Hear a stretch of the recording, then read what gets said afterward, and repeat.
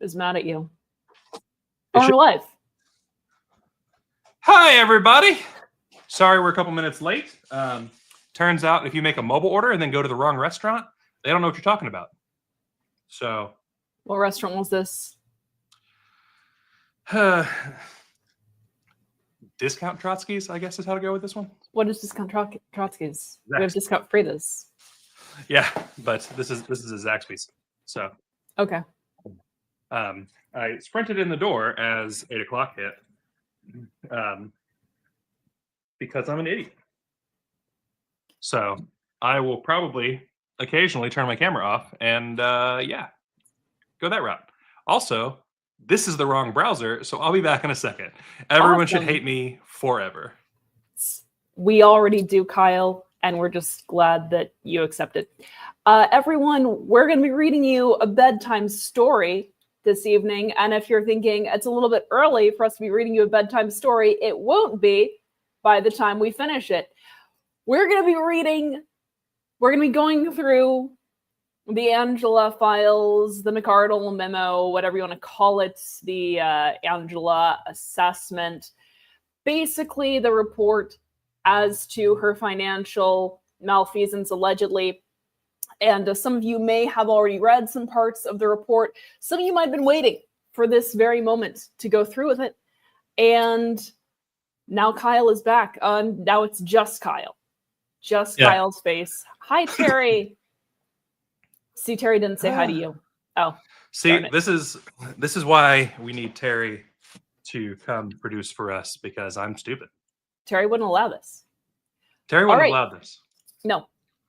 Do we just want to get into it? Do we just want to start reading, or do you want to give us a little bit of an intro?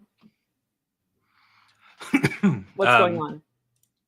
So, there's a very long report here that details explicitly the issues with our former chair, the disgraced Angela McArdle. And so we're going to give a reading of the whole damn thing. I personally blame Chuck Moulton for this part, but also Ben Weir last minute had something come up, so he's rescheduled for the 30th, so we got to start at 8 o'clock here rather than 9 o'clock. Yes. The tragedy of Benedict McArdle, indubitably.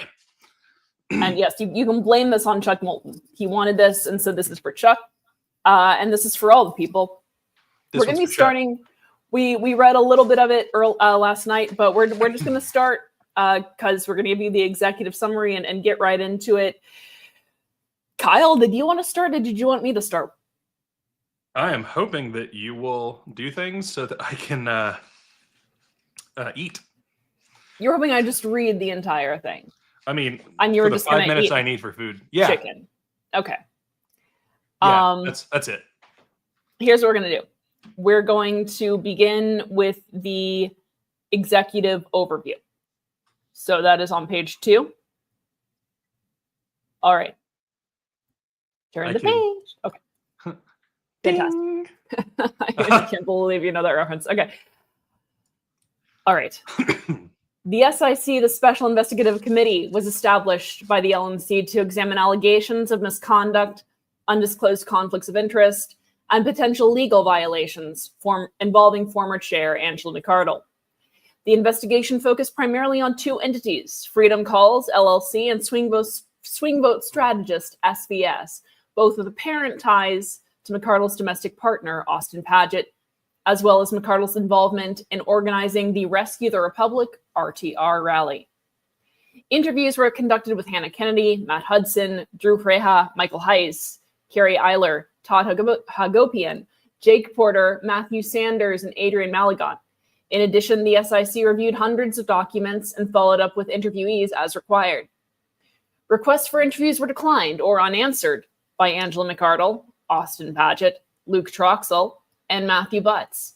Their refusal to participate is noted for the record, but is not treated by the committee as an admission of wrongdoing. Key findings. What? Quick note there. That list of people they interviewed, for some reason, doesn't include Peter from Freedom Calls. Interesting. Freedom. Peter is supposedly the head or the exec of Freedom Calls. Yeah, we're going to see, Joe, if we can get through this in under 48 hours, because apparently some members of the LNC couldn't. All right, key findings. Conflicted transactions with Freedom Calls LLC. McArdle engaged Freedom Calls, a Delaware LLC apparently owned by Padgett, for call center services without LNC knowledge or approval. McArdle failed to disclose this financial conflict, did not execute a proper written contract, and bypassed required legal counsel review. LNC made payments to Freedom Calls totaling $49,600 over the course of a year. An audit found that the return on investment was highly negative, with only $2,468.57 raised, rendering the transaction grossly inefficient and outside of industry norms. McArdle directly approved for payment 4 of the 14 invoices submitted for Freedom Calls LLC, with the remainder approved by the executive director. The SIC found no evidence that the executive director was involved in hiring Freedom Calls LLC, was aware that Padgett owned Freedom Calls, or that she acted in an improper manner. Number 2, concealment and deception. Freedom Calls' Delaware registration and W-9 form were used to obscure Padgett's ownership. McArdle gave misleading or false statements to LNC members, instructed removal of Padgett from her conflict disclosures, and referred to him as a volunteer liaison. What were they liaising? There was no clear evidence that Freedom Calls provided services of professional quality. Number 3, undisclosed financial interest in Swing Vote Strategist, SVS. SVS was another Delaware LLC created by Padgett and used to funnel $32,000 in payments to McArdle from the Kennedy Victory Fund, KVF, where she was assisting with affiliate onboarding. These payments were not disclosed as required under LNC policy. McArdle misled LNC members about the recipient and nature of the services rendered. Despite resigning as LNC chair, McArdle continued communicating on behalf of the party using her official title of LNC chair, including after her resignation. Number 4, improper use of party resources for Rescue the Republic rally. McArdle formed Rescue the West, a nonprofit that organized the RTR rally. She used her title and party email resources to promote the event. McArdle failed to submit communications for proper review and approval, potentially misleading members into believing the event was officially sanctioned by the LNC. The rally included speakers, messaging, and imagery closely aligned with Donald Trump, which further undermined party neutrality. Conclusions. McArdle appears to have repeatedly violated LNC internal policies, DC nonprofit law, and basic fiduciary duties.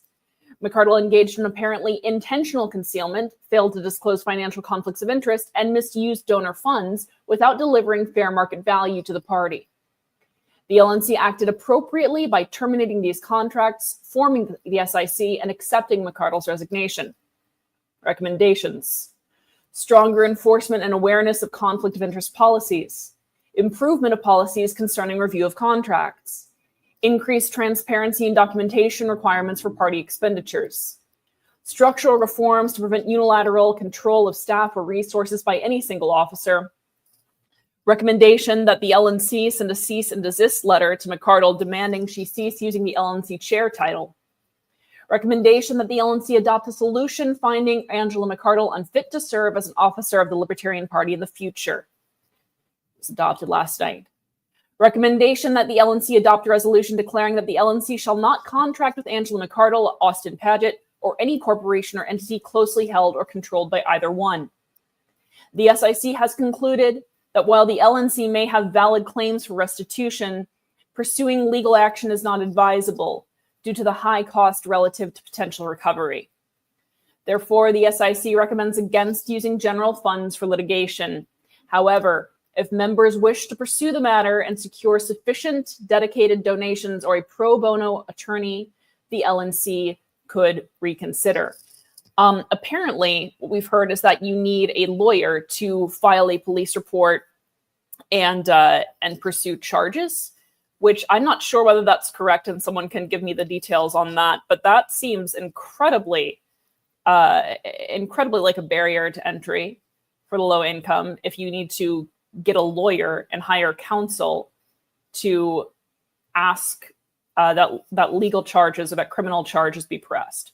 That strikes me as something to work on as a group of libertarians. Kyle, if you're not dead, should we go through the timeline?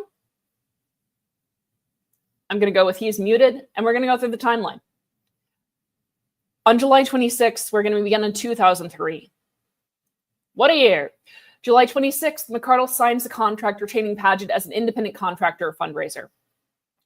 August 9th, McArdle assumes executive director. Oh, they didn't do tense agreement. McArdle assumes executive director responsibilities without board vote. August 19th through the 20th, motion to terminate Paget's contract tabled at LNC meeting. August 30th, Paget's contract adopted retroactively at LNC follow-up meeting. October 1st, LNC adopts policy manual language on hiring conflicted interest parties. November 3rd, Paget's contract extended until October 26, 2023. That can't be right. Is that 11/26/2023? Because that's a month earlier. By LNC email ballot. January 8th, 2024. Domain registered freedomcalls.net created. January 12th, Paget forms and registers Freedom Calls LLC in Delaware. January 25th, date of Freedom Calls offer to LNC. February 9th, last payment to Paget for independent contractor work. Freedom Calls W-9 signed by unidentified individual with illegible signature. First payment to Freedom Calls. June 21st. As a note there, those did happen on the same day. This is not an error. She got 2 payments on the same day for the same work. June 21st, Hannah Kennedy hired as interim executive director. July 11th, executive committee votes to participate in joint fundraising committee. July 13th, McArdle signs joint fundraising agreement with Team Kennedy. August 24th, Ford discloses Libertarian Mutual Aid Pact as potential conflict. I want to stop and fill in a few other gaps here. So obviously we know that last year in June, there was the convention, or last year there was the LNC, Libertarian Party convention, where Michael Rechtenwald lost to Chase Oliver. Thereafter, we had the Kennedy Victory Fund. So the theory has been, for me at least, that even though the plan was always to have Rechtenwald run and then to run as a spoiler and concede his candidacy in exchange for libertarian concessions that the Trump campaign had no reason to uphold or honor, when that bid was lost, then the Kennedy Victory Fund was started, partly because my sense is that there was already an understanding that RFK would be dropping out and endorsing Donald Trump. So this was, we needed to prop up Kennedy and get him more publicity and more support in order for him then to have more leverage against Trump. Again, that's my theory, but we're moving on. So September the 9th, yes. Just pointing out Meredith's comment. You need the state's attorney to formally bring the charges. Reporting to the police is the first step. They then refer to the district or state attorney or attorney general. Meredith says, sorry, she was unclear about that yesterday. Her point is only that the ultimate bringing of formal charges relies on the relevant attorney office's suggestions. Got it. Thank you, Meredith. September 9th, email on Rescue the Republic rally sent to APRC for approval.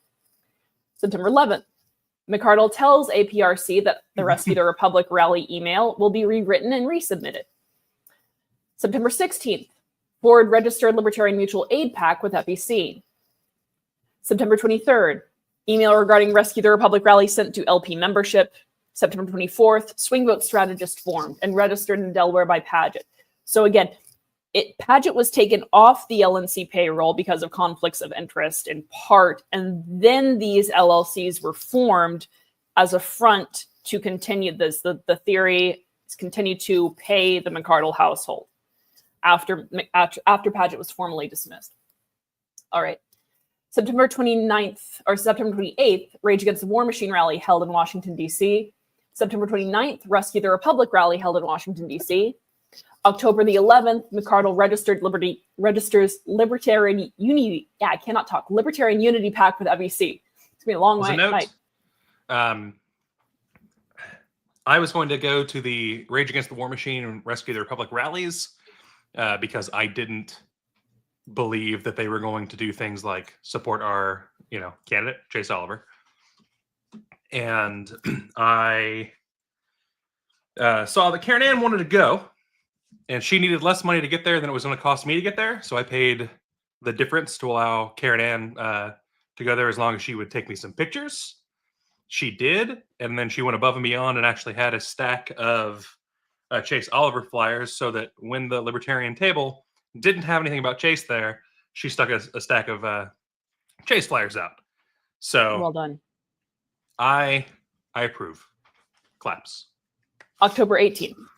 McArdle discloses Libertarian Unity PAC and RTR's potential conflicts. December 5th. Jake Porter, posts on X inquiring about ownership of SVS. December 16th. Porter posts on X showing swing vote strategist used address previously used by McArdle. December 30th. LNC learns of swing vote strategist ownership from Porter X post. It's X post fact. Okay.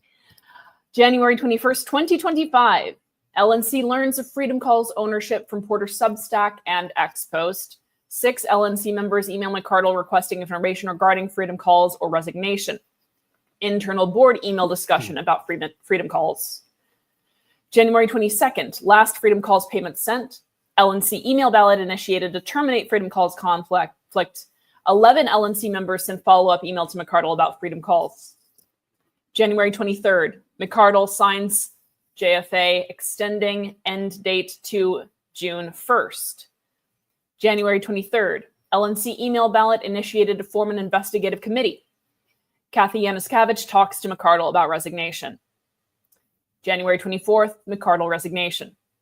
January 25th, LNC email ballot initiated to accept McArdle resignation.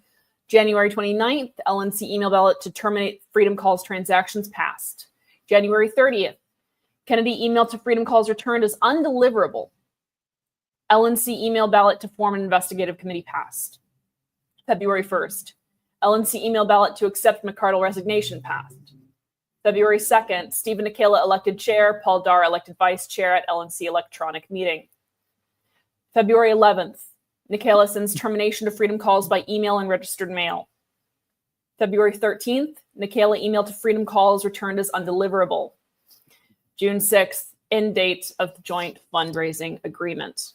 So I just want to point out for a moment that the original motion for the chair, vice chair, everything there was going to put Jonathan McGee in. Jonathan McGee is the Region 2 rep. He is my rep. And while I think by this point, Jonathan had seen McArdle's problems and was turning, he was still, in that mindset that seemed like the transitional phase for him, right? That we've seen a lot of the people who were closer to McArdle go through. And the McArdle Heist faction that's still in the LNC chose to take shots at him and block him from being vice chair and thereby chair because he wasn't MC enough. And so instead, they've gotten Stephen Nikela and Paul Dar elected, not by voting for them, but by being idiots. Similar to Justin Amash, by the way, who was shut out by the Mises Caucus hardliners. Yep. Or the Metox, as LPA likes to call it, the toxic Mises folks. Because not all Mises folks are toxic. Hashtag not all Mises. So they, in their love for Michael Heiss, they went ahead and blocked Jonathan McGee. They blocked Justin Amash. They attempted to remove Jonathan McGee. They successfully removed Adam Heyman. They successfully removed, oh no, I'm so sorry. I know his name. The other Region 1 rep, I'm sorry. They did all this shit They blocked all these people who had already been elected by their region representation and everything else for Michael Heiss, while crowing about how this is bigger than intra-party politics and everything else, and we should all just work together. They blatantly just lied, right? Like, there's no way to look at this that is not like, oh my God, what are you doing? Roman Garcia, thank you, Kathy. I'm an idiot. So, all these people who had been chosen by members were told, go fuck yourself, because Andrew Chatterton has delusions of grandeur. And Michael Heiss thought he was, had the ability to lead anything, much less a political party. It's just the disconnect from reality to me is incredible. And I know we have viewers who think that we should never forgive anyone on the LNC, but like, I truly, truly appreciate the people like Kathy and Meredith, etc., who have, stepped up and been like, oh no, like, I was part of this caucus, but this is not what I signed up for. This person's dirty. This person's dirty. We're not dealing with that anymore. That is always how things should be. A caucus should never be your life goal. The caucus should not be a religion, but instead, for some people, it has become one. So that is enough of me whining about this. Back into the pages. Do you want me to take? If you want, yeah, go for it. Sure. Findings on conflicting interest transactions. Finding 1. The Freedom Calls transaction should be considered void or voidable, as McCardle appears to have knowingly violated internal procedures by failing to 1. Disclose the conflicting interest with her domestic partner. 2. Request pre-approval by the LNC board. 3. Enter into a written contract and seek council review and approval. And 4. Conduct prudent oversight to ensure a reasonable return on investment. As such, these transactions appear to be void or voidable under DC Code 2940670, providing that a nonprofit corporation's contract in which an officer or director has a financial interest is not automatically void or voidable if the conflict is disclosed and the corporation's governing body votes in good faith to authorize the contract, or if the contract is fair to the corporation at the time it is authorized. The short of that one, as my not a lawyer opinion there, is you can't sign contracts for people who don't know how to do a thing, pay them like they do know how to do the thing, especially if they are living with you and you're directly financially benefiting from it, unless your board votes for it. And, unfortunately for Angela McCardle, this isn't Tesla. Finding 1A.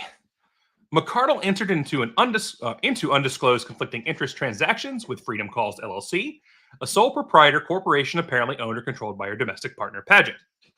For those who are unaware, because I've gotten into this with several bigger names across the Libertarian Party, a sole proprietor corporation only has one member, period. Full sole stop. Proprietor means. Yes. The LLC is Austin Paget. That's the end of it. This is not like, oh, what if Austin hired other people and he wasn't really running it? No. Austin Paget was the LLC. Austin Paget was the person hired. McCardle directly told the board that Austin was no longer a conflict of interest and then hired him under a hidden name, as we'll see more of later in the report. Finding 1B. Upon learning of the conflicting interest transactions, the LNC performed its fiduciary duties by taking immediate action to terminate payments to Freedom Calls and obtain a full account of the facts through an internal investigation. Finding 1C, which, for the record, LNC, again, I really appreciate you guys, but having in the report that no, we did the right thing. That's a little funny to me. Finding 1C, the transactions with Freedom Calls violated internal policies, namely Policy Manual Section 1.063, which requires conflicting interest transactions to be approved by the board, contracts to be in writing, and contracts over $25,000 to be approved by council. These policies are designed to ensure strong fiscal stewardship and the responsible use of donor funds. 1. McCardle appears to have knowingly violated a provision which requires a contract or arrangement for financial remuneration. Yes. With a party closely related, it's just not a word I use very often. Like, it's a word. With a party closely related to an LNC member to be disclosed prior to execution and approved by either a 2/3 vote of the executive committee or a majority vote of the LNC. All written contracts and modifications are required to be in writing to document the nature of the products or services to be provided and the terms and conditions with respect to the amount of compensation, reimbursement, no Oxford comma, or other consideration to be paid. No written contract was provided to the Special Investigative Committee in response to multiple requests, and appears that no written contract was executed between Freedom Calls and the LNC. 3. All contracts of more than 1 year in duration or for more than $25,000 shall be reviewed and approved by council prior to signing by the chair. LNC council was not consulted regarding Freedom Calls LLC.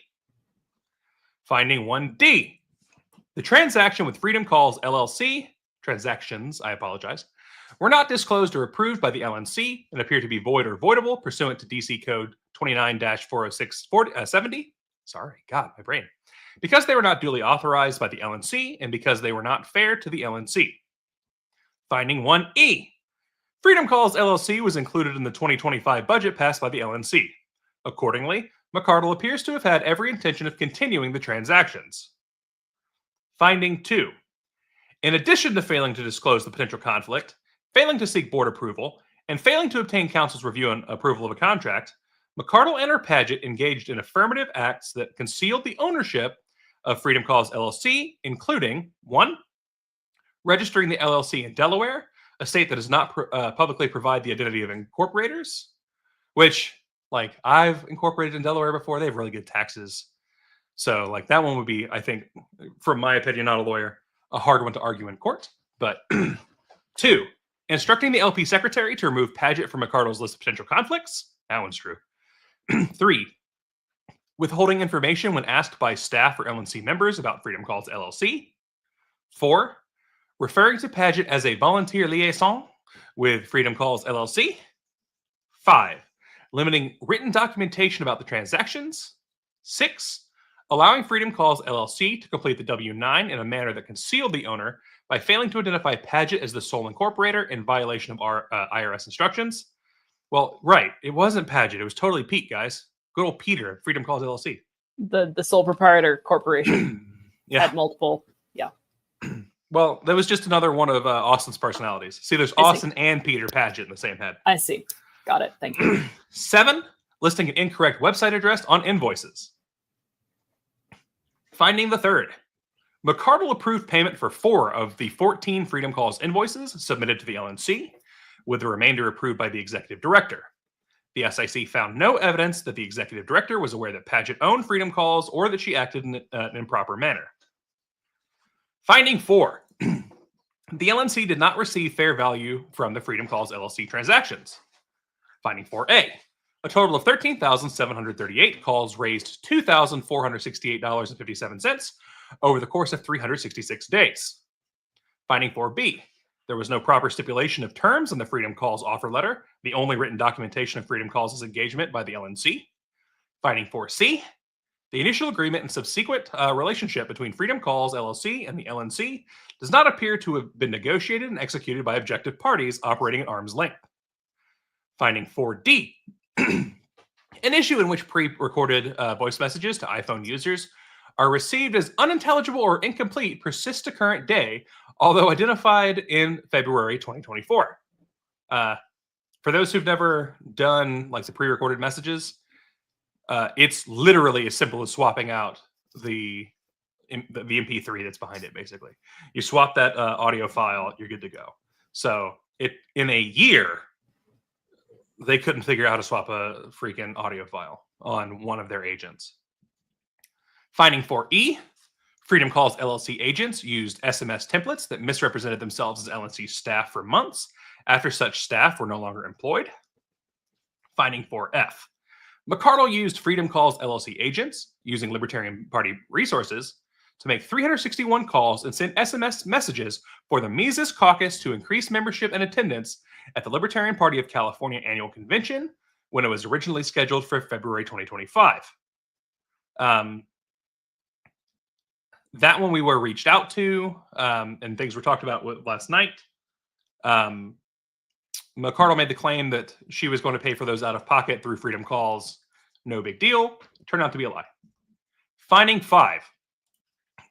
McCardle violated Policy Manual Section 1.072 by failing to disclose her paid work for the Kennedy Victory Fund through Swing Vote Strategist LLC as a potential conflict of interest. I should just go into Arnold voice, because then if I sound stupid, people still laugh. Finding 6. McCardle continued to represent herself. It's probably going to happen as we get closer to the end. I'm tired. Yeah. McCardle continued to represent herself as being LNC chair after resignation in at least 6 emails regarding the Kennedy Victory Fund. Finding 7. McCardle and Ford complied with Policy Manual Section 1.072 and properly disclosed the Libertarian Unity and Libertarian Mutual Aid PACs as potential conflicts of interest. Finding 8. McCardle violated Policy Manual Section 1.072 by failing to timely disclose the Rescue the Republic rally as a potential conflict of interest, as disclosure, good Lord, occurred nearly weeks after the rally was held. I assume that there should be some number of weeks there, but there's not. Nearly weeks. No, so like nearly more than 1 week, but fewer than 2. Yeah. Yeah. Is exactly 13 days, 23 hours, nearly weeks, 45 minutes, and 17 seconds. Finding 9.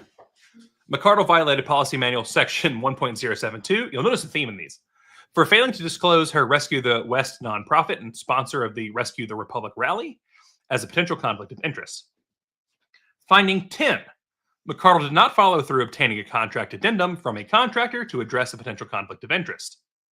Finding 11. McCardle hired her neighbor to do contract work for the LNC without disclosing the relationship or considering other candidates. Can you just imagine that? Like, yeah, man, my buddy Jimbo over here, he and I go way back. Like, he's lived there for almost 6 months. He's got this. Nothing wrong. Do you want me to take over? Up to you. Depends on if you want to continue to hear me flounder. I mean, I was enjoying it, but we can trade off here. All right. So begins the Special Investigatory Committee report. Dated the 9th of June, 2025. Introduction. Chapter 1. Freedom Calls, LLC. Background. During early July 2023, McCardle discussed with the Employment Policy and Compensation Committee, EPCC, her intent to hire up to 3 short-term contractors to conduct fundraising activities on a commission-only basis, while conducting a search to hire a fundraiser. While at the time McCardle had the authority to execute such contracts, the EPCC was consulted. The EPCC assisted by drafting a commission-only boilerplate contract. Potential fundraising contractors were discussed, including 3 who did not work out for various reasons. McCardle also suggested her domestic partner, Austin Paget, stating that he had experience fundraising for startups. The members of the EPCC expressed no concern, given that this was to be a commission-only contract. At McCardle's request, Nikayla and Yanuskavich interviewed Paget. He detailed his fundraising experience and suggested new methods to acquire and utilize data to identify prospective first-time donors. During the call with Yanuskavich, Paget requested monthly compensation plus commission. Yanuskavich advised McCardle and the EPCC about Paget's compensation request, as the request for monthly compensation was a surprise. While some additional discussion took place, McCardle executed a 90-day contract with Paget on the 26th of July, 2023, modifying payment terms to include both monthly compensation and commission. The EPCC learned the full terms of the contract when they received a signed copy on the 7th of August, 2023. And a lengthy email date to the LNC dated 7/29/2023, McCardle disclosed several hires, including Paget, and her decision to temporarily assume the responsibilities of executive director. Shall I read this? For which, as I understand, she took the executive director pay. That's we got members of the LNC in the chat, but who please correct me if I'm mistaken on that. That is my understanding of what happened with her as ED. which, holy fuck. You're the chair. It's a purely voluntary role. I'm doing interim staff work. I get the pay now. No, that's not how that works. Shall I read? Barely says, wait, what? So maybe my understanding on that one was wrong. As a note, we'll keep going there. So hello, everyone, says Angela McCardle. She writes, we are in a brief period, much needed change. There's a conjunction missing there, preposition, and staff fluctuation. Our executive director is leaving soon, and I am taking charge of staff operations for a period of 6 weeks to 2 months until things settle down. We have a clear idea of what processes we want in place. Morale has improved. The meetings will stop. And we've established better culture. We are on the cusp of a great turnaround with staff, and I feel very good about it. In the section of the email regarding the Paget hire, McCardle stated, please welcome Austin Paget. Austin has over 10 years experience in business development and sales in the AG tech and blockchain technology sectors. Austin was recently VP of development at a successful AG tech startup where he spearheaded outreach to C-level executives at pharmaceutical and agricultural companies to secure funding for a major acquisition.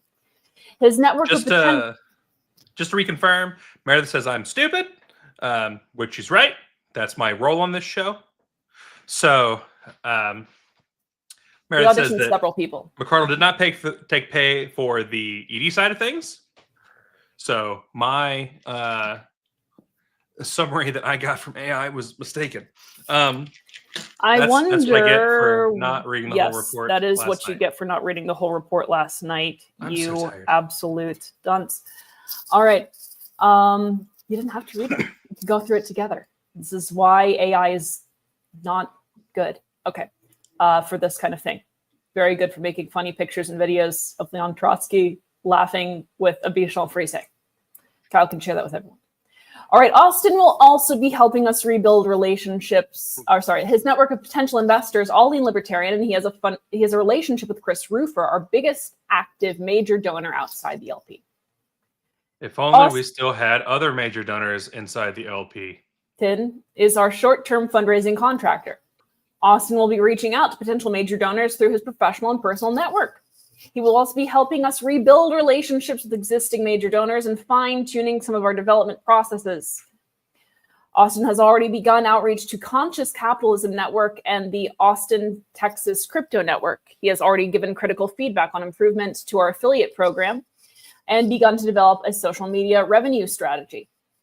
Austin has a short window of time to help us until his next full-time startup commitment begins. He's been hired by the Trump administration too.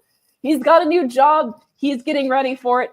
And it goes on and on until his next full-time startup commitment begins. So he is on a 3-month contract. McCardle did not reveal the nature of her relationship with Paget in this email. In a series of emails over the next several days, multiple members of the LNC discussed the hires and her decision to assume executive director duties. Michael Duke, Mikkel Duke, I don't know, revealed the nature of McCardle's relationship with Paget and questioned why it was not disclosed to the board. At least 2 others objected to the Paget hire as nepotism, and McCardle assuming both executive director and chair duties or expressed concern about these actions. Noted French? Yes. Duque?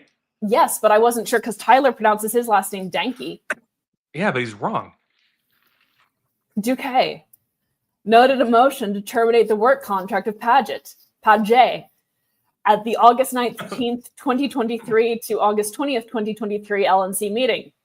Prior to that meeting, McCardle's list of potential conflict of interest was updated to include the Paget hire and relationship. See, the problem here is Paget's not French, it's Pagita. Angela McCardle. Yeah. Domestic partner is short-term LPHQ contractor. Rage Against the War Machine, secretary. McCardle also welcomed the new hires on the public business list on August 9th, 2003, stating, Austin Paget is our short-term fundraising contractor. Austin will be reaching out to potential major donors through his professional and personal network. He will also be helping us rebuild relationships with existing major donors and fine-tuning some of our development processes. Austin has over 10 years experience in business development and sales in the AG tech and blockchain technology sectors. These are areas where we are ripe to expand our network in incredibly narrow font. Go. What? Austin has over 10 years experience in business development and sales in the AG tech and blockchain technology sectors. The blockchain was around in 2013. 'Tis true. No one was spending money on the blockchain in 2013. It wasn't happening yet. It was 2016 when banks started to care. I'm just embarrassed for him. My heart goes out to you, Austin Paget. Suck less. Also, this wouldn't be Duque because of the lack of an accent and the lack of a T. Yeah, but the people who are writing this up, they don't know accents. Everyone knows that Adrian doesn't speak any other languages. Prior to the meeting, Duque resigned. The motion to terminate the contract was made by Rich Bowen. You can tell me that's Bowen? Yeah. The motion was discussed in the executive session and tabled pending discussion with LNC Council and the EPCC. At the August 30th, 2023 follow-up electronic meeting, the motion was removed from the table. A substitute motion passed approving the Paget contract retroactively, provided it was not renewed past October 26, 2023, and directing the Policy Manual Committee to propose new language on hiring related parties at the following meeting. At the October 1st, 2023 electronic meeting, the LNC adopted the following language. Any proposed contracts or agreements for financial remuneration with a closely related party, legal relative, domestic partner, business associate, to a sitting LNC member or staff member shall be disclosed to the LNC prior to execution and shall be approved by a 2/3 vote of the executive committee or a majority vote of the LNC. This relation shall also be disclosed on the LNC's members listing of potential conflicts of interest. See Policy Manual Section 1.063. So they thought they'd taken care of the problem of the nepotism. But not the 1.072 from before. Different section. Yeah, that's different. In mid-October 2023, McArdle indicated that she wanted to extend Paget's contract for an additional 3 months. She stated she had been unable, I thought he was getting hired in another job. She stated that she had been able to hire another fundraiser because of the time-consuming process of hiring the director of operations, and that fundraising progress initiated by Paget would be stalled without his continued work. An email ballot to renew the Paget contract for 3 months from the original contract end date passed on November 3rd, 2023. Several LNC members indicated privately and publicly that they would not vote for a second extension to Paget's contract and that a fundraising solution needed to be identified before the new end date of January 26, 2024. No efforts were made to further renew the contract. LNC members believed Paget was no longer working for the LNC, effective January 26, 2024, and several made public representations to that effect. Paget received $32,000, $32,465.38 during the 6-month contract. We have a list of payments here. Nearly a year later, on January 21st, now I can't stop laughing at myself because I can't do numbers. January 21st, 2025, Jake Porter released a Substack article titled Exclusive. Libertarian Party is paying shares domestic partner through undisclosed Hidden Delaware LLC, and posted on X showing documentation that Freedom Calls LLC, a call center hired to make LNC fundraising calls, was an LLC formed and registered in Delaware by Austin Paget, the chair's domestic partner. Would you like to do B? Sure. Okay. B, board action and response. Also, if you guys ever want someone to come in and format your report so that it looks like a report, I got you. You don't want an orphan right there. That's, no. The LNC board was blindsided by this revelation and took multiple actions over the following 2 weeks in furtherance of the fiduciary duty to the organization. Immediately after reading the post on January 21st, 2025, several LNC members messaged Porter to ask if he had any other documentation. He provided a public record search, which listed the January 12th, 24 formation date, but not the name of the person forming the LLC. Executive Director Hannah Kennedy was immediately queried to obtain additional facts, where it was learned that the only documents on file were a completed W-9, an IRS form used by independent contractors to provide taxpayer identification numbers, and an offer letter from Freedom Calls. These documents were requested and shared with several board members. Kennedy also stated that the only contact she had with Freedom Calls LLC was by email using the contact@freedomcalls.net address, and that McCardle or Paget acted as intermediaries between staff and Freedom Calls LLC. Later, on January 21st, 2025, Yanuskavich called McCardle, who was in Washington, D.C. for the LPA inauguration party, comedy gold, and asked about her relationship to Freedom Calls LLC. For the record, for those who don't know, the inauguration party was basically Angela and Sad Friends playing Hungry Hungry Hippos. But it wasn't hippos. It was Hungry Hungry Politicians, guys, because they had labels on them. Well, to be fair, she did have to compete with our inaugural live stream, which received thousands of views. Undoubtedly, these individuals would have otherwise attended the inauguration party. That's true. That's true. Be fair. McCardle stated she was severely ill and could not discuss the matter that day. But she could play Hungry Hungry Hippos, guys. That evening, Adrian Malagon, or Mayor Magalon, organized a meeting with 6 other LNC members: Otto Dassing, Pat Ford, Adam Heyman, Meredith Hayes, Andrew Watkins, and Kathy Yanuskavich.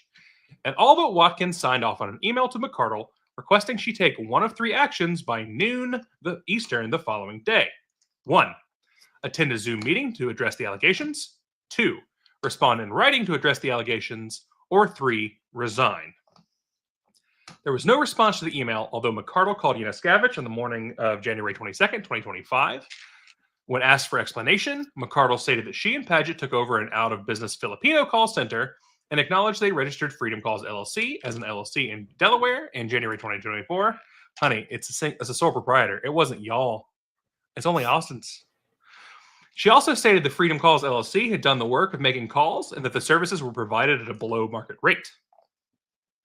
Yanuskavich told McCardle there would need to be an investigation and that she should resign. Yanuskavich asked for a copy of the contract with Freedom Calls LLC, and McCardle agreed to provide it and whatever else was needed. McCardle stated that she would seek advice and get back to her. Malagon also contacted McCardle on January 21st, 2025 to inquire about the validity of Porter's post. She responded on January 22nd, 2025. And here we can actually see Adrian's messages to her, which is nothing but a link to Jake's Substack, followed by, "Is this true?" I wonder what the lead message was.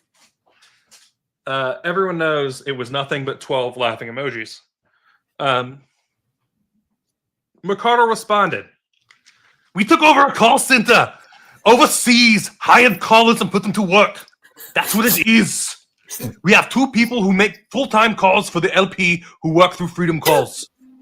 We were exasperated and out of options after blank failed to perform.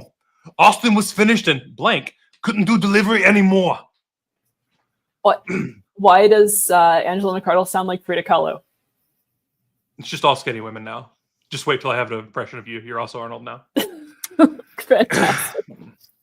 On the evening of January 22nd, 2025, Malagon held a follow-up meeting with 10 other LNC members: Travis Bost, Andrew Chatterton, Dassing Ford, Heyman Hayes, Andrew McGee, Stephen Nikela, Ben Weir, and Yanuskavich. That's a weird smattering of first names in there. And they sent a follow-up email to McCardle advising her that if an explanation or resignation was not forthcoming by noon Eastern the next day, the following motion would be offered for co-sponsorship.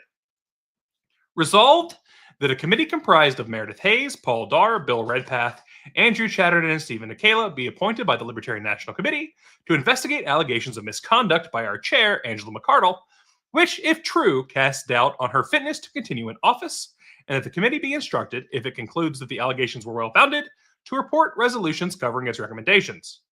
McCardle did not respond.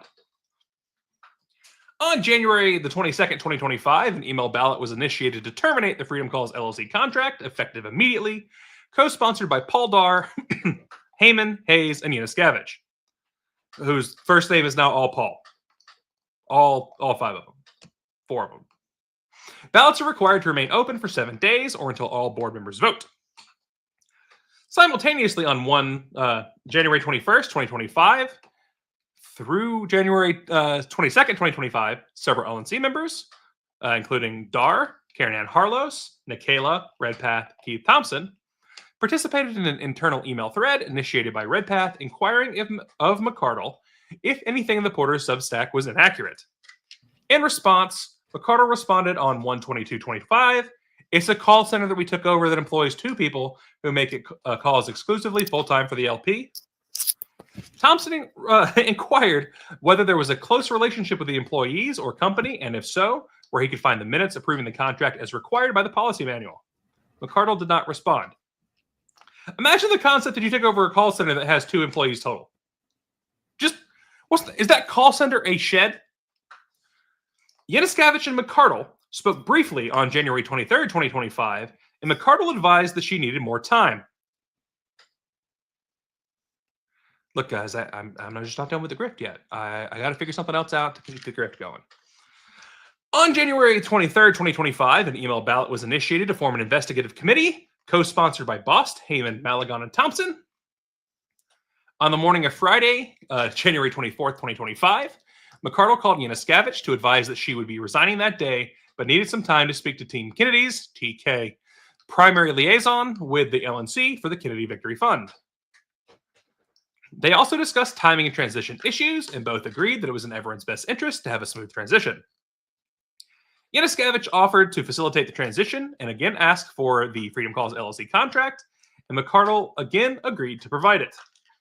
In the early morning hours of January 25th, 2025, McCardle sent 2 resignation emails, one to the LNC internal list and one to the public list.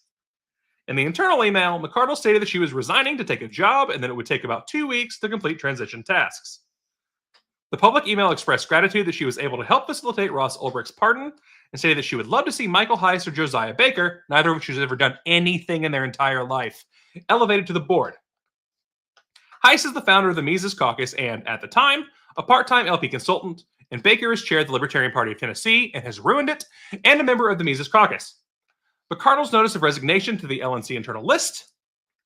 "I will be moving into a new job soon that will be too demanding for me to stay on as chair, so I'm resigning my position. It will take staff and me about 2 weeks to wind down my access to and CEO designation of all the payment processors and various accounts. I will work with exec director so nothing is left hanging. I will continue to work with Brian McWilliams next week to wrap up any news inquiries about Ross Ulbricht and election promises. I will still be in contact with Oliver, not Chase, but the lawyer, and our law firm regarding our derivative suits. Angela McCardle, Chair, Libertarian National Committee." McCardle's notice of resignation to the public list. "Hello, everyone. I am taking on a new opportunity soon that will make it impossible for me to stay on as chair, so I am resigning. I'm very grateful that I was able to help facilitate Ross's full pardon and release from prison before I left, and I will have a longer statement soon about my experience as chair and gratitude for the people who helped me accomplish so much in my 2 terms. It wasn't 2 terms, Angela. It was 1 and barely a quarter. I will continue to work closely with staff over the next few weeks to make sure we have a strong successorship. Felt like an eternity, though. I'm sorry? It felt like an eternity, though. Yeah. Those were the longest. It was 1 week, I think, in the end. It was the longest week of all time. It really was. Anyway. Brand identity and a political strategy for the coming year. I will continue to support Michael Heiss with his fundraising effort for as long as I can, and would love to see him or Josiah Baker, the Tennessee chair, elevated to the board to fill vacancies. And by fill vacancies, I specifically mean to not fill vacancies, as they're both vacant in the head. Thank you all. Angela McCardle, Chair, Libertarian National Committee." So I was actually in happy hour when this came out. We found out that this came out literally less than a minute after it hit the list. I remember you texting me, and we all talked about it. Yeah, because I don't do happy hour. I don't believe in happy hour. She has. She's played games with me on happy hour. But it's true. She was forced. It was an app violation. There were people immediately that were like, oh, that's so good for her that she's found this new job opportunity, and did not believe that this could possibly be related to the Jake article. I would say, now that it's 5 months later, and she has not started her new job because things have taken longer than she expected, along with this 94-page report showing that she is a fraud, that those people will hopefully have come to some other conclusion. But alas, humanity is doomed. On January 25th, 2025, an email ballot was initiated to accept McArdle's resignation, co-sponsored by Boss Dar Heyman Hayes. On January 29th, 2025, the email ballot to terminate the Freedom Calls LLC contract effective immediately passed 15-0 to 1. Yanuskevich messaged McArdle asking for the contract for the third time. She stated the LNC needed to know the contractual terms so it could comply with the terms of termination. McArdle responded that Kennedy should have a copy, which you'd think that if Kennedy had a copy, she could have probably been directed 2 times before, but, it's McArdle. As discussed above, the only documents Kennedy could locate regarding Freedom Calls LLC were the W-9 and the offer letter. McArdle also stated that she's signing a retainer agreement with an attorney before sending any documents because comments from the LNC treasurer, Bill Redpath, made it clear that the committee is going after her.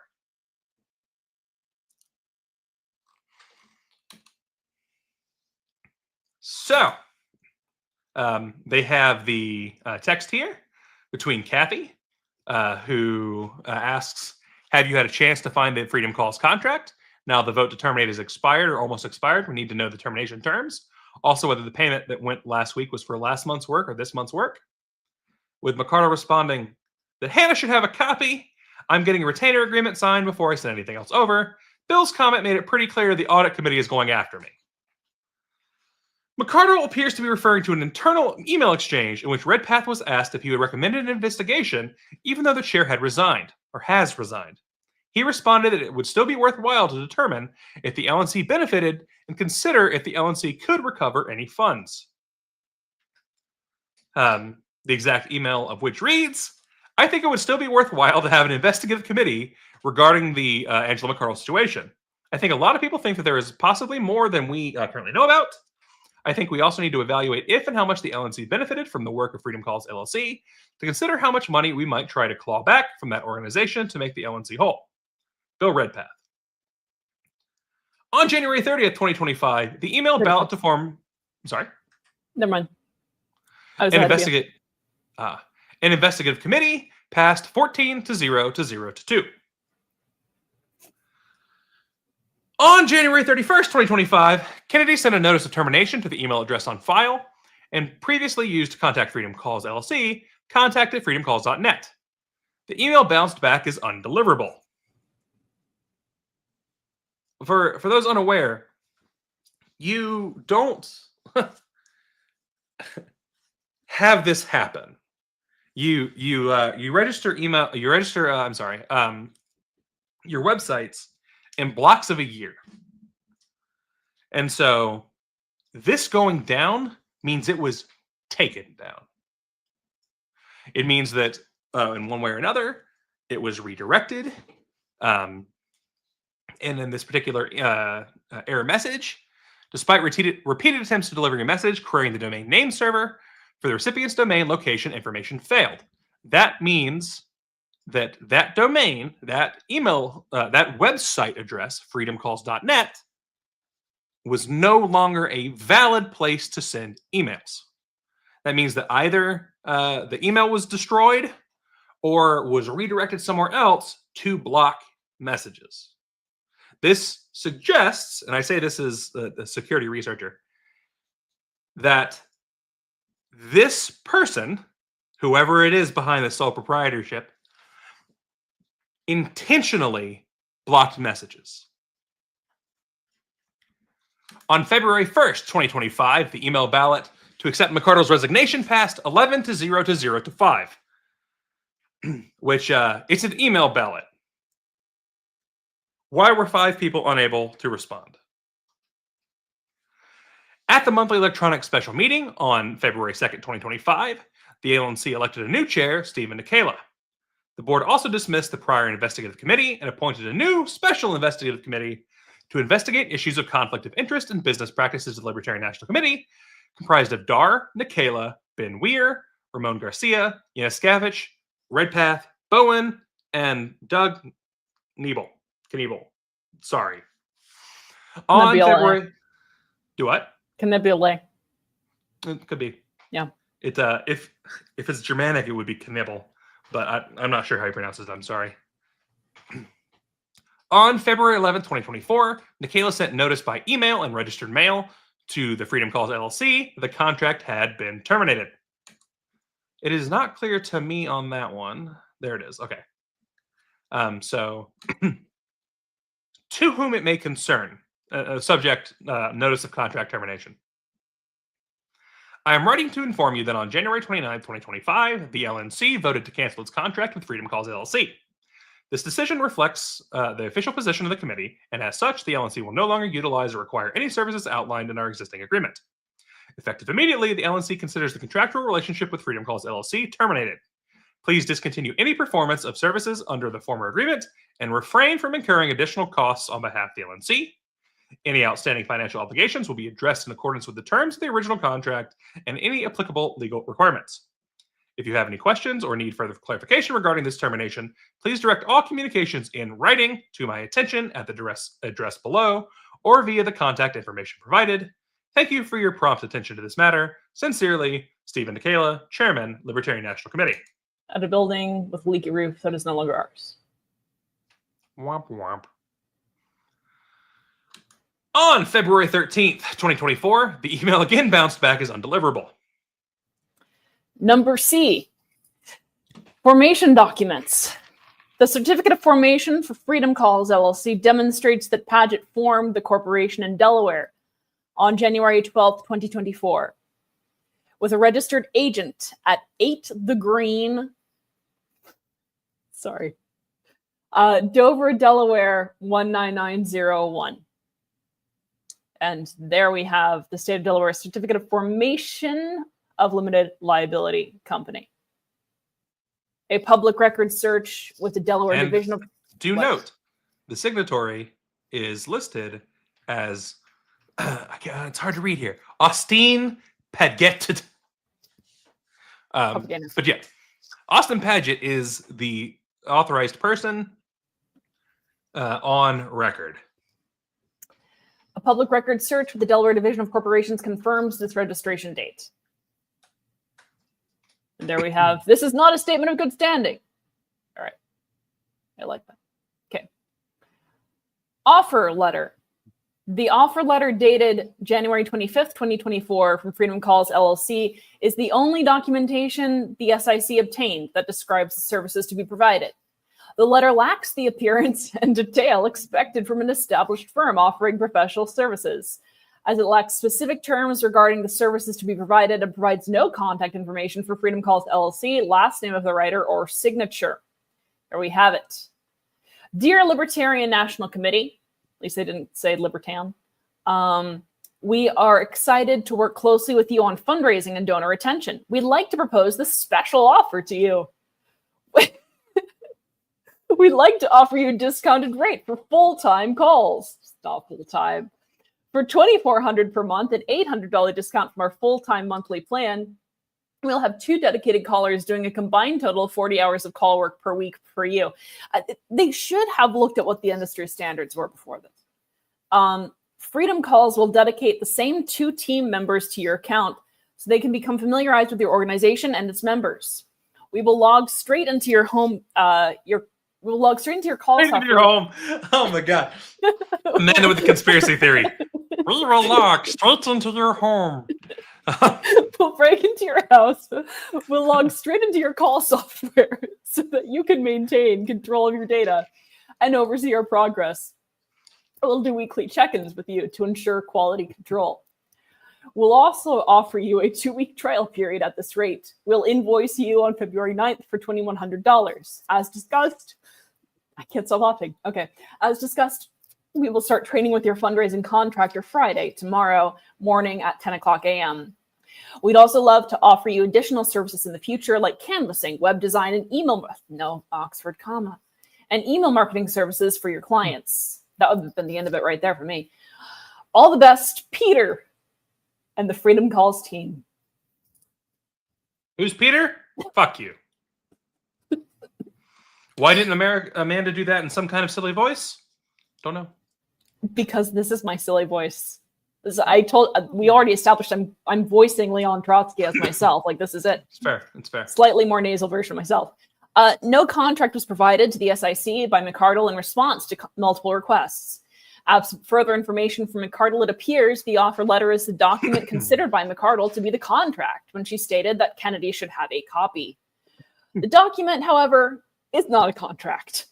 It does not include the required elements of a contract, such as specific terms defining the services to be provided, a date of service, termination terms, I can hear Adrian writing this, obligations of each party, legalities and jurisdiction, and it lacks signatures from both parties to signify acceptance of the terms. Payment terms state, we'd like to offer you a discounted rate for full-time calls. For $4,200 per month and $800 discount from our full-time monthly plan, we'll have 2 dedicated callers doing a combined total of 40 hours of call work per week for you. A comparison of payments means, for those who are bad at math, each of them is doing 20 hours. So it's half-time. Yeah. And they didn't even call that many people. This means that it's one full-time person for $4,200 a month.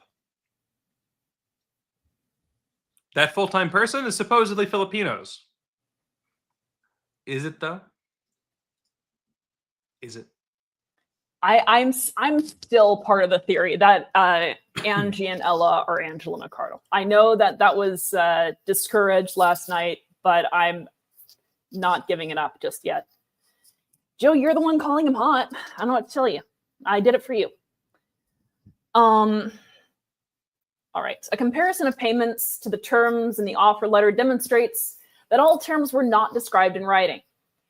Kennedy advised that Freedom Calls LLC provided a $200 per month discount for invoices paid by the 20th of the month, explaining why the payment for 10 of the 12 months was $4,000 instead of $4,200 as described in the offer letter.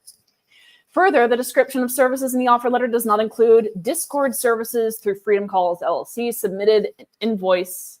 What? Though. That's though the Freedom typo, Calls. isn't it? No. Though Freedom Calls. There we go. LLC submitted an invoice for a one-time Discord promotions consulting fee. The W-9 signed February 9th, 2024, the date of the first payment to Freedom Calls LLC raises additional questions. And here we have our lovely W-9. There's the unintelligible signature at the bottom, signature of U.S. person. This is clearly a sled and a light post. Looks like RC. First, the form is completed incorrectly. The form indicates that the tax classification for Freedom Calls LLC is individual, sole proprietor, or single member LLC. Since this entity was created as an LLC, the selection of this tax classification indicates it is a single member LLC. However, the name on line 1 is Freedom Calls LLC. The form's instructions for line 1 state, sole proprietor or single member LLC. Enter your individual name as shown on your 1040, 1040A, 1040EZ on line 1. You may enter your business, trade, or doing business as DBA name on line 2. Pursuant to the IRS instructions, a single member LLC is treated as a disregarded entity and activity should be reported on the owner's federal tax return, unless it files IRS Form 8832 electing to be treated as a corporation.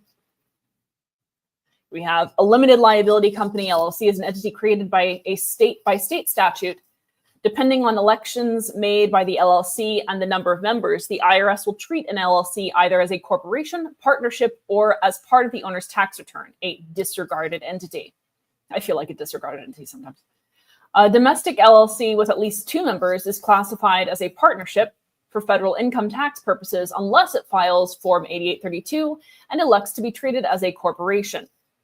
For income tax purposes, an LLC with only 1 member is treated as an entity disregarded as separate from its owner, unless it files Form 8832 and affirmatively elects to be treated as a corporation. However, For purposes of employment tax and certain excise taxes, an LLC with only one member is still considered a separate entity. Owner of single member LLC. If a single member LLC does not elect to be treated as a corporation, the LLC is a disregarded entity, and the LLC's activities should be reflected on its owner's federal tax return. If the owner is an individual, the activities of the LLC will generally be reflected on any of those. An individual owner of a single member LLC that operates a trade or business is subject to the tax on net earnings from self-employment in the same manner as a sole proprietorship. The form's instructions for line 1 provide further guidance to disregarded entities. Never in my life did I think I'd be on a live stream reading tax advice. Okay. Disregarded entity. For U.S. federal tax purposes, an entity that is disregarded as an entity separate from its owner is treated as a disregarded entity. See Regulations Section 301, 77012, C23. Sounds like a droid. Enter the owner's name on line 1. The name of the entity entered on line 1 should never be a disregarded entity. The name on line 1 should be the name shown on the income tax return on which the income should be reported. For example, if a foreign LLC that is treated as a disregarded entity for U.S. federal tax purposes has a single owner that is a U.S. person, the U.S. owner's name is required to be provided on line 1. If the direct owner of the entity is also a disregarded entity, enter the first owner that is not disregarded for federal tax purposes. Enter the disregarded entity's name on line 2, business name / disregarded entity name. If the owner of the disregarded entity is a foreign person, the owner must complete an appropriate Form W-8 instead of a Form W-9. This is the case even if the foreign person has a U.S. TIN. Accordingly, what? And do you want me to read all that? No. No, but okay. And all of that. Accordingly, unless the LLC filed Form 8832, which is unlikely, the owner's name should be on line 1 and Freedom Calls LLC on line 2, and the owner's EIN or social security number should be given. It appears as if Paget is the owner based upon his representation as an authorized person on the certificate of formation of an LLC filed with the Delaware Secretary of State. The LNC submitted a 1099 in reliance on the information on Freedom Calls LLC's W-9, which now appears to be incorrect. While the LLC does not appear to have an obligation to confirm the accuracy of the information on a W-9 it receives, the W-9 instructions state that the party who completes the form does. In addition, the signature certification on Part 2 is illegible. This section certifies under the penalty of perjury that the taxpayer identification number in Part 1 and FACTA codes, any, are correct, and that the signatory is not subject to backup withholding tax and is a U.S. citizen. Although the identity of the person who signed the form and the identity of the person the signature is intended to represent are unknown, the signature does not bear any reasonable resemblance to Paget's signature. Based on the comparison of that signature and the signature Paget signed on the W-9, he submitted as an LNC contractor. Paget should have signed the W-9 using his own signature, and it appears he either did not or disguised his signature. Again, this would be expected if he's trying to disguise the fact that he's the hire, because that's not allowed anymore due to the new policy manual change. Freedom Calls LLC website. He took the time to do a fancy, this is weird. It's not that fancy. Like, he's got a star for the A, and then his P is like... I do a little star for my A. Gibbs. It's easy. No, it's easy. It's easy because you don't have to pick up your pencil. You just go like that. A little star for your A it is. See, the hard thing, everyone, about reading this is that things crop up into your mind, right? That make you want to giggle. And so you have to fight those down. And now that's going to be a new one. Okay. Freedom Calls. Amanda's little star in her A.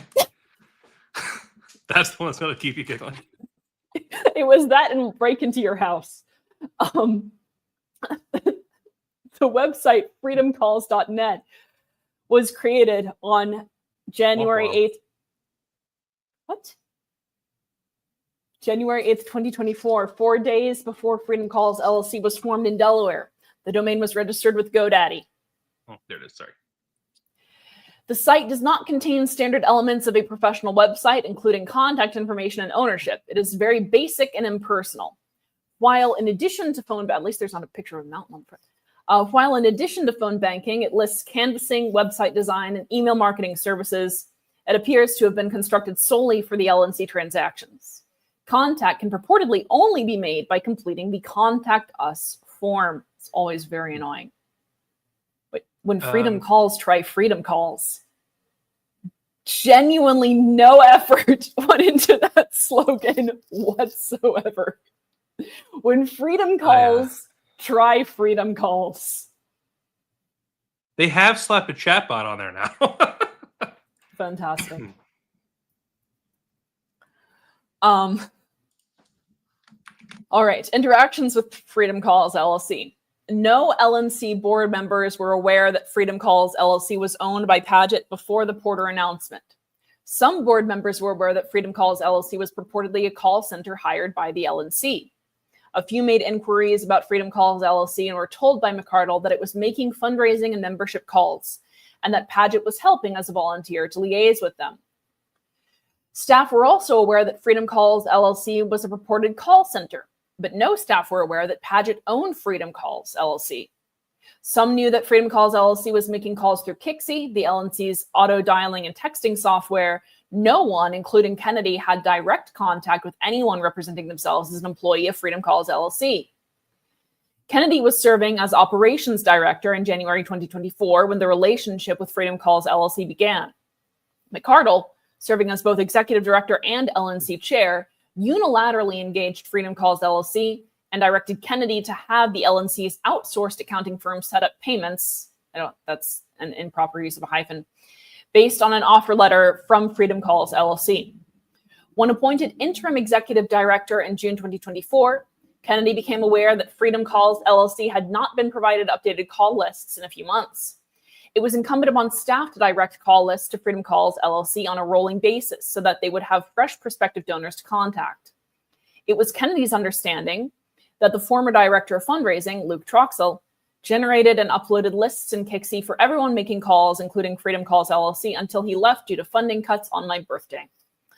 It did not appear as if additional lists had been generated or uploaded since his departure.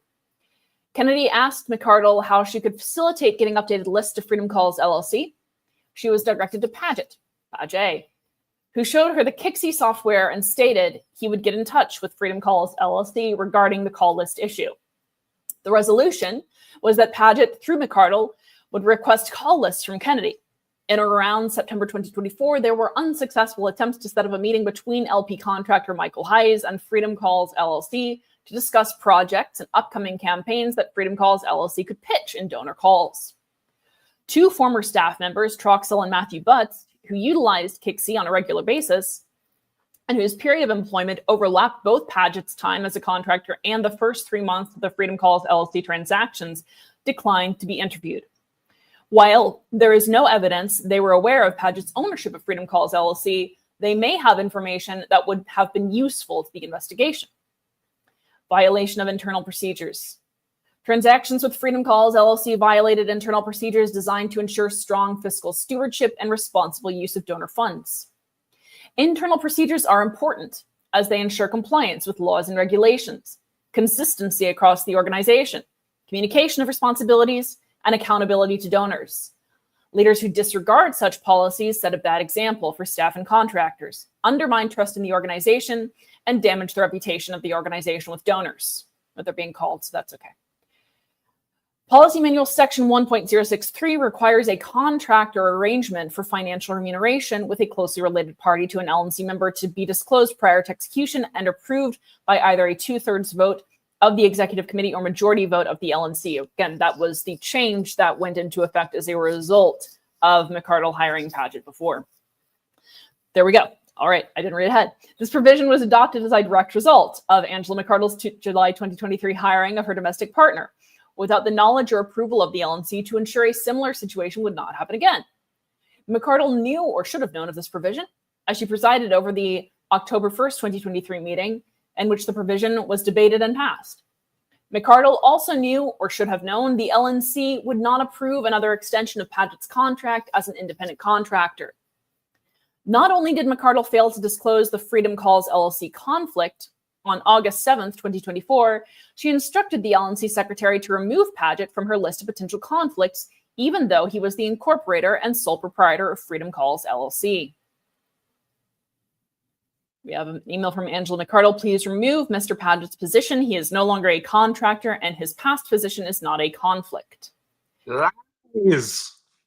These actions give rise to the appearance of an intentional violation of an internal policy that was adopted by the board due to McArdle's previous hiring of Paget.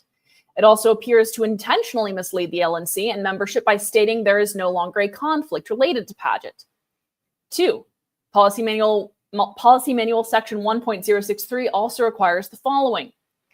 All contracts or modifications thereto shall be in writing and shall document the nature of the products or services to be provided and the terms and conditions with respect to the amount of compensation/reimbursement or other consideration to be paid. As discussed above, the SIC found no written contract between the LNC and Freedom Calls LLC. An offer letter from Freedom Calls LLC is the only written description of services to be performed, and it does not contain the required elements of a contract. If additional documentation exists, McArdle has not provided it, despite multiple requests. Number 3. Section 1.063 further requires all contracts of more than one year in duration or for more than $25,000 to be reviewed and approved by counsel prior to signing by the chair.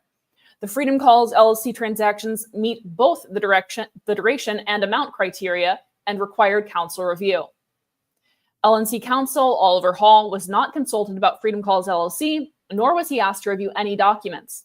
Accordingly, these transactions violated this policy. Email from Oliver Hall. Good morning. I have never seen an offer letter or a contract relating to Freedom Calls LLC. I believe the first I heard of the firm was when the Jake Porter article identifying it was published. I was never consulted about this matter until the LNC asked me about the appropriate steps to terminate the contract. For some reason, Oliver Hall is also Leon Trotsky. Just my voice. Okay. Code of the District of Columbia. The transactions with Freedom Calls LLC appear to be void or voidable pursuant to DC Code 29-406.70. That provision states that a contract or transaction in which an officer of a nonprofit corporation has a financial interest shall not be void or voidable solely for that reason if the material facts of the relationship or interest and as to the contract or transaction are disclosed or known to the board of directors and the board in good faith authorizes the contract or transaction by the affirmative vote of a majority of disinterested directors, even though the disinterested directors are less than a quorum. 2, the material facts as to the relationship or interest of the member, director, or officer, and as to the contract or transaction are disclosed or known to the members entitled to vote thereon, if any, and the contract or transaction is specifically approved in good faith by vote of those members. Or 3, the contract or transaction is fair as to the corporation as of the time it is authorized, approved, or ratified by the board of directors of the members. Is that a triple whammy? During the August 2023 meeting, the LNC discussed the statute and there was concern that the Paget independent contractor contract executed July 23rd, 2023 without prior knowledge and vote of the LNC was void. This presented a potential problem as Paget had worked for 3 weeks under a possibly void contract. After consulting with counsel, the LNC retroactively approved the contract. The same concerns are an issue with the Freedom Calls LLC transactions, except on a larger scale, as Freedom Calls LLC was paid for a year without the LNC's knowledge of the conflicting interest or approval of a written contract. The material facts of the relationship and interest of McArdle as to the contract were not disclosed, and the matter was never brought before the LNC. Based upon a plain reading of the statute, it appears the transactions were void or voidable. 2025 budget, orphan.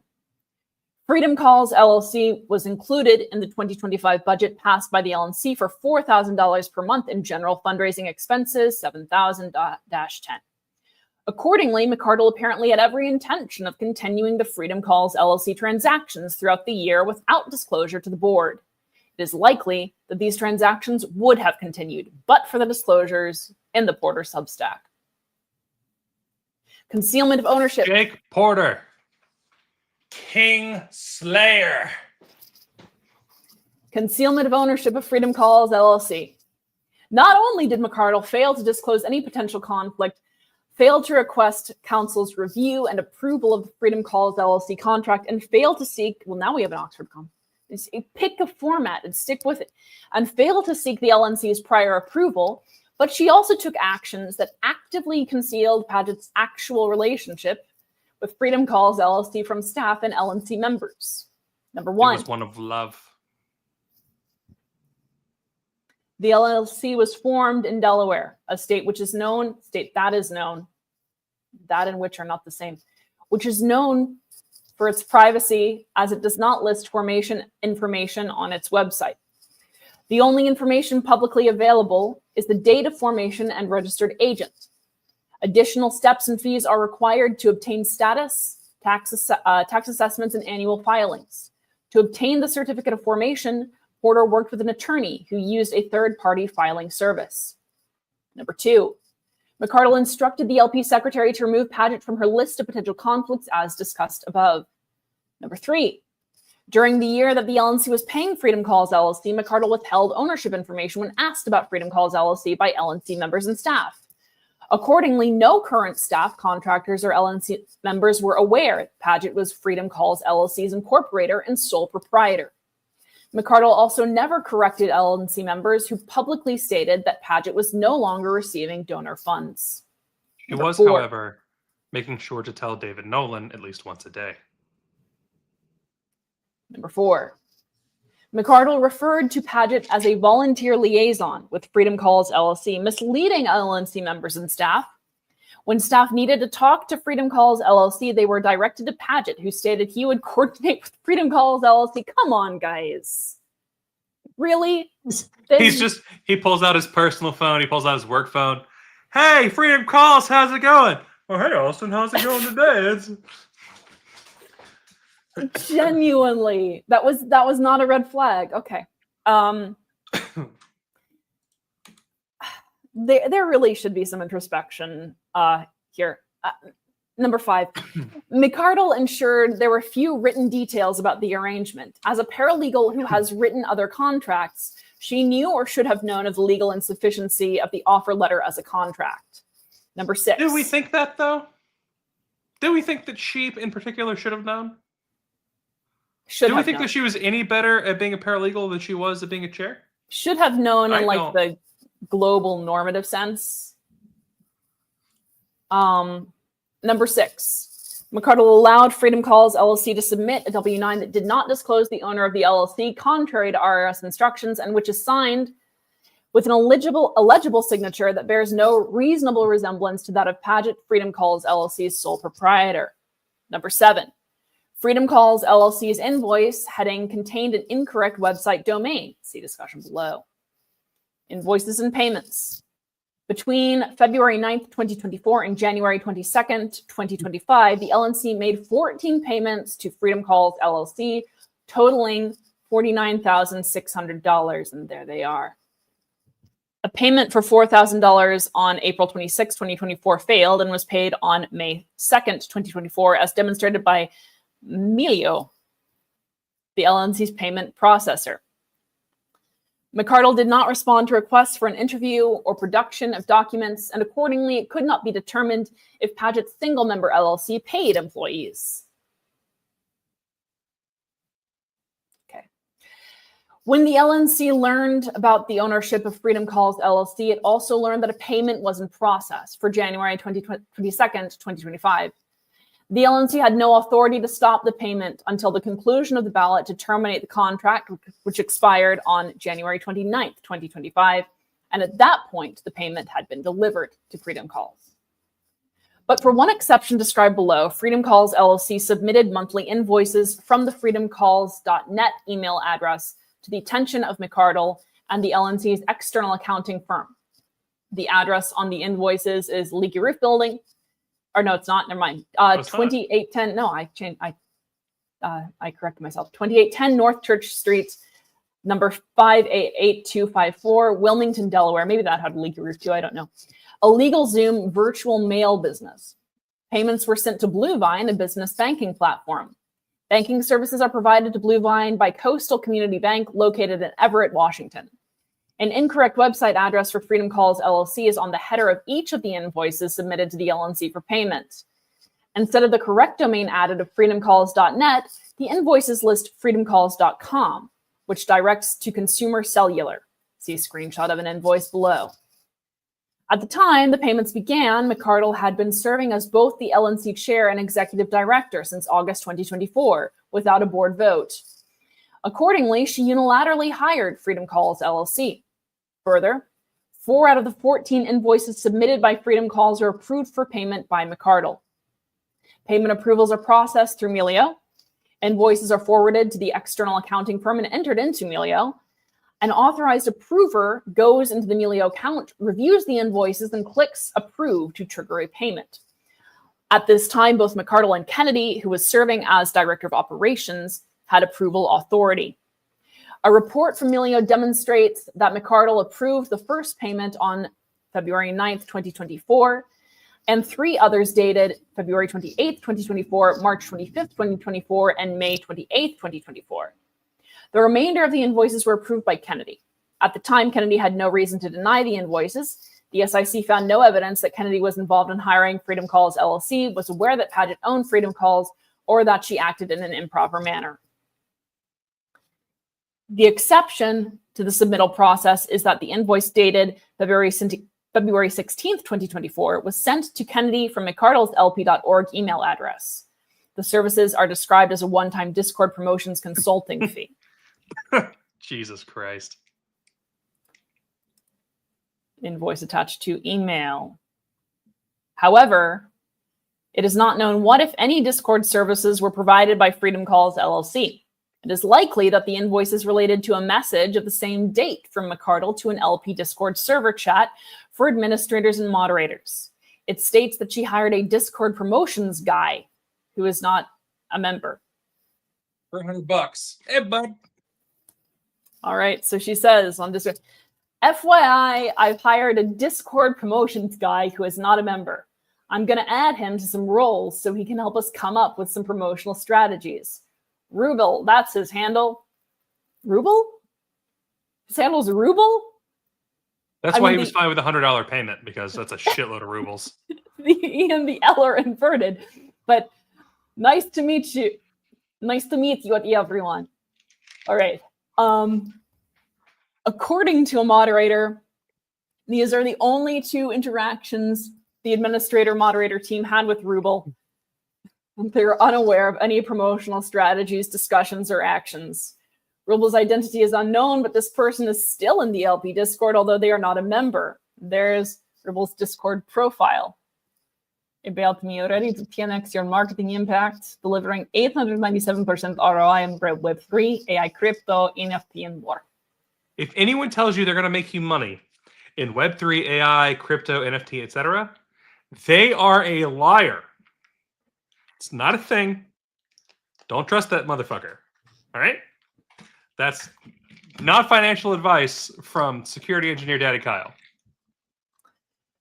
Assessment of value to the LNC. On March 7th, 2025, Maligon participated in a Zoom call with Executive Director Kennedy and a Kixi Power Call representative for the purposes of learning about the intricacies of the Kixi software in use by the LNC for a fundraising project Michaela had tasked Maligon to organize and spearhead.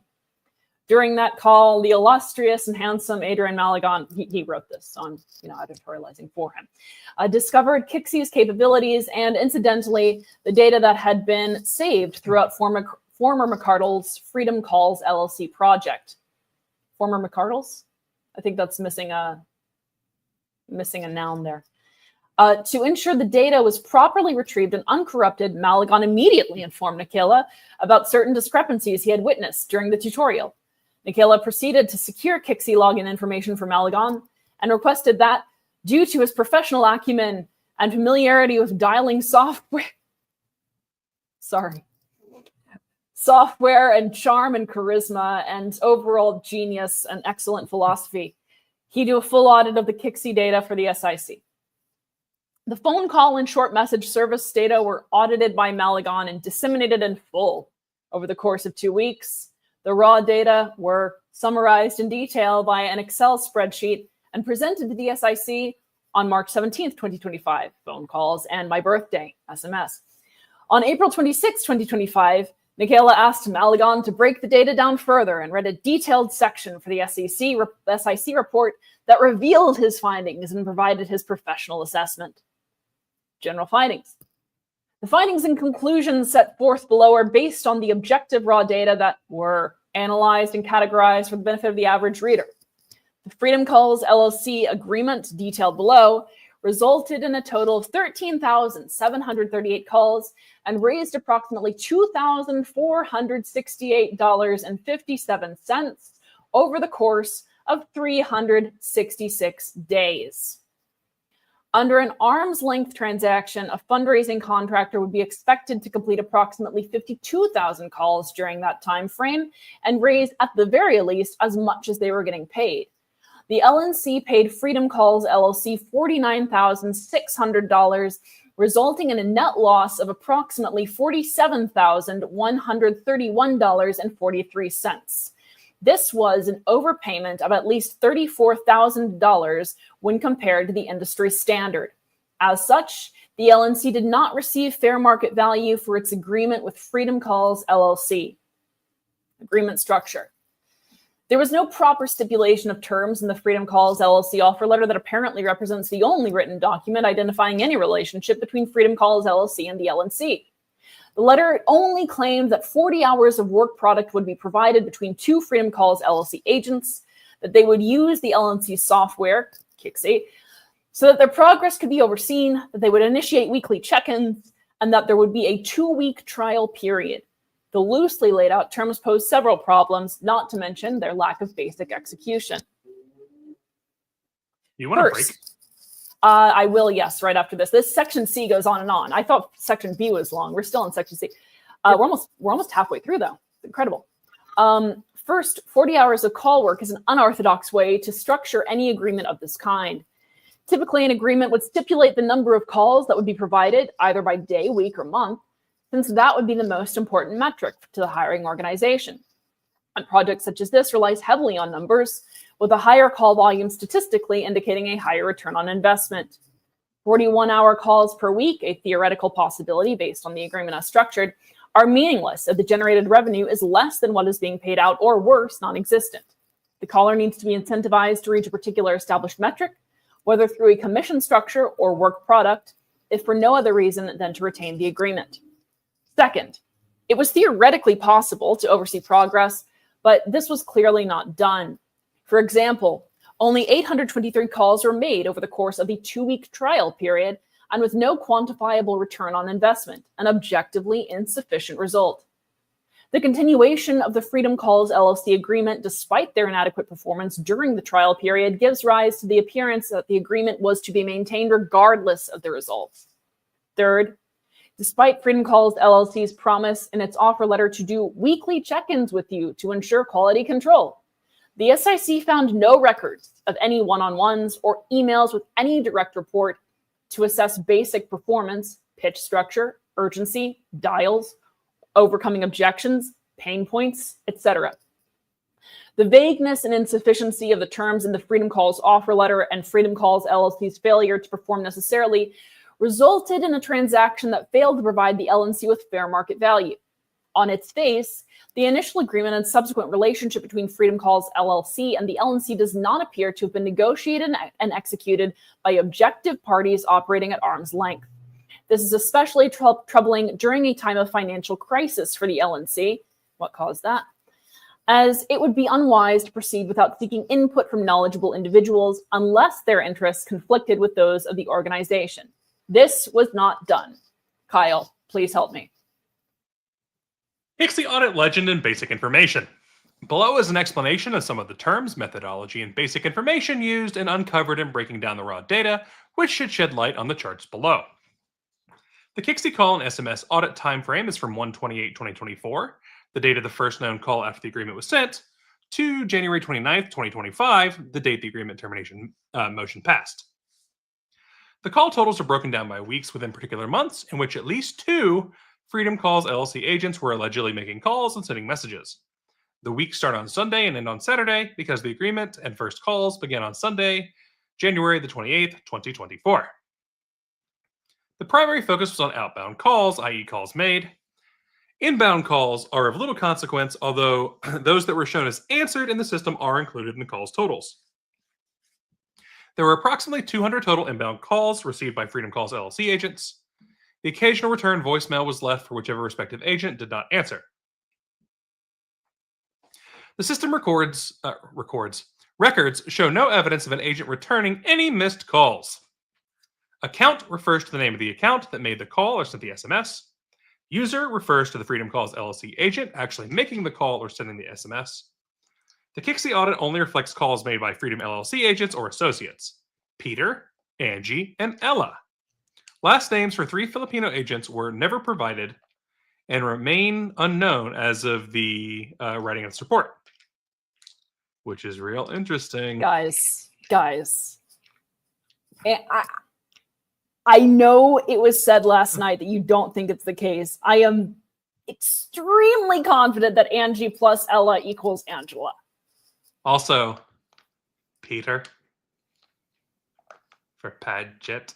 Anyway, total average calls per hour was determined by dividing the total calls made/answered, including the answered inbound calls, during that time frame by the number of hours that were allegedly worked per the agreement for that time frame. The agreement alleged 40 hours of full-time work per week split between 2 agents. Inbound calls were very sporadic and minimal. Therefore, it was decided not to break them down by week, but rather by caller and by month.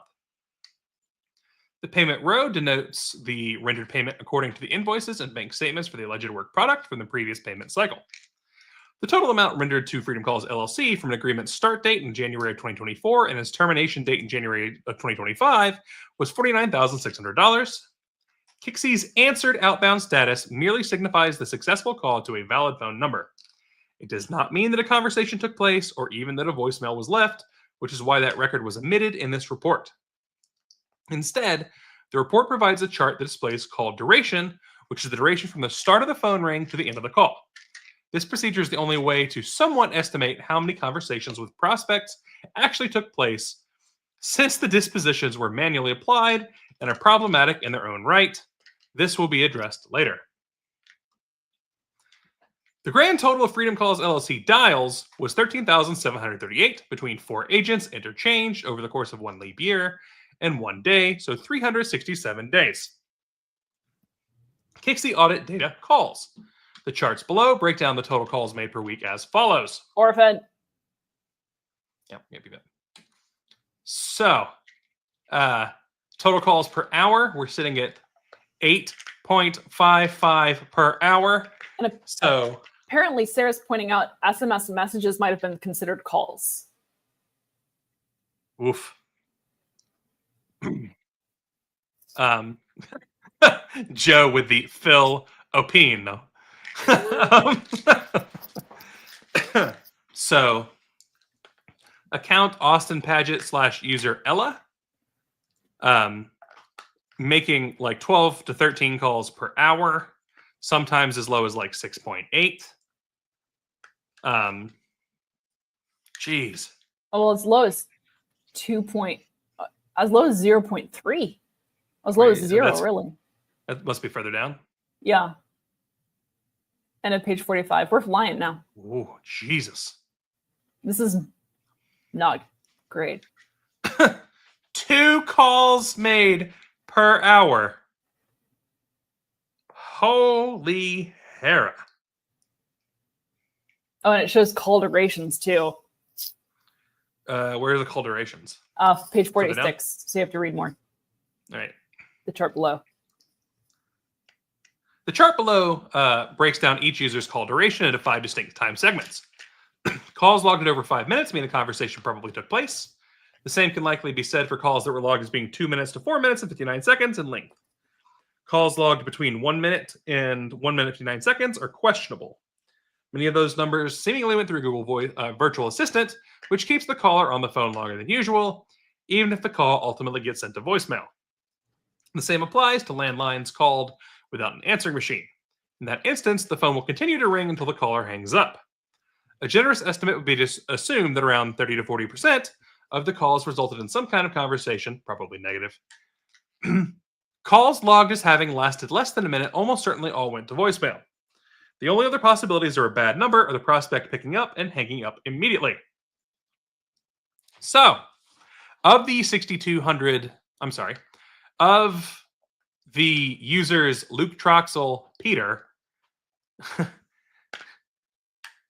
2,000 of them were under 30 seconds, 1,500 were between 30 seconds and 1 minute, and fewer than 166 of them were over 1 minute.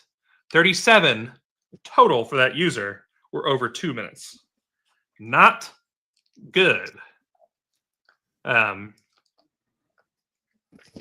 the whole, for all users, there were only 19 calls over 5 minutes.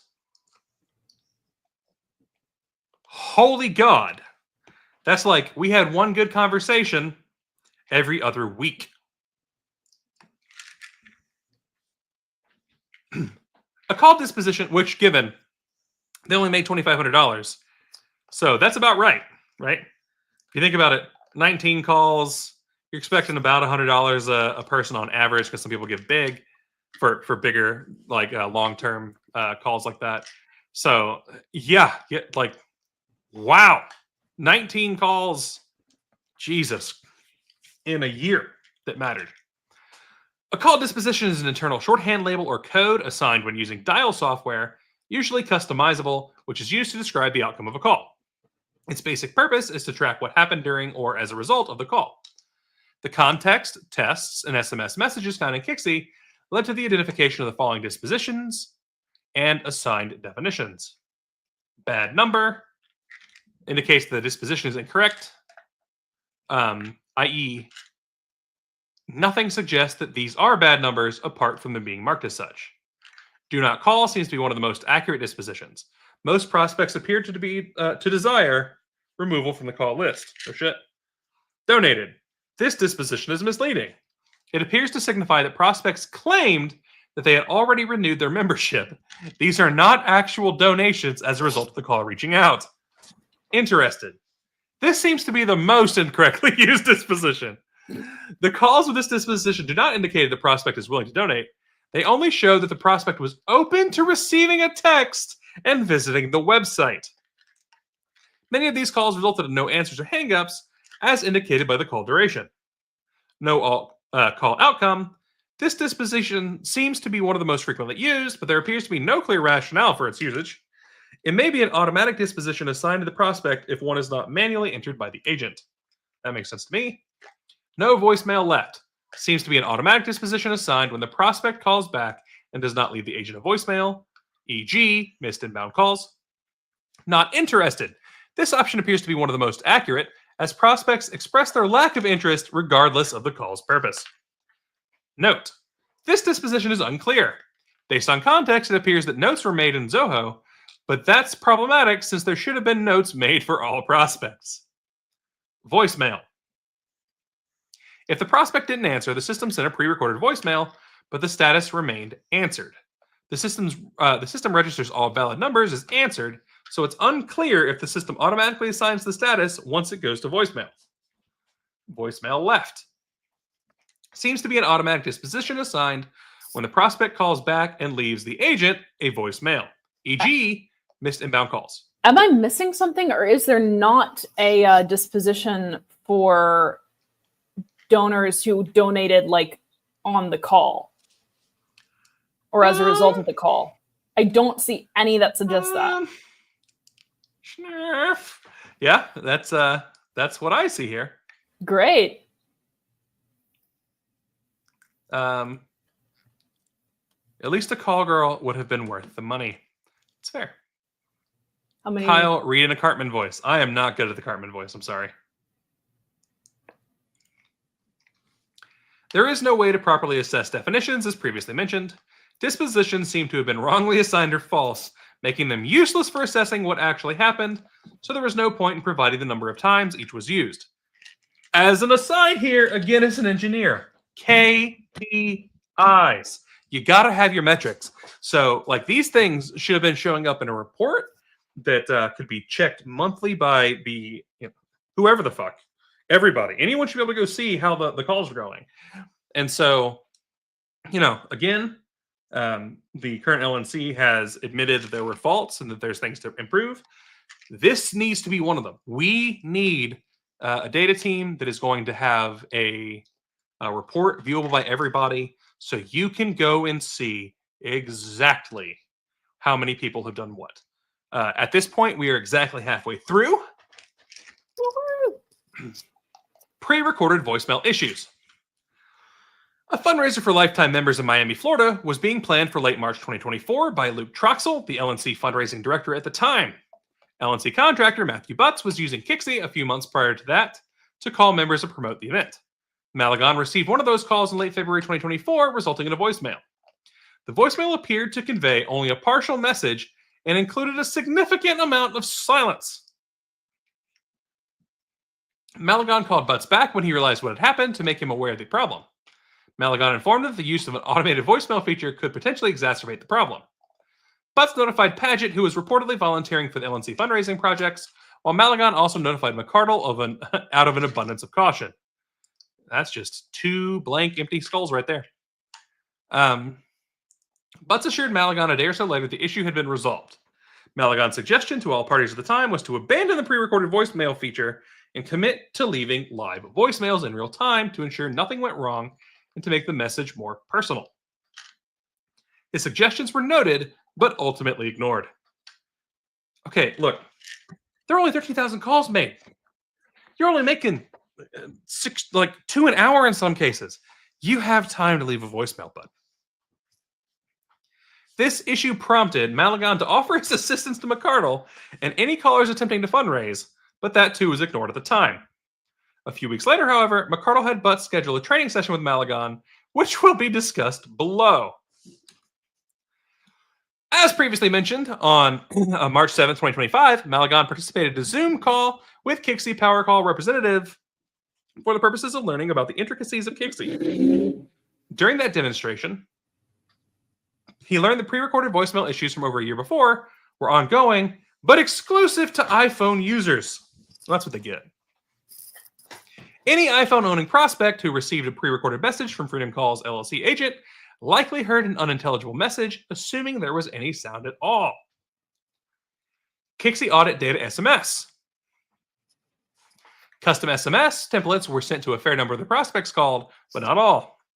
The discrepancy in this number versus the call number could be a mix of bad numbers and landlines. Breaking down the number of individual SMS templates sent would not provide any particular value to the report, but a total number of SMS messages per agent can be found below along with the templates used. 9,000 texts total.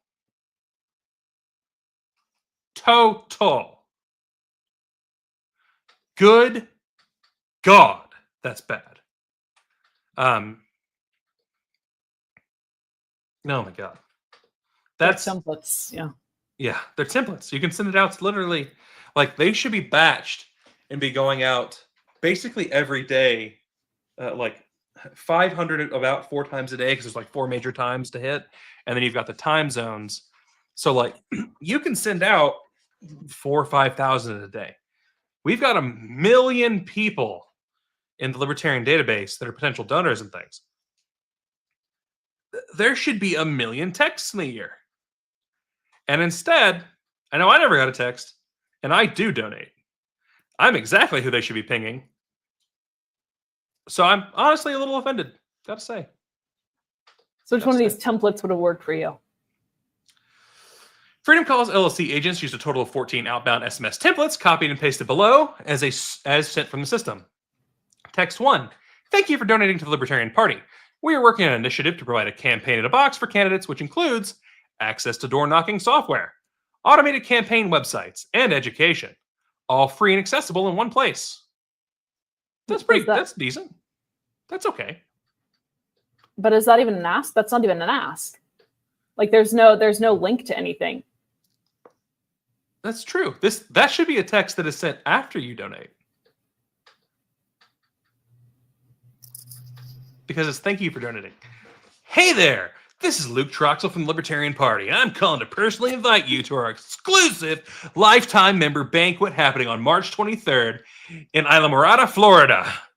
The event will include gourmet seafood, laughter-inducing comedy. Dave Smith. It was probably Dave Smith. Yeah, and an open bar. For more info and to reserve your spot, go to lp.org/banquet. Trust me, this is an adventure you won't want to miss. Looking forward to seeing you there. For those who don't know, sending long text messages like this is a guaranteed loss. It does not work. It has never worked. If you're going to send a thing like this, you want to send an MMS. You want it to be an actual picture. You do not want to send words. People will immediately say you're spam. If you have the way this should work is you should be getting an image, and maybe hey there, this is Luke Troxel, with most of the other things going on, like basically save the date for everything that's going on there. Like, we're having this big lifetime member banquet with food and comedy and a bar. Reserve your spot here. You don't want to go over the maximum characters that MMS. I'm sure this was sent as an MMS because of the length of it. Hopefully. I say I'm sure. They could have sent it as multiple parts. I hope not.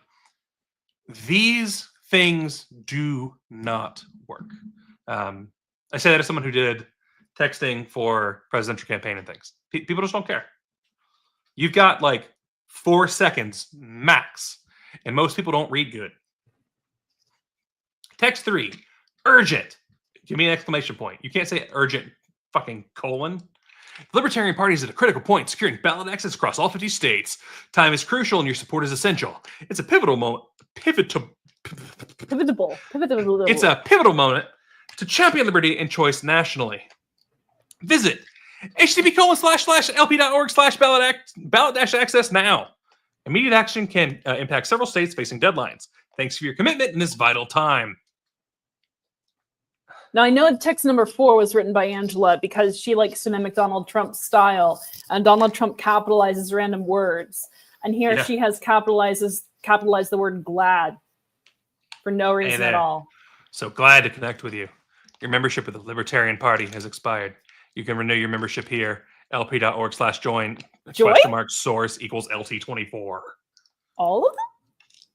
Join? Oh, God. Hey there, so sorry I missed you. This is Luke Troxel with the Libertarian Party, and I wanted to let you know your membership has expired. Membership, first and foremost, allows us to do things like secure ballot access for our presidential candidate and directly fund libertarians in winnable races. You can renew your membership here. It's a membership call. You need to explain why the membership matters. You're not asking for donation in that membership. You are selling something. So it's got to be renew your membership now and get a free pencil. Just something. It's got to be something that's worth it. This next one is from Arnold Schwarzenegger. Angie from the Libertarian Party. It was great talking with you. You can renew your membership today at https://lp.org/join?source equals MB24. After, check out what's... Oh my God, they put the period at the end of the fucking URL. Come on, you amateurs. After, check out what's new. Whoa. Where did it go? We were on page 48, right? 49. Boop. Fucking amateur. Yeah, that's what it was. After, check out what's new with the LP here. Text number 7. Austin from the Libertarian Party. In sentence. Fuck verbs. That's it. That sentence is done. It was great talking with you. Was it? You can renew your membership today at link. After, check out what's new with the LP here.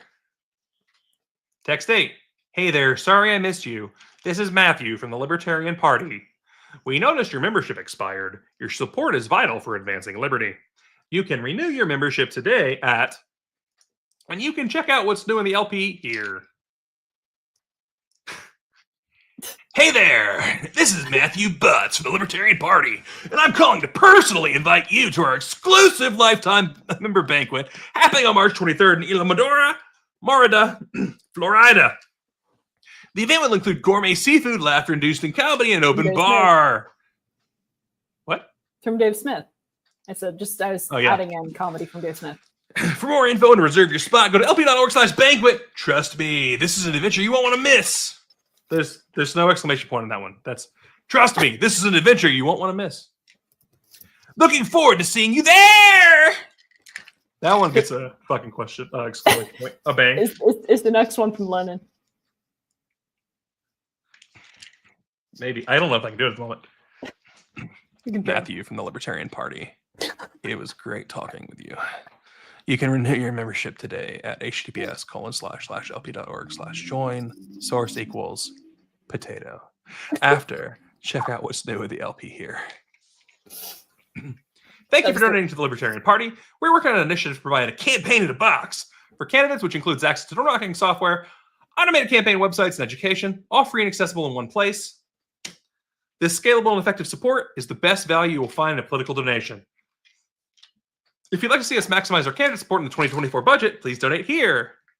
If you want to use or know how to use Voter Gravity, the door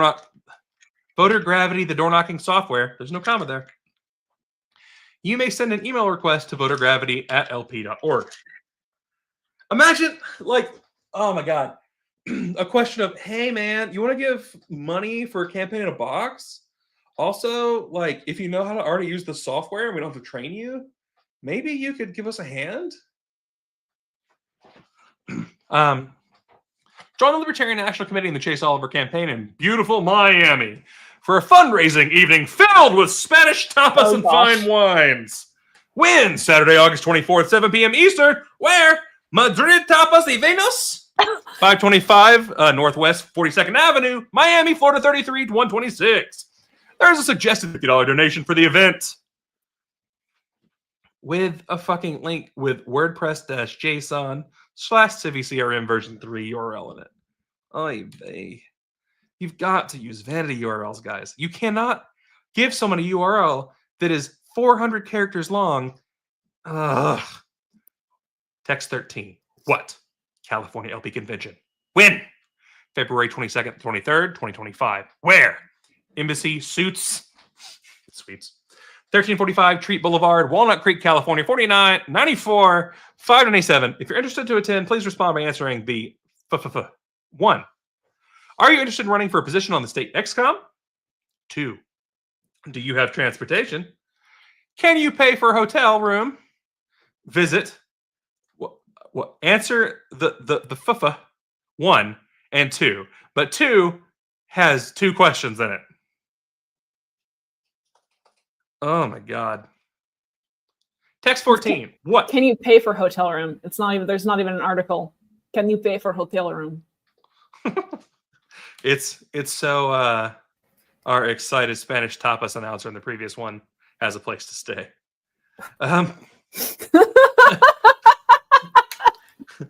What? California LP Convention. When? February 22nd to 23rd, 2025. Where? Embassy Suite, 1345 Treat Boulevard, Walnut Creek, California, 94 597. To be eligible to vote at the state convention, you must do the following for Sunday, November 24th. Become an LBCA $25 member. Sign the pledge. Be a registered libertarian. Change your voter registration at sauce.ca.gov. I realized that in text number 13, what they meant is, can you pay for an apartment? We've got to get Steven back on and ask him on that one. That's required. I don't think he's going to answer. I mean, we just have to have some kind of stinger ready on media, right? So as soon as the question's asked, we start playing an old-fashioned love song. Regarding the SMS templates mentioned above, there are several important points to consider. First, the date and timestamps demonstrate that Freedom Calls LLC agents were misrepresenting themselves as Austin Padgett, Luke Troxel, and Matthew Butts for months via text before using Freedom Calls 1 in September 2024 and Freedom Calls 2 in August 2024. Paget's contract had ended in late January 2024, while Mr. Troxel and Mr. Butts' professional relationship with the LNC ended on March 31st, 2024. Freedom Calls LLC agents may have also misrepresented themselves over the phone, given that most of the people who received calls also received texts. Angie eventually got her own template, which suggests that Ella and Peter continued with their misrepresentation. Second, the templates themselves are problematic. Some are very passive, others are too long, some have grammatical errors, while the majority beg more questions than they answer. If the call scripts were similar and the callers are poorly trained or equipped to answer questions, as some incoming SMS messages suggest, it would partly explain the project's lack of returns on investment, which will be discussed in detail later. I think he means raise more questions than they answer. Big. I think he means raise. Big. Third, all links were generic and thus untraceable, which made it difficult to track progress. Something that would be expected to be a key element for a project, the magnitude and amount of money being spent. Yeah, those should have some kind of unique identifier in them. For instance, a common one on the internet, the one that people are most familiar with is a pixel, like from Facebook, for instance. Every time the link is used, you get some kind of unique identifier where it's from, unless the person's on an iPhone, which doesn't really matter in this case since they couldn't get messages anyway. But it will let you know where they're coming from so you can see which of your messages is succeeding. You can see which of your messages is working and in what ways. Are you getting people to click through the site, but they're not buying things? That means it's the wrong person. Are you getting people to potentially donate if you can get them on the phone, but they don't ever via the text messages? That means that person either doesn't like text messages or that text message for that person sucked. It lets you tune and refine. There should not be 14 possible text messages. There should literally be hundreds. They should all have minor changes and tweaks so you can see what's going on and what's doing better, and you're constantly iterating and paring things down. 14 is kind of the number you want to end up on after thousands of text messages are sent. Not to start with. That's pathetic. It's a very advanced call center. They know it works, though. Ah. Yeah. Good point. Gotta think about it. Fourth, templates 13 and 14 prove that, at the direction of McCardle, Freedom Calls LLC was being paid by the LNC and using LNC resources for Mises Caucus national purposes. Initially, McCardle told Malagon she was paying for a service of this kind out of pocket. That's where it was before. Background. On Wednesday, November 13th, 2024, McCardle reached out to Malagon to find out specifics surrounding the 2025 Libertarian Party of California annual convention, since rescheduled to July 2025, so that she could funnel some Kennedy people to him. The purpose was to get people who supported McCardle and the Mises Caucus to register as delegates and show up at the LPCA annual convention. Screenshots from a signal chat below, irrelevant names redacted, McCardle in gray, Malagon in blue, which, as we know, since the donations as per the FEC ain't gone up, she failed here too. She failed to reach out to people that she supposedly already had in her pocket. So, you want to be Angela or Malagon? I'll be Malagon just because that's fun. Okay. Malagon in gray. Okay. Wait, am I Malagon in blue? McCardle in gray. No, you can't. You're colorblind, so it starts with Angela. When's the next LPCA convention? I want to funnel some Kennedy people to you. It's February 22nd, 23rd, 2025 in Walnut Creek, East Bay. Cutoff date for membership, November 22nd? November 24th, and they have to be registered Ls too. Redacted the list on the 25th, and redacted on the credentials committee. FYI, thanks to redacted, eye roll emoji. Joy. How many people do we need? Would 40 people do it? Once the Secretary of State battle is over, I'll tap the log cabin Republicans too. I'm in really close with the gay publicans. They will help short term. We really only need people to register and show up to convention and join. Yeah, that'd be perfect and a huge help. I'm not sure what MC National is doing. My people that attend their meetings say that they're pointless, only address drama, and that there doesn't seem to be a plan. So I was really going to harp and plan around getting existing MC membership to join. I'm also working on a new slate, which is going to be difficult since my Star Wars figurines also need to be polished. Make fun of him for Star Wars figurines. You're I'm not making fun making of our fun of him. entire audience I'm not making. I'm reading the text. and your co-host. I'm reading the texts as they are written in my head. Also, given this eye roll, I'll bet you a nickel this is about Mimi. But anyway, that's pure speculation on my part. I have no way to know. I just know that those two do not get along. A few days passed, and the topic of convention once again came up. McCardle specifically mentioned that she hired someone to do calls for CA on her behalf. She continues to mention Maria and an Angie. The name Maria never appears in the Kixie system. It's possible McCardle confused that name with Ella. Key phrases highlighted in yellow. And I hired someone to do calls for California on my behalf. So if members hear from Maria or Angie, that's my caller and not associated with Kat. And I will also do some calls personally. The combine has got to get us at least 40 additional attendees. Plus, I'm asking the log cabin Republicans to help too. Heart reacts. Actually, no. She's spoken ill of me at every turn, what I've been told, but I haven't said anything because that would be a bad look, and she's unlikable on her own. Believe it or not, people here were never particularly fond of Kat. They just tolerated her because of me. Some even surprised me. I don't think you understand how bad she is with people and how she comes off, especially over email and text. The screenshots I was sent last night were wild. It's not the first time. I'll tell Kat to stop. I've already got the caller on it. I need to give national feedback on Kat's shitty text at some point, but that's not urgent. Whenever you want them, I'll cut out the name or provide a transcript. I'm not exaggerating when I say she's woefully bad at talking to people. Yes, please do. Either works. So, presumably here, they're talking about Kat McElroy, the California Mises. She's not chair because Adrian's chair of California Mises, because Adrian owns the actual California Mises caucus effectively, and National Mises is trying to, or has been trying for years at this point, take that back from Adrian, but they can't because of some absolutely hilarious legal nonsense. And so Kat is attempting to organize California. And apparently, Kat's still there, which means that, Mises has continued to back Kat from the national level. But here is McCardle telling Adrian that Kat's got shitty texts and doesn't know how to talk to people effectively. But Kat's still there, and now McCardle is chair. So if Kat's still there and McCardle is chair at the point of the convention next month, that would suggest that McCardle's not telling the truth to someone.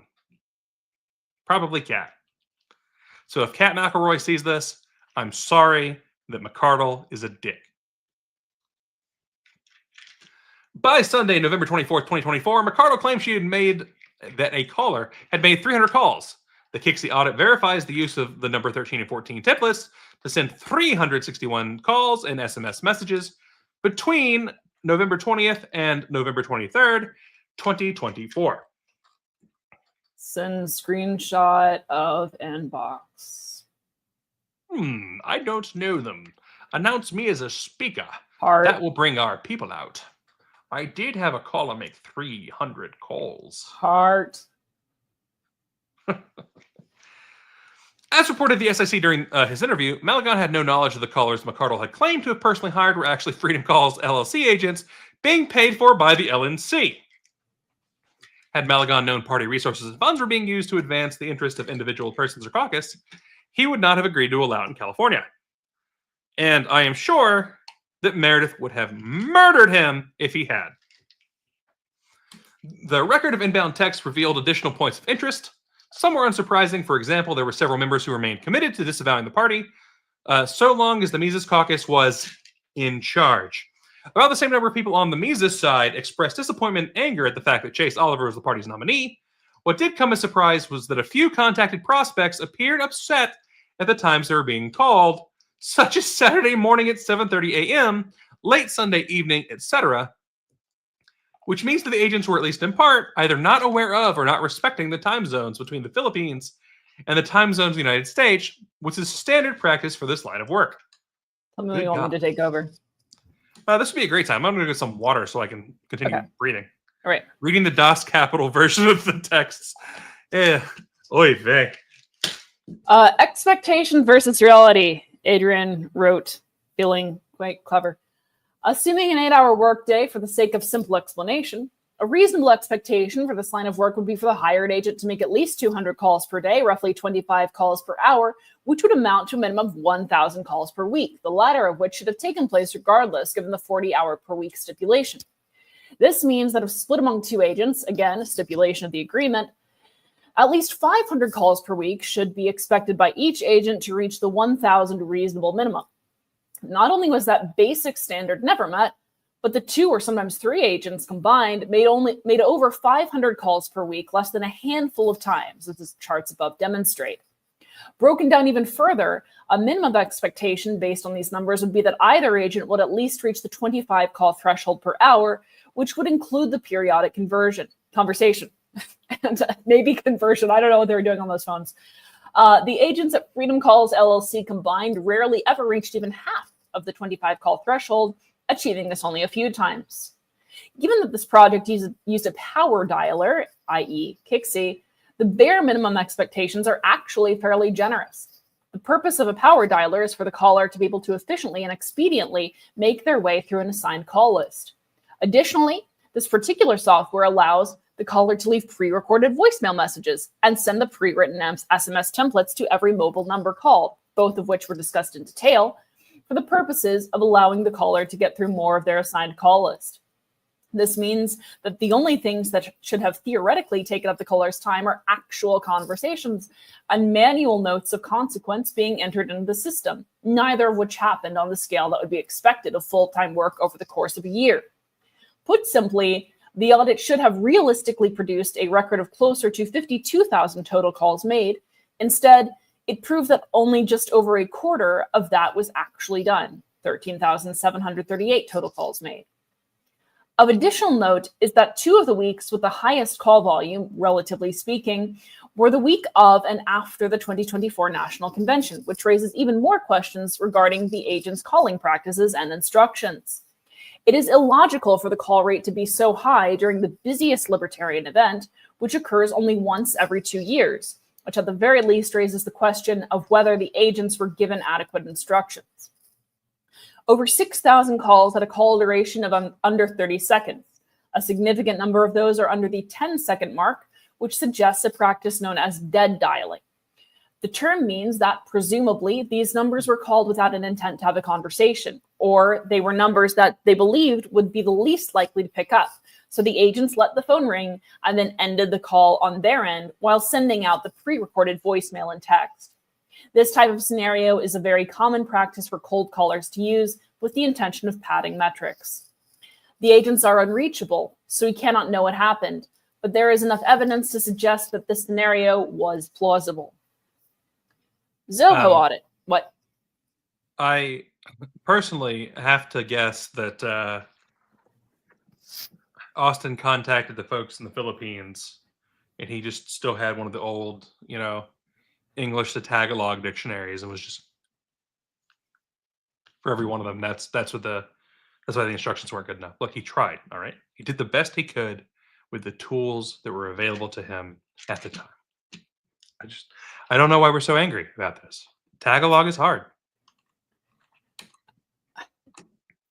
I do want to point out that this is obviously an internal investigation, right? And I think a lot of us have questions about how all of these red flags went unnoticed.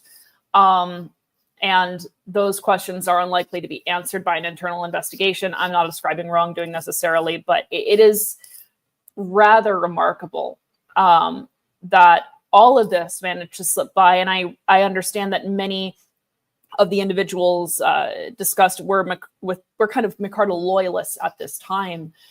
But again, this should prompt some introspection. Zoho audit. Roman Garcia completed an analysis of the exported data from Zoho for donations made between January 1st, 2024 and January 31st, 2025, and Kixi calls made within the same time frame. He compared the phone numbers and dates of the calls with the Kixi caller accounts being used against Zoho donation data, using contact phone numbers, donation dates, and donation amounts.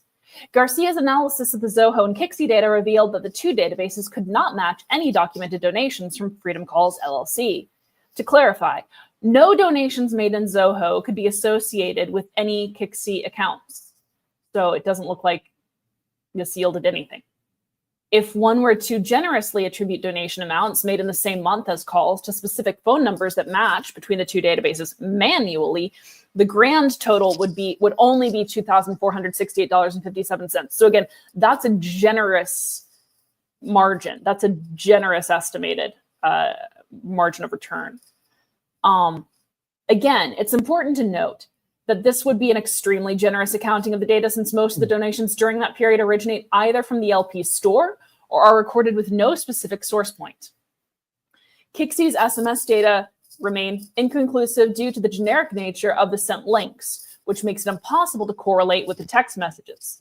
Additionally, CiviCRM did not possess any documented donations linked to Freedom Calls LLC. In short, the amount of donations collected by Freedom Calls LLC should probably be calculated at $0.00. At best, the net loss for this project was $47,131.43 rather than the entire $49,600 that the LNC paid Freedom Calls LLC. The only thing Freedom Calls LLC appears to have provided freedom from is any return on investment. Ha ha ha ha ha ha ha ha ha ha ha ha ha, says Adrian. But that one was both Kobe's. Both Kobe and Kobe. Han. Industry standards. I like that was French laugh time. What? I like that it was French laugh time. Han. Industry standards. Oh, I couldn't do a Russian laugh. That doesn't exist. The cost of independent Filipino call centers can vary widely depending on the specific services, experience level, English proficiency, and project requirements. According to various job boards, service providers, business threads, reviews, and testimonies of verified users, all easily found online, however, the average rate of an independent Filipino call center, 1 to 4 employees, for the purposes of cold calling on behalf of a small business is between $4 and $9 per hour. Jesus. I should have done this research before. The project-based pricing average appears to be 1,000 calls for $300. Again, if a party's in financial crisis, I would assume that there would be research before to see if this was a good investment. If the party's funds are that low, I would want to shop around for a good investment to see what the average was. Another option is a monthly salary. What? I agree with you, but also, as we learned in BoJack Horseman, all flags just look like flags when you're wearing rose-tinted glasses. Well, yeah, right? But that's the problem. Sure, that is a problem. There should still be due diligence done. But if you're assuming that Angela has worked with staff and done the due diligence, and thereby, because she's always been good before, fuck it. It suggests a different type of problem. Complacency, I guess, is the point, rather than laziness. Well, I would say both. I mean, again, if there are that many red flags around all of this, Austin's some of us are colorblind. It was just brown flags. Brown flags all the way down. Or if you're Spike Cohen, as he explained this weekend, it's just all meth for the Libertarian Party all the way down. like some of that. Another option is the monthly salary, which ranges anywhere from $320 to $1,300. The range is again contingent on project complexity, agent experience, and agent language proficiency. The task assigned to Freedom Calls LLC was not particularly complex, as it involves standard cold calling with a script and user-friendly dial software. Although the agent's experience is unknown at the time of writing this report, interviews with several anonymous prospects who received calls from the agents indicated that their English proficiency was subpar, making it difficult for these prospects to understand the agents or the purpose of their call. Normally, their payments would have been at the lower end of the previously mentioned ranges. For the purposes of this report, however, the higher end range will be illustrated for a comparison of what was paid versus what should have been paid. Which is especially impressive when you realize the callers were just Angela and Austin putting on an accent. The Freedom Calls LLC agreement stipulated a discounted rate for full-time calls for $4,200 per month for 2 dedicated callers doing a combined total of 40 hours of call work per week. An hourly structure, assuming $9 per hour, would have resulted in a payment of $360 paid per week to be split between the 2 agents, Boris and Natasha, assuming they were splitting the work evenly. Multiplying $360 by the 52 weeks the agreement was in place comes out to a total of $18,720 in expected pay. In this scenario, the LNC overpaid by approximately $30,880. That's not including the credit card debt. That's not including Kennedy Victory Fund funneling. Kennedy Victory funneling. I don't want to think about that. Project Victory funneling.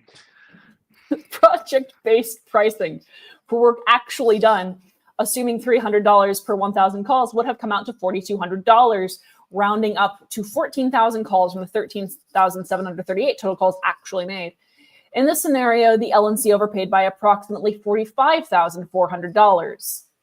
The monthly salary pricing, which appears to have been opted for according to the Freedom Calls LLC offer letter, didn't exist, assuming the pay is on the higher end of $1,300, would have come out to $15,600. In this scenario, the LNC overpaid by $34,000. The payment in each case would be the total paid split between the 2 agents, not paid to each. Assuming in the last scenario where the highest end of the pay range is generously attributed for the purposes of illustration, and assuming that Freedom Calls LLC's cut was the full $1,300, split between the agents as they saw fit, at least a few important questions come to mind. First, how is $4,200 per month a discounted rate, given the ease of the project, i.e. standard, and the seeming lack of proficiency in the English language and time zones the agents appeared to have? Second, who received the estimated $34,000 overpayment for such a standard service? Third, why were no other quotes solicited? We know where on that one. Fourth, why was the project-based option not sought or negotiated, since it was objectively the most prudent option given the LNC's needs and would have easily traced the feasibility of such a project? We know why. That's why. That's why. Without McCardle or Freedom Calls LLC's cooperation, it is unlikely that reliable answers will ever be provided to these and other important questions, although it appears based on the available evidence that there are no good answers. LNC staff/contractors versus Freedom Calls LLC. McCardle brought Matthew Butts back as a contractor to make donor calls after a 5-month hiatus. His first day back was August 6th, 2024. He resigned shortly after, on October 22nd, 2024, citing personal issues. Putting aside for a moment... They didn't even give me a phone this time. Putting aside for a moment that a previously laid-off contractor, Butts, had been rehired to do the very thing that Freedom Calls LLC had allegedly been doing for roughly 7 months at this point, and was purportedly continuing to do. If you combine the last couple of weeks of his first tenure and just over 2 months of his second tenure, he brought in just under $3,000 in donations. The worst part for Butts is that he was getting paid about 50% less during that first stint and significantly less than Freedom Calls LLC during his second stint, since he was working part-time, despite providing far more value. The others were working part-time. Jesus. The shift in Butts' performance came after he had a short training session with Malagon, where he was instructed on best practices, how to make a proper ask, follow-up, etc.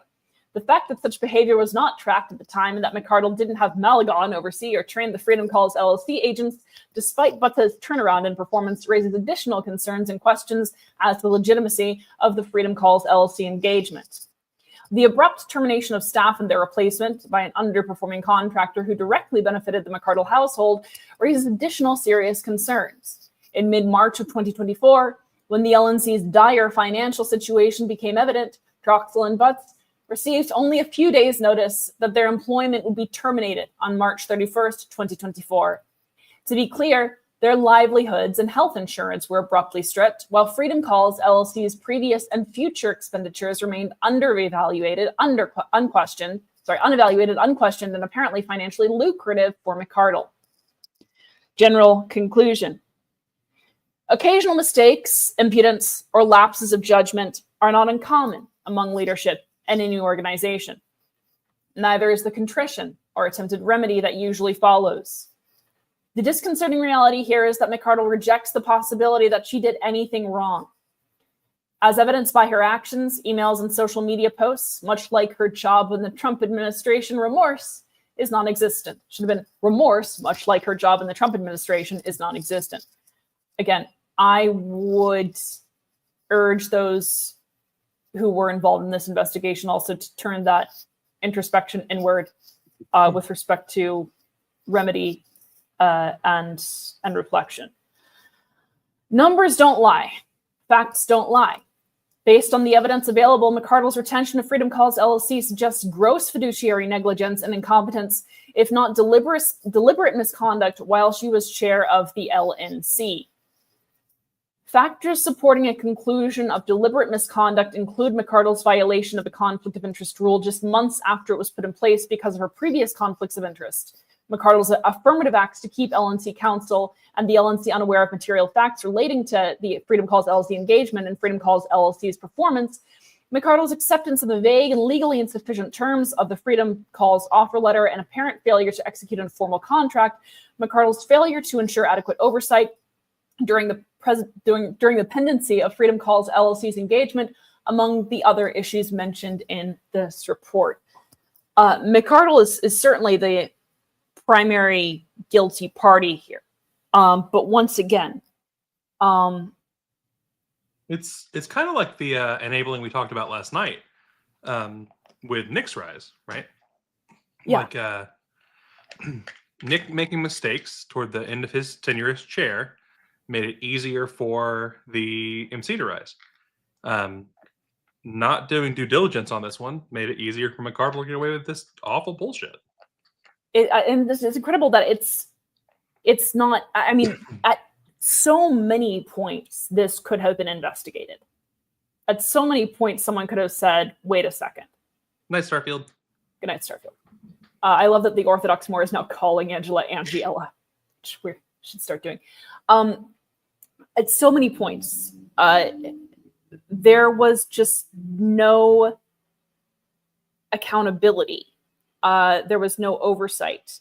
And I think this is what happens when you have an LNC where kind of everyone, where there's no crosstalk, right?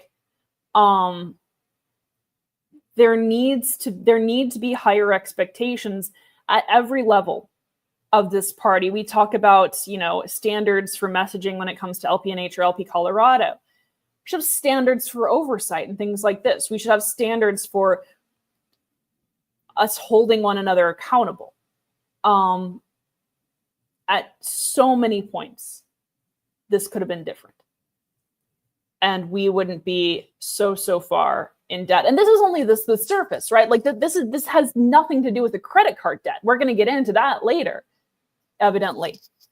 So that's all. That's going to be another can of worms and another just list of times when someone could have intervened and interceded. I'm not expecting perfection. I'm expecting I'm expecting people to miss things. We all miss things sometimes.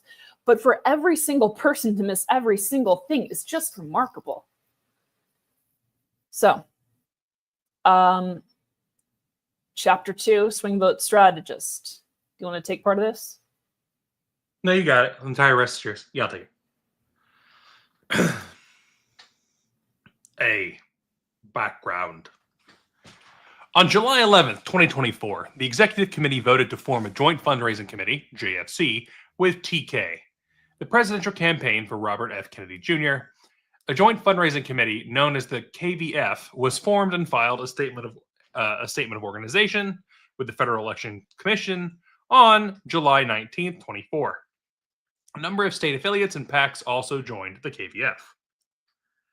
On December 5th, 2024, Jake Porter posted on X, "I wonder who operates the Swing Vote Strategist LLC that received $12,000 from the Libertarian Party's Kennedy Victory Fund for fundraising consulting." A review of KVF's FEC filings revealed that Swing Vote Strategist, SVS, was one of the expenses paid by the KVF before distributing funds to the participants. B. Board actions and responses. I don't know why I pluralized those, but I did, so deal with it. LNC members began asking McCardle questions. They either received misleading responses or no response. Yanuskavich messaged McCardle on December 10th, 2024, asking if SVS is Austin's LLC. She replied, "Probably an address error. I will look into it tomorrow. I need a day off."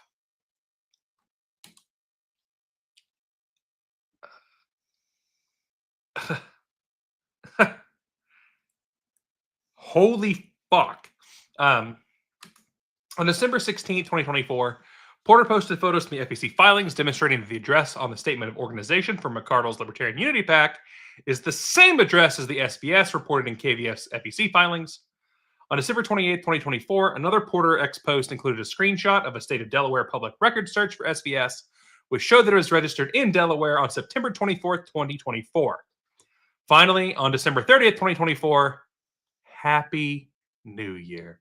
Porter posted on an X a state of Delaware certificate of formation of limited liability company for SVS, with Padgett as the authorized person and organizer. I remember that day. It's the only time that Amanda got a Christmas present. On January 1st, 2025, several other board members inquired into the validity of Porter's post. McCardle continued to deflect these inquiries. On the 17th of January 25, Yanuskavich learned from the LNC's liaison with TK that the SVS was between TK and McCardle. C. Investigation. Contract. Yanuskavich made several unsuccessful attempts to obtain a copy of the SVS contract. However, Matthew Sanders, the TK chief operating officer, who signed the JFA on behalf of TK, agreed to be interviewed by the SIC. Sanders reported that he is responsible for all TK contracts and accordingly signs them and authorizes associated payments. He confirmed that he approved the scope of work and signed the SVS contract between McCardle and Team Kennedy and stated that he had never heard of Padgett. To comply with FEC requirements, campaigns must provide a fair market value in exchange for work, and accordingly, Sanders assessed the time commitment and value of all work for all TK contracts before signing. He describes McCardle's work for the KVF as onboarding new state parties, answering questions from state parties, helping to ensure state parties sent back their percentage to the LNC per the JFA agreement. McCardle reported to Sanders, and he advised that he is satisfied that the workload performed by McCardle justified the payments. So, this is one of the things that I would, if we still have some LNC members in the chat, does that mean that my state, Georgia, which signed on to this KVF, this JFC, had McCardle on board them as SVS, and my state party still didn't notice that McCardle was directly working for Kennedy? Because if so, as a member of my XCOM, I need to go pitch a huge fit on the people who are still on this and voted for it last year, because the membership threw out most of the folks who voted for this KVF. If that my understanding of that portion is correct, I personally am furious and will fully intend to go and explain this to our XCOM, go explain the fact that this was known, and attempt to take proper measures therein.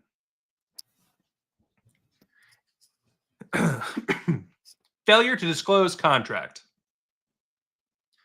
McCardle did not report her swing vote strategist work as a potential conflict as required by Policy Manual Section 1.072. That's like the 1,000th time. Why am I getting every time 1.072 comes up? While legitimate work apparently was performed for the KVF, directed by Team Kennedy, it should have been disclosed as a potential conflict of interest, as it could reasonably raise questions of bias and inappropriate use of funds. In fact, several questions and allegations arose. While they do not appear to have merit, these concerns emerged due to a lack of disclosure. First, there were allegations that McCardle encouraged the LNC to join the JFC to create opportunities to benefit financially. The SIC is unaware of any evidence that this was McCardle's motivation. According to Sanders and Yanuskavich, there were no discussions about payment for McCardle until several weeks after the agreement was signed and the extent of the workload was realized. They wouldn't know about those discussions if there were. That wouldn't be on their end. That's the same thing that immediately came to my mind, yes. At that time, go ahead. This is the where we get there. Every now and then there's a little bit of an error of we investigated ourselves and found no wrongdoing. Malagon is an advocate, thinks that it was very appropriate and necessary to enter into this agreement, and so he is going to be more sympathetic to the causes. Therefore, go forward.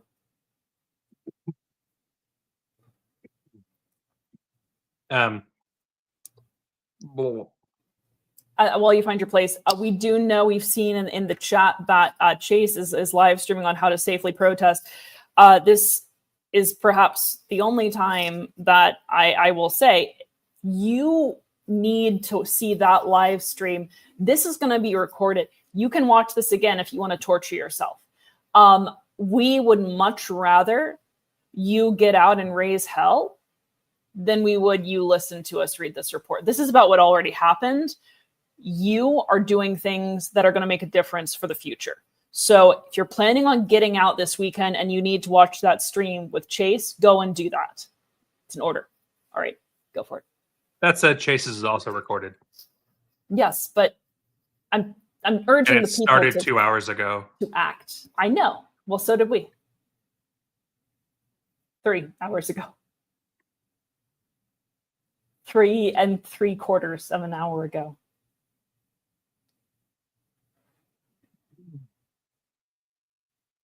You guys go protest. At that time, Sanders offered to pay both McCardle and Yanuskavich for work they were doing to administer the fund. Yanuskavich declined and agreed to continue work as a volunteer. She was unaware if Team Kennedy came to an arrangement with McCardle, which also means that McCardle may have asked for money there. A second allegation was that McCardle may have approved KVF payments in which she had a personal interest. This allegation is based upon a statement she made on Christmas Eve, 2024, titled Confirm RFK Jr. Maha Libertarian Coalition with Angela McCardle. I'm very friendly to Kennedy, obviously. I run his JFC, consider him a friend. While it's unclear what McCardle meant, the allegation is false, as McCardle had no authority to approve KVF payments. Senators advised the SIC that he, or in a few instances, the TK treasurer, authorized all payments from the KVF, including those to the SVS. He also approved all expenses paid from the TK allocation of the distribution maintained by the LNC, and conducted oversight of the bank account through weekly reports from ED Kennedy. These reports provided the bank balance, outstanding payables, and a list of all bank activity. That one is also not clear here. This is a perfect example. It's happening again. It's the I want X to be true, therefore I will not ask deep questions about it. I want the Kennedy Victory Fund, I want the joint fundraising agreement to have been a good thing, therefore I will not probe into whether it was used for nefarious purposes. This is exactly the same thing. It's happening again. So ask the questions and investigate. In addition to her failure to disclose the potential conflict of interest, McCardle took action that obfuscated her involvements with SVS. During the month Porter posted about SVS, she led some board members to believe that Padgett was working for the KVF. It took over a month to determine that she was being paid for KVF work through SBS. So this kind of goes directly against the previous thing, right? If she is actively being paid, then she may absolutely have created it for financial motivation. There may have been closed conversations.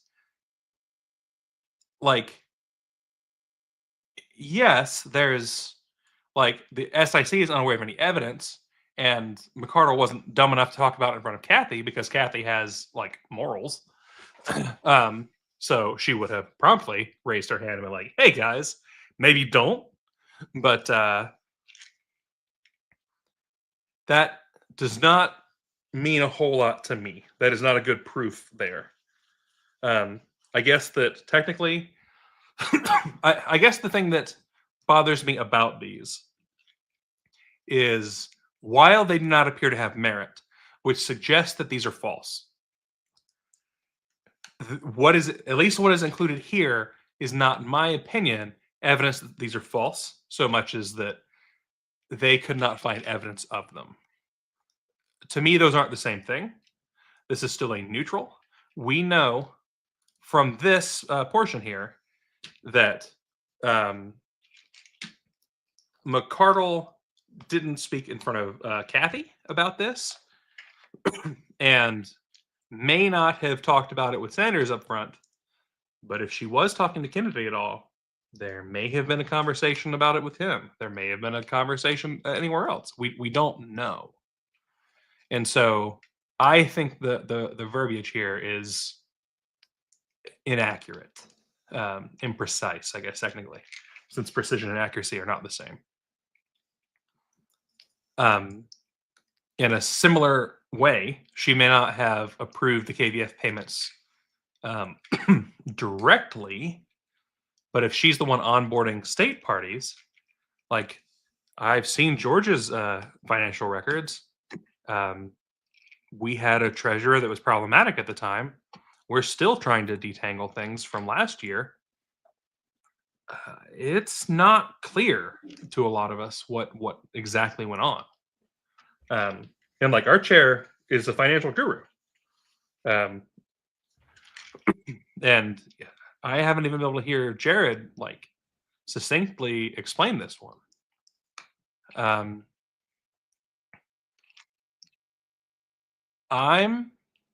I think I'm with Amanda on this, and a lot of times on the aggression, I tend to be more reserved on it. If there's no evidence, but there's also no evidence of non-wrongdoing on this one, more search has to be required. And I realize that a lack of evidence does not mean that something is wrong. It doesn't mean that there's hidden evidence, etc. But similarly, we'll probably never be able to discover what's true because McCardle's not going to tell us, and neither is Kennedy. But stating that there appears to be no merit is a different thing. I believe that this sort of statement should be, while we could not find evidence of wrongdoing, something of that nature. And I look into it more because on its surface, evidence of wrongdoing was not immediately glaringly apparent. Okay, I mean that's all that this says. This entire report is a case study in what happens when you look the other way because you would like something to be true, and because a bunch of the people that you don't like are saying one thing, so you want to say the other thing, and you ignore red flags. So again, this is being far too hastily brushed aside as above board because I want this to have been a good decision.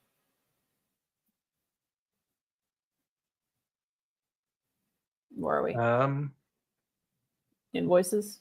Yep. Evidence confirming that it was McCardle and not Paget doing business with the KVF, as SBS was found in McCardle's LP.org email.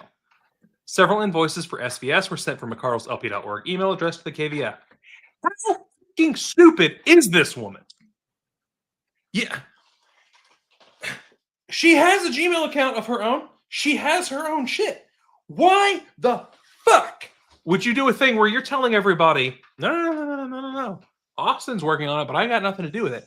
And then send the messages from your LP account when you are not the sole administrator of it, and your fucking IT people can see it. If you're lazy and you don't expect to get caught. But like, that's more than lazy. That's grossly negligent. I am embarrassed at how bad of a criminal she is here. Yeah, no, that was kind of my feeling when like I Damn. Yeah. You're where I was when the first Porter allegations came out in late December. I'm back there. I'm 6 months flashback right now. A side-by-side comparison of an SBS invoice from McCardle to the KVF sent from her LP.org email to Freedom Call's LLC invoice sent from her Freedom Call email to McCardle's LP.org email shows that SBS and Freedom Calls appear to have used the same invoice template. Both LLCs use the same bank, but payments are directed to different accounts, redacted. I would like, did we see if Bluevine will answer the question of if those accounts are linked? Because, like, you know, I can send money back and forth between two of my accounts, no problem. They probably wouldn't answer that without a warrant, but fuck, man. From October 18th, the day after my birthday, through March 28th, 2025, the KVF paid SBS $32,000 or $4,000 per month for August through March. God dog. So that's McCardle. Yep. So that is profiting financially from the KVF. Unbeknownst to the LNC, Team Kennedy chose to continue the contract with SBS after McCardle resigned as LNC chair due to an apparent misunderstanding by Team Kennedy. Sanders stated that the work was not specific to McCardle's role as LNC chair. The SIC became aware of the continued relationship during a review of McCardle's LP.org email. Those emails revealed that she continued to interact with the KVF affiliates and PAC participants in the KVF and Team Kennedy at least through March 2025. FEC reports demonstrate that the final KVF payment to SBS was also in March 2025. In at least 6 such emails, all of which appear to be responses, McCardle continued to represent herself as LNC chair in her signature block after she resigned from the LNC in emails sent on February 10th, March 4th, March 5th, March 25th, April 7th, and April 24th, 2025. These emails were between Team Kennedy's staff and the Team Kennedy attorney advising on the KVF. From the time her resignation was accepted, McCardle's LP.org email address was forwarded to an archived inbox. She used this email to complete transition tasks and for the SBS work. In early March, McCardle began using her personal Gmail address. An SIC review of the emails sent and received by both addresses revealed that the signature blocks in the archive address and in the email address contained the LNC chair title, at least in responses. Sample email. Yep, no problem. Angela McCardle, LNC chair. That fucking joker. Justin has an interesting question, by the way. If the LNC has a resolution stopping them from engaging or contracting with McCardle or any organizations she's in charge of, does that mean no Mises Caucus tables or ads at convention? Oh. I think about that one. That's an interesting point. I think about that one. I want to give Justin a t-shirt for that. That's incredible. That's good. Yeah. Archie, we should have a longer discussion about things that they don't have full access to with email anymore, because the email server is no longer directly owned by the LP. They instead contract out through Microsoft, and things are all kinds of weird, and we lost stuff because of JVH's push for Gmail. It's a thing.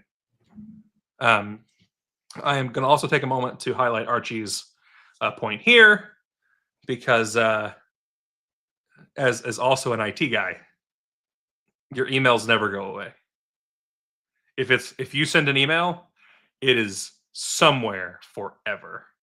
So there's a reason Hillary Clinton destroyed the servers. Like it's not it is not a trivial thing to get rid of.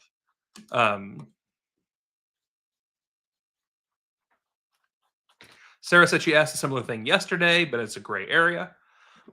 That would be very interesting. Like, she is the chair. So it's an organization she runs. Yep. So LNC can't engage this caucus.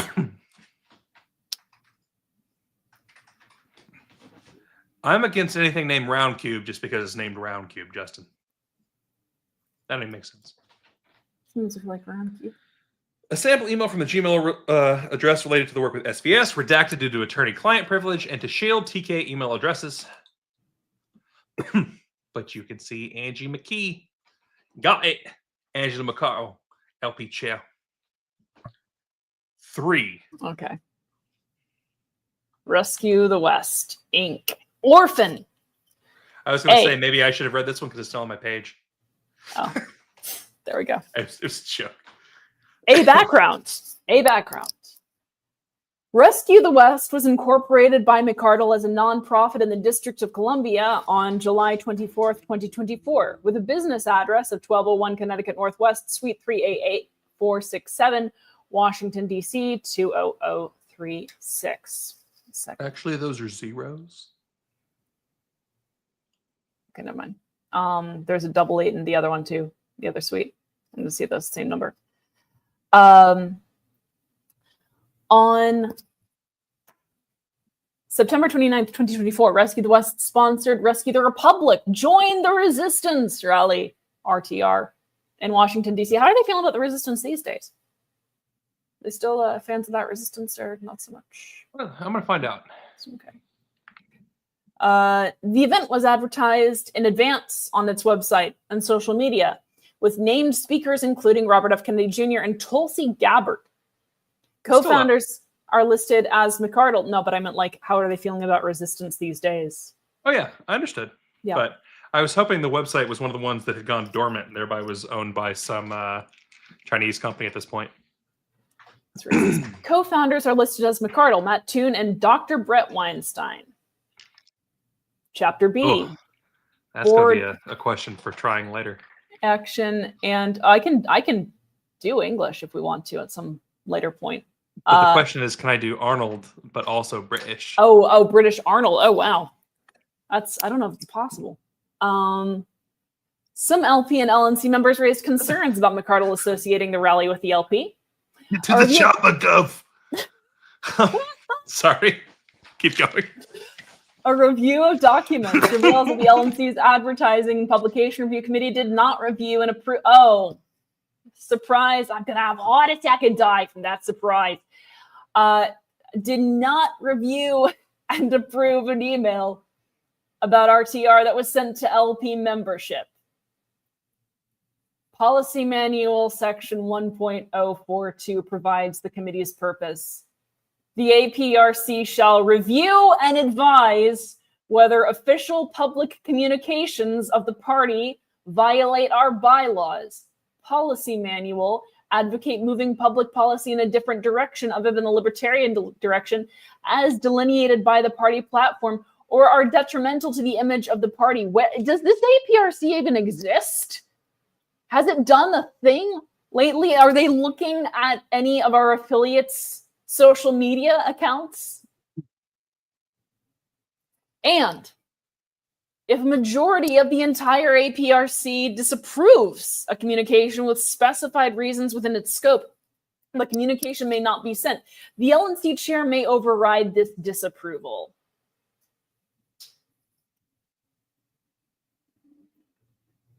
When there are parameters in place and the parameters are not used, there are no parameters in place. A substantially longer email about RTR than the one sent to LP membership was submitted to the committee on September 9th, 2024.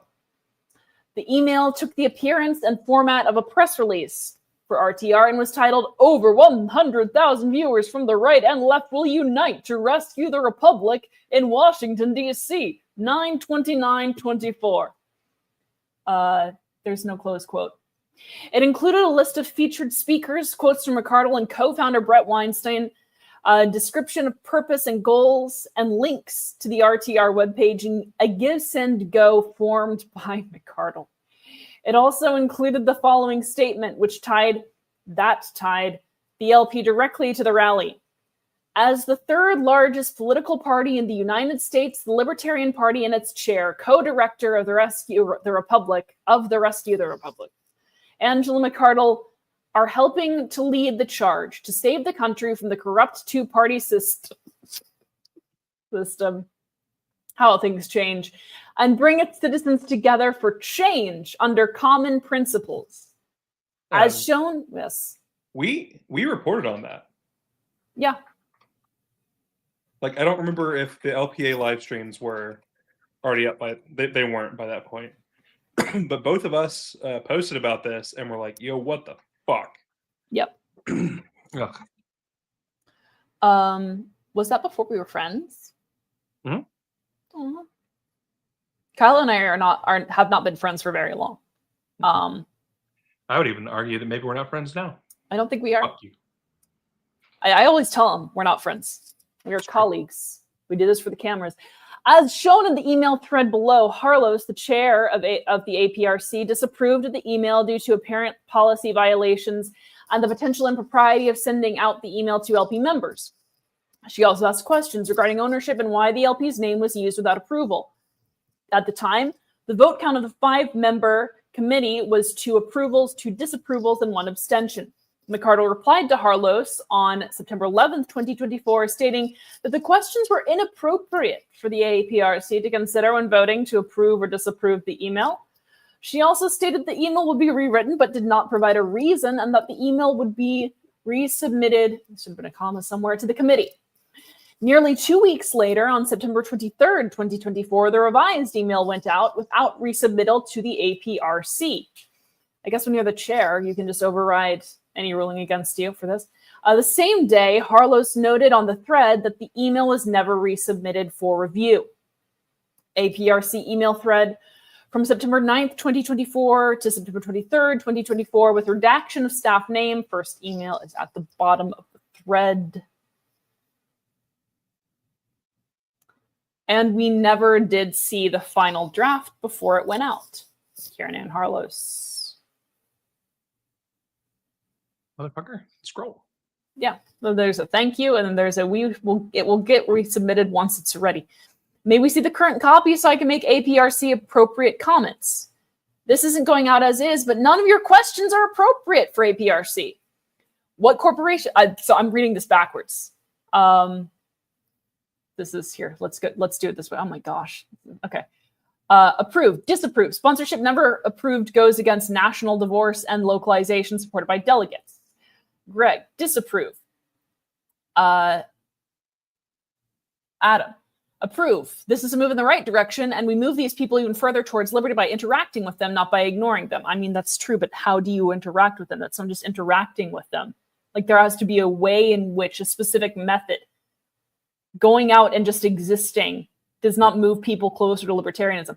We should use events like this to take the huge amount of disaffected by the duopoly energy and move it towards the LP without promulgating ideology at all. I abstain. Ben Weir. We heard that last night as well. What corporation owns this? Who are its directors? Ben, gotta ask the question here. With as often as you abstain, how'd you end up with a son? Karen Ann writes, what corporation owns this? Who are its directors? Are they getting paid? How is our name being used without approval? I understand this committee doesn't matter. The chair is just going to override whatever she wishes, but the LNC has the right to know these things. The domain is anonymous, which is the opposite of transparent.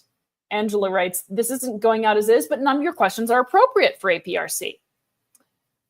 Karen Ann writes, may we see the current copy so I can make APRC appropriate comments? Angela writes, it will get resubmitted once it's ready. Karen Ann writes, thank you, and then responds, and we never did see the final draft before it went out. Okay. And this is the flyer, or the ad here that they, I guess, edited, or they recommended changing. Over 100,000 voters from the right and left will unite to rescue the Republic in Washington, D.C., September 29th, 24. Biggest nonpartisan get out the vote event in history to send message to Capitol Hill that the two-party system must go.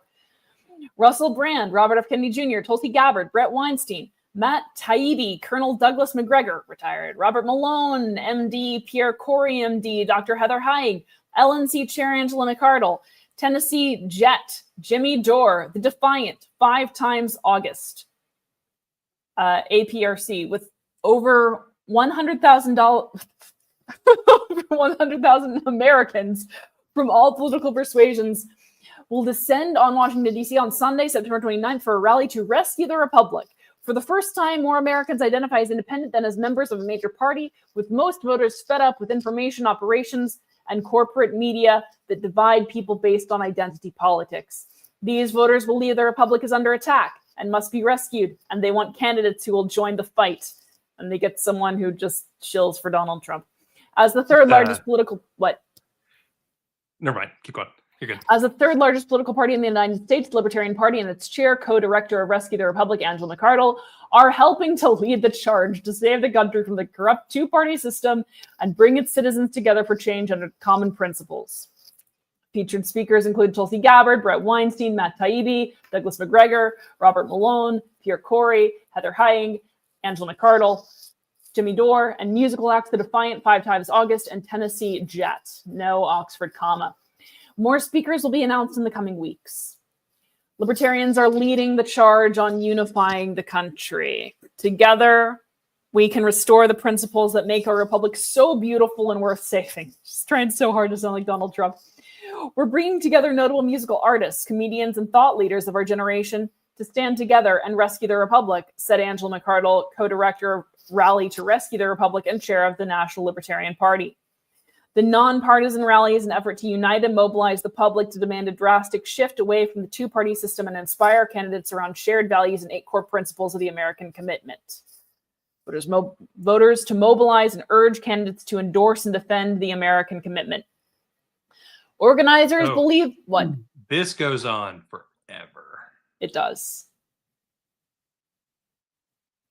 I vote you just skip to the email that was sent to the LP members. I want to know why the Republic's worth preserving. Okay. No, it's fine.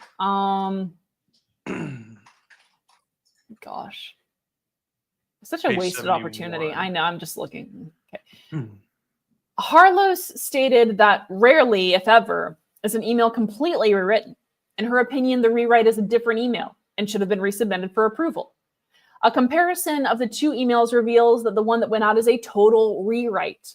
Accordingly, the email should have been resubmitted as McArdle stated she would, but failed to do. Upon receiving the email, LNC member Thompson sent a message to the LNC asking questions and expressing concern that the event was pro-Trump based on the advertised speakers, including Robert F. Kennedy Jr., who had ended his independent presidential campaign to support Donald Trump. After additional questions and comments by LNC members, McArdle responded, "It's not an endorsement. It's not Rage Against the War Machine. It's a call to action at an event where some will be doing outreach, including tabling and a voter registration." Ratwin. I have lost you. I'm sorry. Where are you at? I am 72. RATWIM is the acronym for Rage Against the War Machine, another organization that McArdle formed and also a 2023 rally by the same name. Investigation. Conflict of interest. McArdle declared Rescue the Republic as a potential conflict nearly 3 weeks after the rally. And in October 18th, 2024, email to the LNC, McArdle stated, "Some people are saying that Rescue the Republic is a potential conflict of interest, which I disagree with, but I can list it if it will make people feel more at ease." Lime ball. Oh my gosh. Oh my gosh, this AI picture. Are you Which one? What AI picture? go down. That. Yeah. Although McArdle disagreed that the rally is a potential conflict, a reasonable third party could interpret her actions to organize and fundraise for a rally heavily supported by the agenda of a non-libertarian candidate just over a month before the presidential election showed bias against the libertarian candidate and the LP and influenced her decision-making in LNC matters. Board members, LP members, and members of the public pointed to the speakers, sponsors, and imagery projecting support for Trump and called into question her loyalties. Only a few examples are provided below. Number 1, The website and social media included a prominent image of Trump, Elon Musk, and other speakers recreating the famous Washington crossing the Delaware painting. Where's Trump in that? I don't see Trump in that. But in this one? Right here. Oh, okay. Number 2. The website lists McArdle as a co-founder using her LNC chair title. I like that she just became Italian. I mean, I do speak Italian fluently, so there's that. Number 3. A description of the history of Rescue the Republic on its website states that it originated from Defeat the Mandates and Ratwim.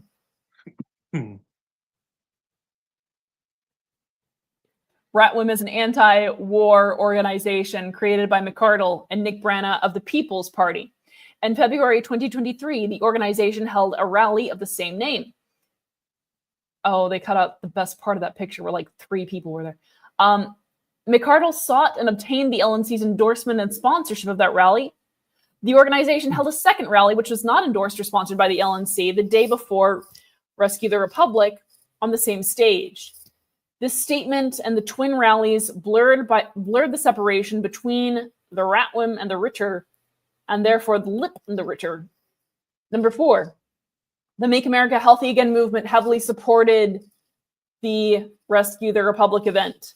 Accordingly, the stage banner and podium for Rescue the Republic contained Maha branding, and Maha was mentioned frequently during the event. Are you doing the best to quote your own show here? What are you talking about? The Amanda Show.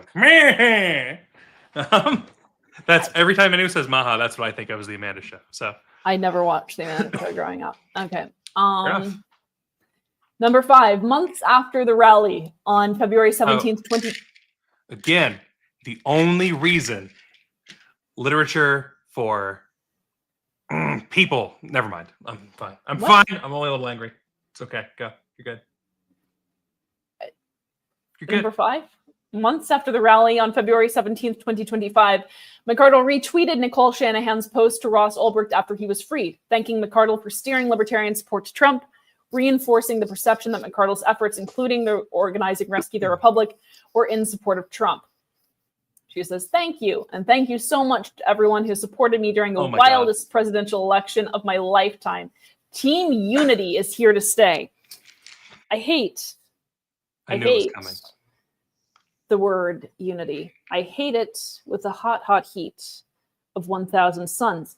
Unity is oneness. It's one thing. One. Okay? When you have unity, it is a collectivization. It is lockstep. It is one opinion, one form, one identity. I prefer the notion of solidarity, which is firmness. You're standing alongside one another, but you have unique identities, you have unique skills, and you are able to debate and dispute and argue with one another as a way of strengthening your principles and your convictions. I hate the notion of unity. I have never seen an appeal to unity that has not been weaponized in some form. These are just a few of the indicators that support a reasonable interpretation that McArdle's activities as a co-founder of Rescue the Republic showed a bias toward another political party and could have influenced the decision-making with respect to the Libertarian Party and its presidential candidate, thereby requiring disclosure. Further, policy manual section, Kyle? 1.072 requires the disclosure to be made at the earliest opportunity. This potential conflict with Rescue the Republic should have been reported by McArdle at the beginning of the planning phase instead of weeks after the rally. McArdle also never disclosed Rescue the West, the nonprofit she incorporated in the District of Columbia, as a potential conflict. Her relationship to this entity should also have been disclosed as soon as it was incorporated.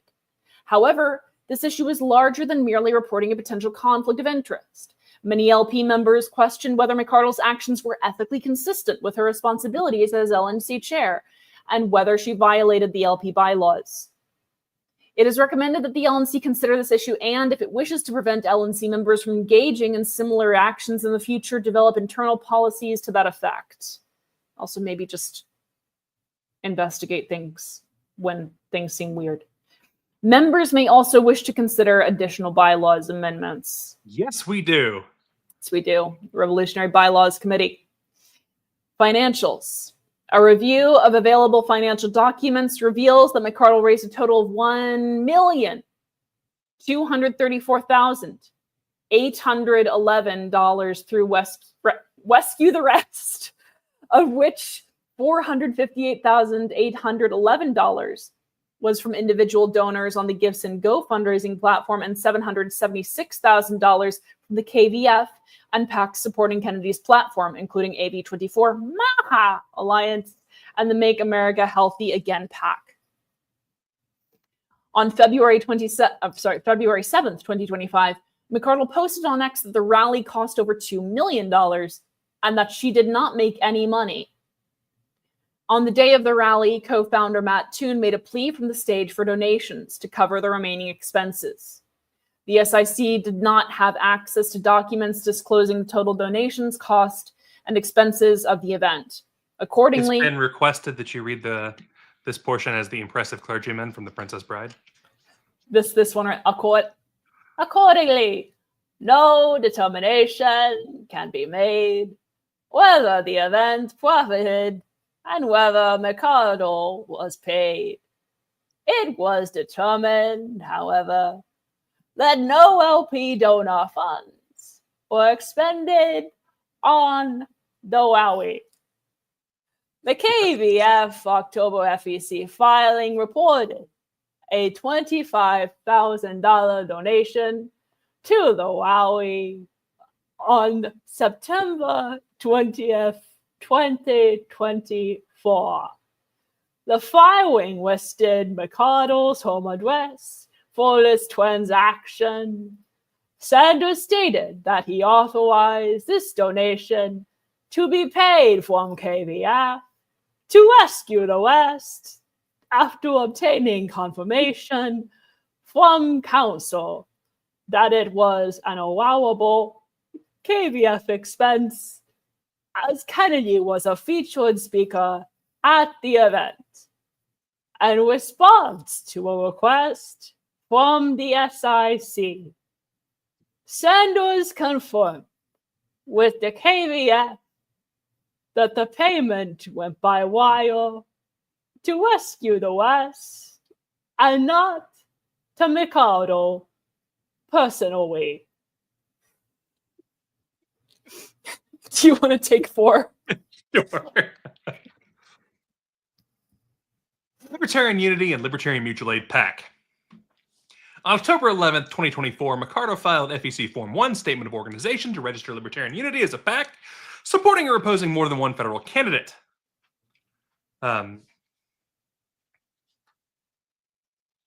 Note. The PAC's address is listed as 14900 Avery Ranch Boulevard, Austin, Texas. The same address used to form the SVS in the state of Delaware on 9/24/24. The form was amended on 10/23/24 to add the KVF as an affiliated committee. Between November 15, 2024 and the final payment on April 9th, 25, Libertarian Unity received 8 KVF distributions, totaling $91,077.93.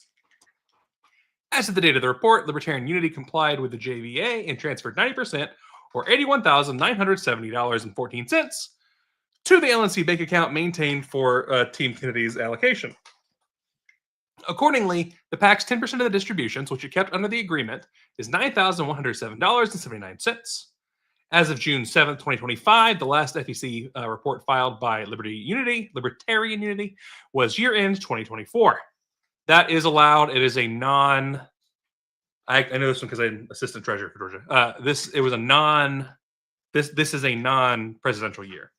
So they have until July the 15th to file that one. If they haven't filed by then bad things happen. But no disbursements have been reported to the FEC except for the transfers to the LNC. Accordingly, it cannot be determined at this time how the PAC has spent any of the funds. that is allowable. So just know that one. In an email dated October 18th, 2024, McCardle reported Libertarian Unity to the LNC as a possible conflict. In the same email, she reported RTR, Ritter. Shown above, during this time, the LNC was not using the public list except for vote totals and announcements. Somewhere right now, Adrian just cringed because of the idea that we are back to showing things in the public list. Therefore, the email was seen only by the LNC. Potential conflict of interest was publicly reported on the cumulative reported conflict of interest statement prepared for the December 7th, 24 through December 8th, 24 LNC meeting in Providence, Rhode Island. I'm sorry you guys had to be in Rhode Island. The policy requires members to report potential conflicts at the earliest opportune moment prior to the discharge of such duties. The potential conflict was reported within 7 days of filing of the Statement of Organization and well before receiving the first KVF distribution on November 15, 2024. Accordingly, McCardle appears to have complied with the policy to report the potential conflict. On August 12, 2024, Pat Ford, LNC Region 6 representative, filed FEC Form 1, Statement of Organization to register at Libertarian Mutual Aid as a PAC supporting or opposing more than one federal candidate. The form was amended on August the 28th, 2024. Between September 16th and February 18th, 24-25, Libertarian Mutual Aid PAC received 7 distributions totaling $90,930. In compliance with the JFA, Libertarian Mutual Aid PAC transferred 90% of the funds to the LNC bank account maintained for Team Kennedy's allocation. With the final transfer in process. Accordingly, the PAC's 10% distributions was $9,093. As of the FEC Post General Report, Libertarian Mutual Aid PAC reported transfers to the LNC as required by the JFA and 8 disbursements to the Libertarian Mutual Aid nonprofit. In response to an inquiry regarding the PAC's use of the KVF funds, Ford stated, "The funds received by the Libertarian Mutual Aid PAC were donated to the Libertarian Mutual Aid, Inc., a Rhode Island not-for-profit. All funds received from the Kennedy Victory Fund will be used to support the homeless and communities in poverty. The organization staff on a completely voluntary basis. No salaries are paid. We seek simply to, on a voluntary basis, replace greed and waste employed by the government and the force utilized to fund it." In an email dated June 16th, 2024, Ford emailed the LNC secretary that he is the director of LMA Incorporated. In addition, Ford publicly disclosed that he is the executive director of the LMA PAC at the August 24th, 2024 LNC meeting in Miami. There's a PDF minutes with a timestamp of 5:52 p.m. on it. Ford also discussed at the Miami meeting that his PAC would be joining the KVF and welcomed any input. LMA Inc. and LMA PAC are 2 separate entities, one a nonprofit and one a PAC. There appeared to be some confusion as the cumulative reported conflict of interest statement prepared for the December 7th through December 8th, 2024 LNC meeting in Providence, Rhode Island listed only Libertarian Mutual Aid, Inc. Nevertheless, Ford properly disclosed both entities. He also clarified in public session at the LNC Grand Rapids meeting on 5/17 that both entities should be on his list of potential conflicts. The PAC was disclosed before September 16, 2024, when Ford accepted the first KVF distribution. Therefore, Ford appears to have complied with the LNC's potential conflict of interest reporting policy. Angela should have asked Pat for how to properly comply with things. Allegations have been made that McCardle and Ford, as a member of the XCOM, supported the LNC's participation in JFA with TK for personal enrichment. The SIC found no evidence to support this allegation. Again, that's the correct way to have said this. No evidence to support it. Sanders and Uniscavage stated that while it was TK's intent to recruit participants to the fund from its inception, there was no discussion about PACs joining the KVF until approximately mid-August. McCardle and Ford broke no internal policies by creating these PACs and joining the KVF. If the LNC would like to prohibit or restrict this type of situation in the future, it should develop such a policy.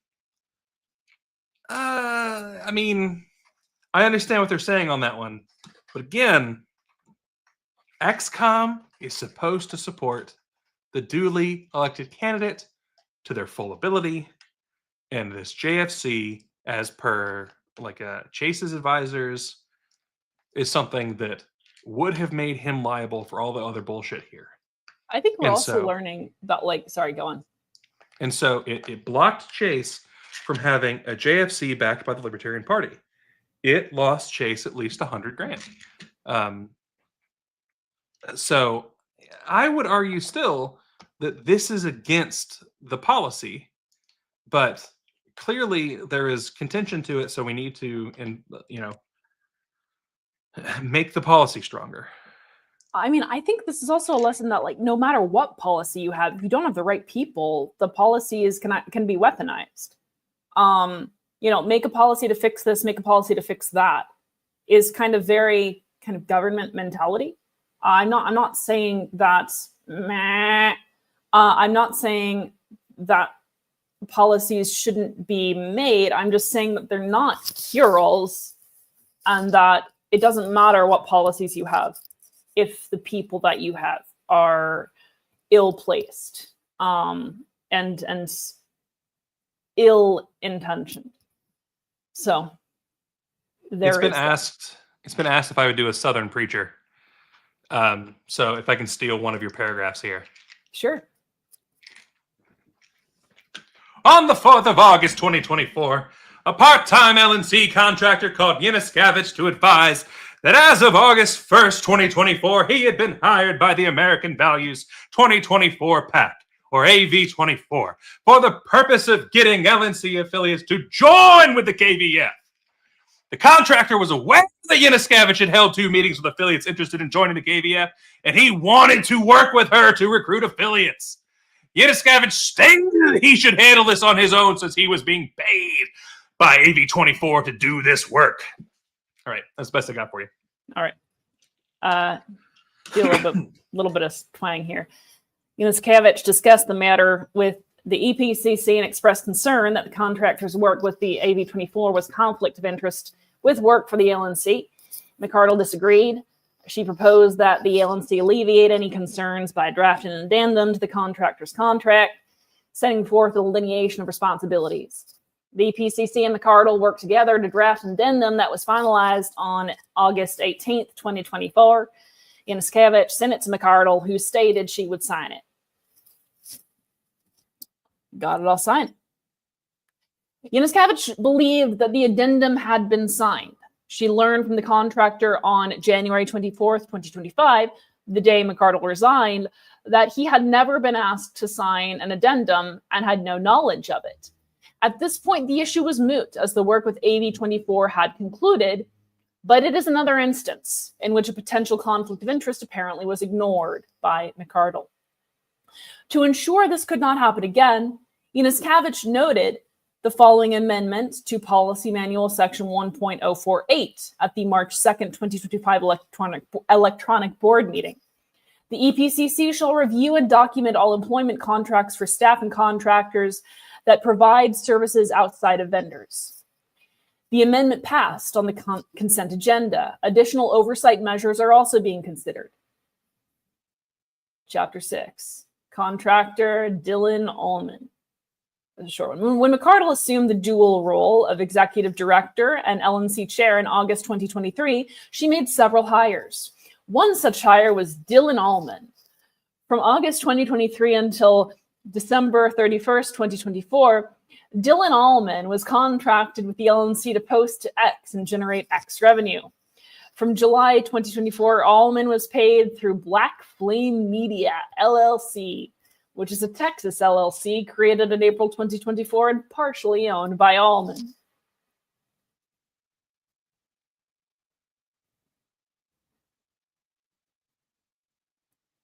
The address associated with most of these payments in FEC reports is 4516 Burleson Road, Austin, Texas. You just skip this line? What? That's just an important summary. That's just payment. Yeah. I know, but like I'm not going to read 9/26/2023 Dylan Allman 333. This is a line that was skipped. Oh, while employed with the LNC, Allman was paid $3,140.62. Do drugs, kids. Do drugs.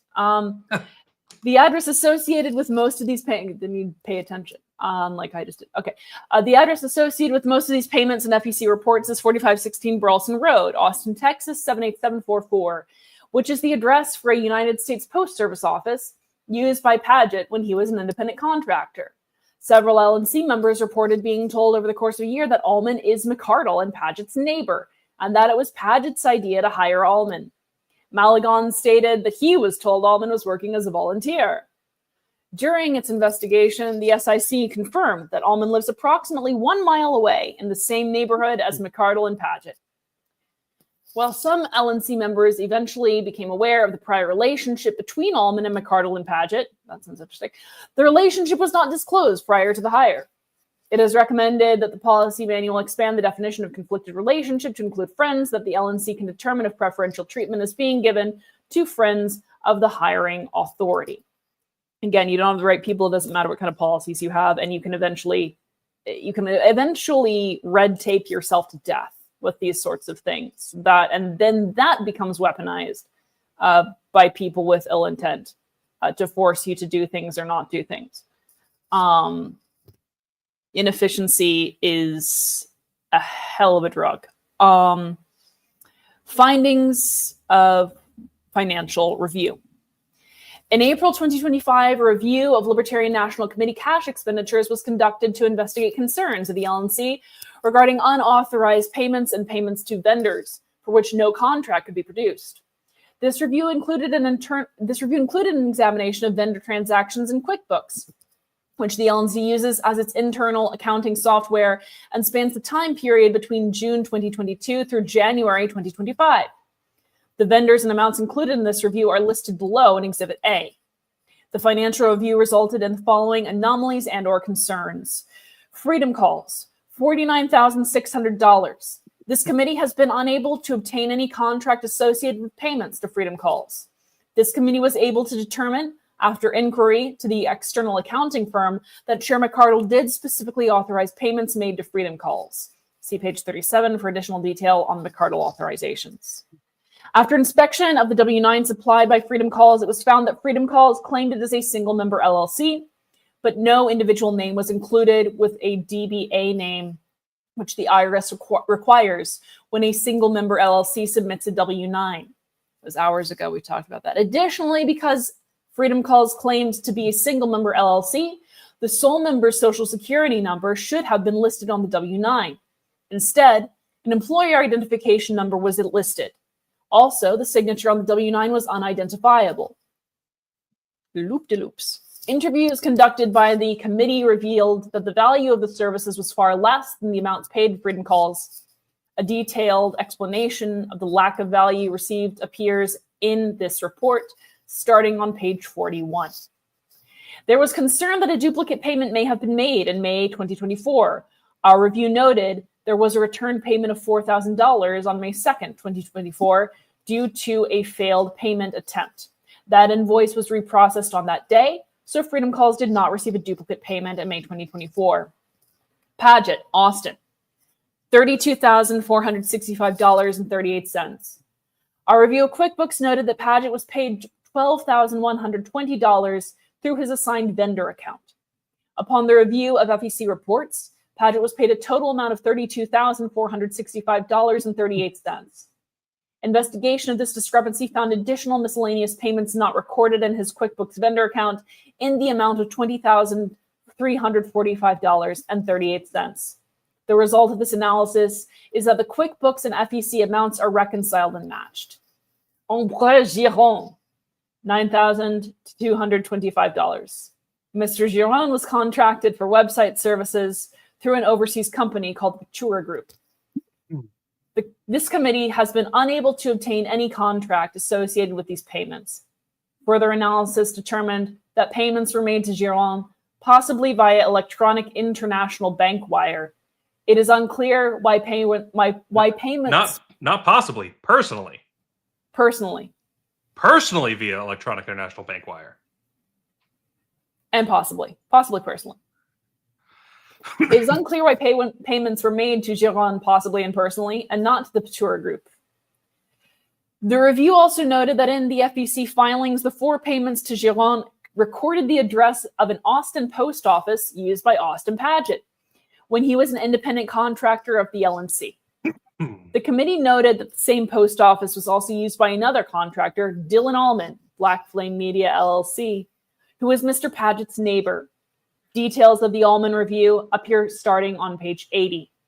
The investigation has been unable to determine if this was a bookkeeping mistake or if there is some personal or professional connection between Mr. Giron and Mr. Paget. Interviews conducted by the committee indicated the work performed by Giron was not up to specifications and incomplete. Further work was needed by staff and another vendor to complete that job. A detailed explanation of the lack. For $9,200, that better have been a fucking incredible website. And if it's anything like the one that's currently up, it is not. Is there a mountain on it? I think there was. But there is. Further work was needed by staff and another vendor to complete the job. A detailed explanation of the lack of value received appears in this report on page 88. Get there. Very close. Angela McArdle, $1,297.15. Much more than that. McArdle is paid directly by the party to reimburse her for travel expenses she paid out of pocket related to Freedom Fest 2023 in Memphis. This payment was properly accounted and paid for. It was concluded that the members of this committee who also sit on the LNC Audit Subcommittee should review these concerns with the organization's CPA firm, Lyman Flynn Valaro PLLC. Through the CPA's management letter associated with the 2024 independent financial audit, they recommend the following. It is recommended that a designated member of the board of directors undertake a thorough review of the organization's bank statements on a monthly or quarterly basis. This review should specifically focus on scrutinizing cash disbursements, examining payees, and evaluating amounts to ensure consistency with authorized expenditures and adherence to the organization's financial policies. The member chosen to do this should initial the original bank statements to document the review. The implementation of this review process would strengthen internal controls and help mitigate risks associated with unauthorized financial transactions. By establishing this oversight responsibility, the organization can promote greater transparency and ensure the integrity of financial operations. Interview summary. This section summarizes witness interviews conducted by the Special Investigative Committee. It is intended solely as a factual account of information gathered and does not represent legal conclusions, determinations of liability, or findings of misconduct. Special Investigative Committee, appointed by the Libertarian National Committee, undertook a series of interviews between February and April 2025 in order to gather information regarding potential conflicts of interest and business practices within the national organization. The committee's intent was to establish an objective factual record by collecting a wide range of perspectives from individuals with knowledge of the relevant matters. Recognizing the diversity of opinions within the Libertarian Party, the committee conducted its inquiry in a manner that upheld the principles of fairness, transparency, and professionalism without presupposing misconduct by any individual. The committee extended interview requests to several key individuals whose roles or proximity to relevant transactions, operations, and decision-making processes suggested that they could provide important insights.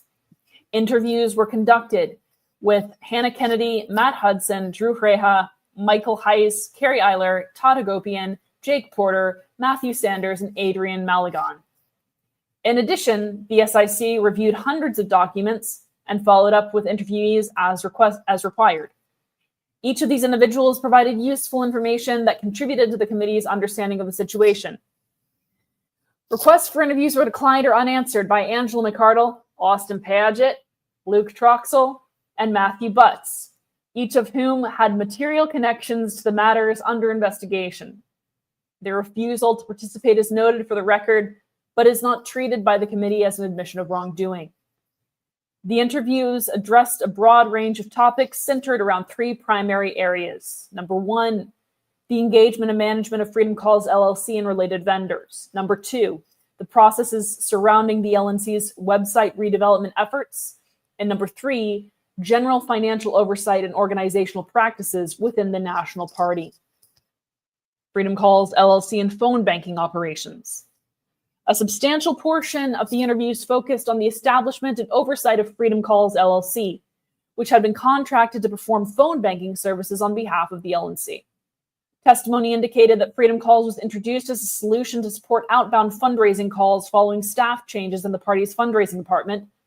However, operational oversight of Freedom Calls appears to have been limited or non-existent. Accounts describe that updates to call lists and management of the phone banking platform Kixi was routed through a small number of individuals rather than subjected to routine staff management or broader committee oversight. Although records suggest that calls were being made through Kixi accounts, the lack of individualized tracking and the transfer of accounts among users during this period created challenges in auditing specific call activities or verifying performance metrics against fundraising outcomes. Multiple sources described an absence of comprehensive reporting mechanisms to tie call activity directly to fundraising donations. While systems such as Kixi, CiviCRM, and Zoho contained call and donation data, no systematic process appeared to exist for cross-referencing those data sets to confirm the effectiveness of external contractors. The separation of call tracking and donation processing into distinct systems further complicated retrospective analysis. Furthermore, questions arose concerning the administrative setup and payments made to Freedom Calls LLC. It was noted that Freedom Calls was linked by address and corporate structure to other entities such as Swingvote Strategists, both of which had limited public transparency.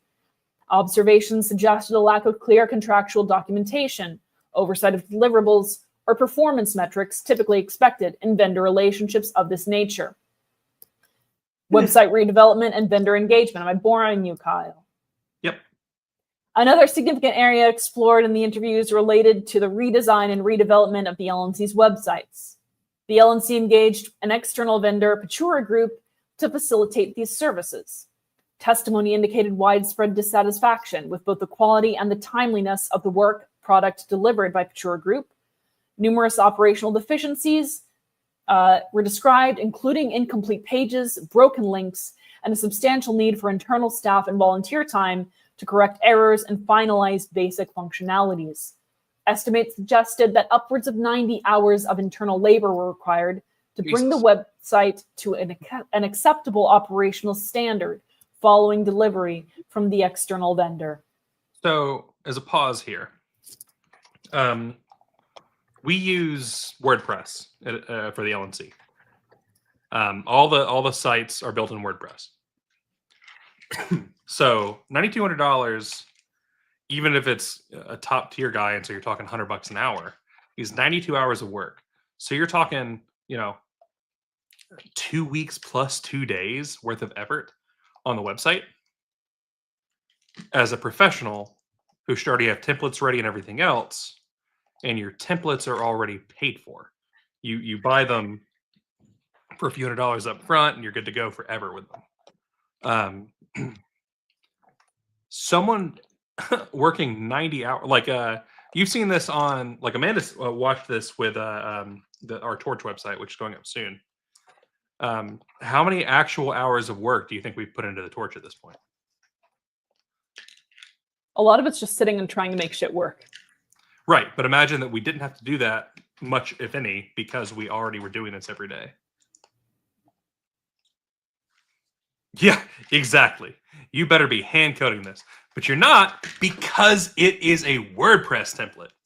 They modify a WordPress template. Now, it could be a custom template, and that could take longer, blah, blah, blah, blah, blah, blah, blah, blah. But it's still like, WordPress makes that shit like way easier. It just, there is a learning curve. So like, if they supposedly did 90 hours of work and then 90 hours of internal labor were also required, what the fuck?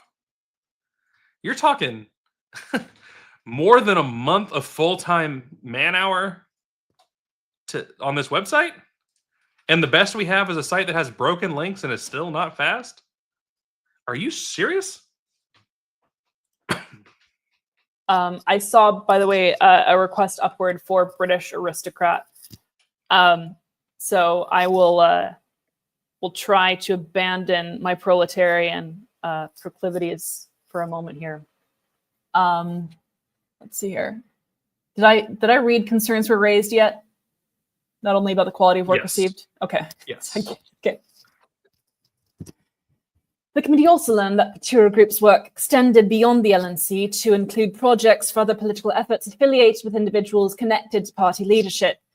Although no conclusions were drawn about impropriety based on these overlaps alone, the existence of interconnected relationships underscored the need for greater transparency in vendor selection and management processes, financial oversight and internal governance practices.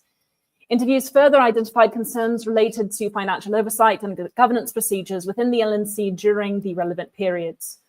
Participants consistently described a pattern of major financial decisions, including the engagements of external contractors, being made without broader consultation with the LNC Executive Committee, National Committee, or financial officers such as the Treasurer. Specific contracts and recurring payments were reportedly authorized without prior notice to those responsible for fiduciary oversight. Particular attention was drawn to the structural vulnerabilities created by internal rules allowing discretionary spending by the chair up to certain thresholds without formal committee approval. Testimony indicated that these procedural allowances were used in ways that limited internal transparency and contributed to an environment where major operational decisions could be made with little formal scrutiny. The committee also received information indicating that volunteer-driven projects, fundraising initiatives, and communications efforts were often marginalized or disregarded, particularly when internal dissent or alternative recommendations were raised.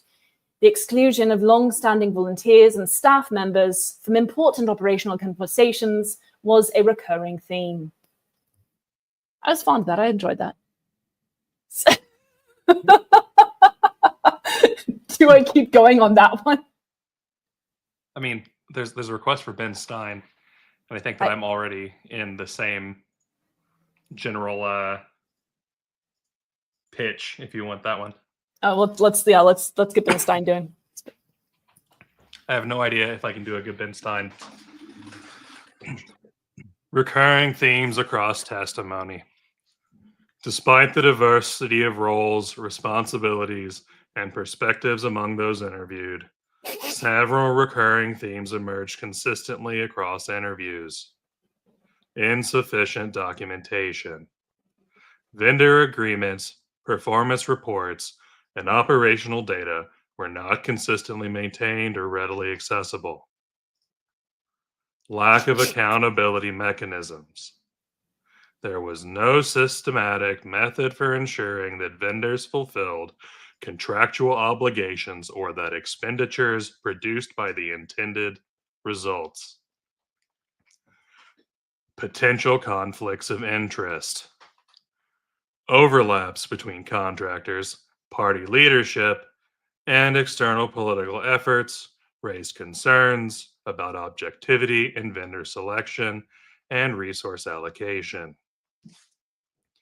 Transparency deficits.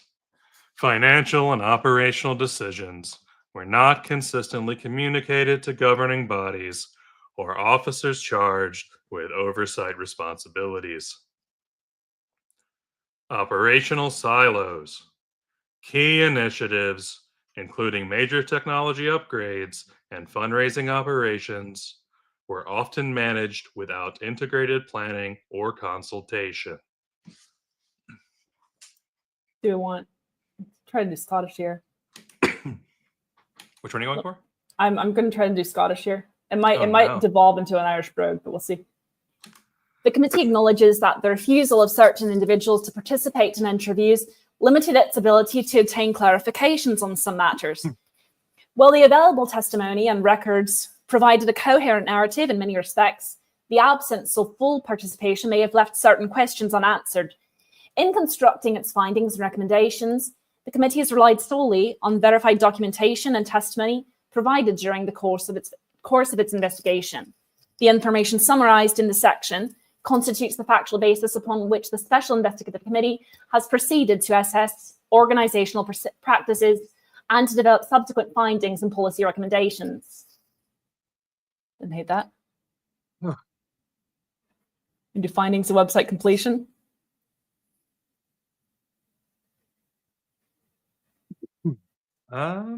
If you don't, I'm just going to go back to British because I feel like.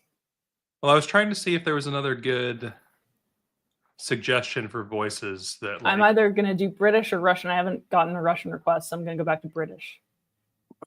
gross. If you're going back to British, it better be Cockney this time. Findings of analysis. Let's see. But still. Used to be able to do chav.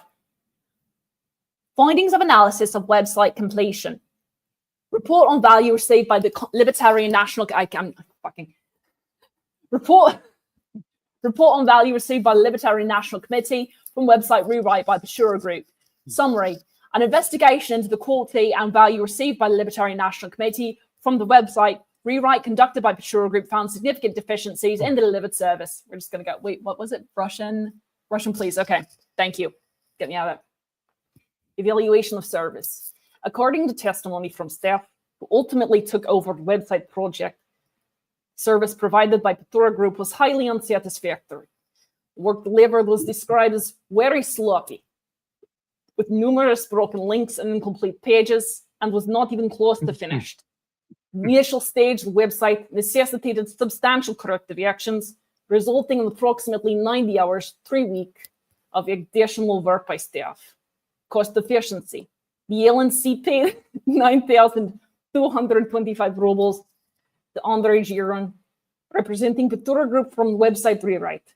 Staff stated that market value for a properly functioning website of similar scope should have been around half that amount.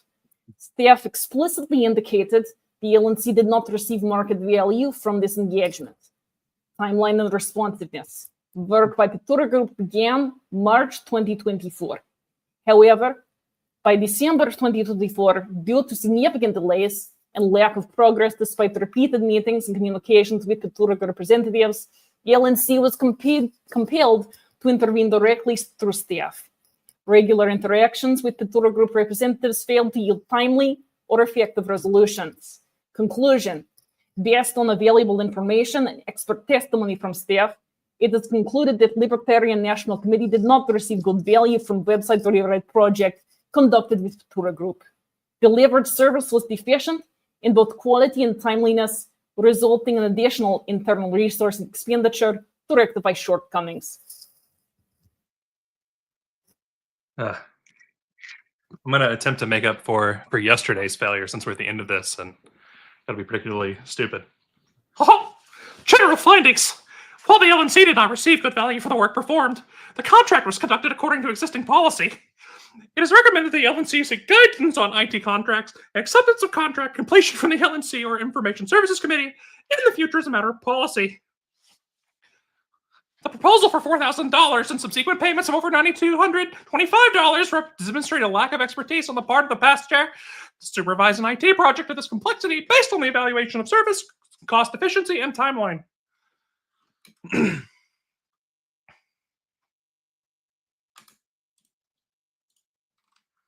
London patios. What? I don't know. Oh, London patois. Oh, Yes.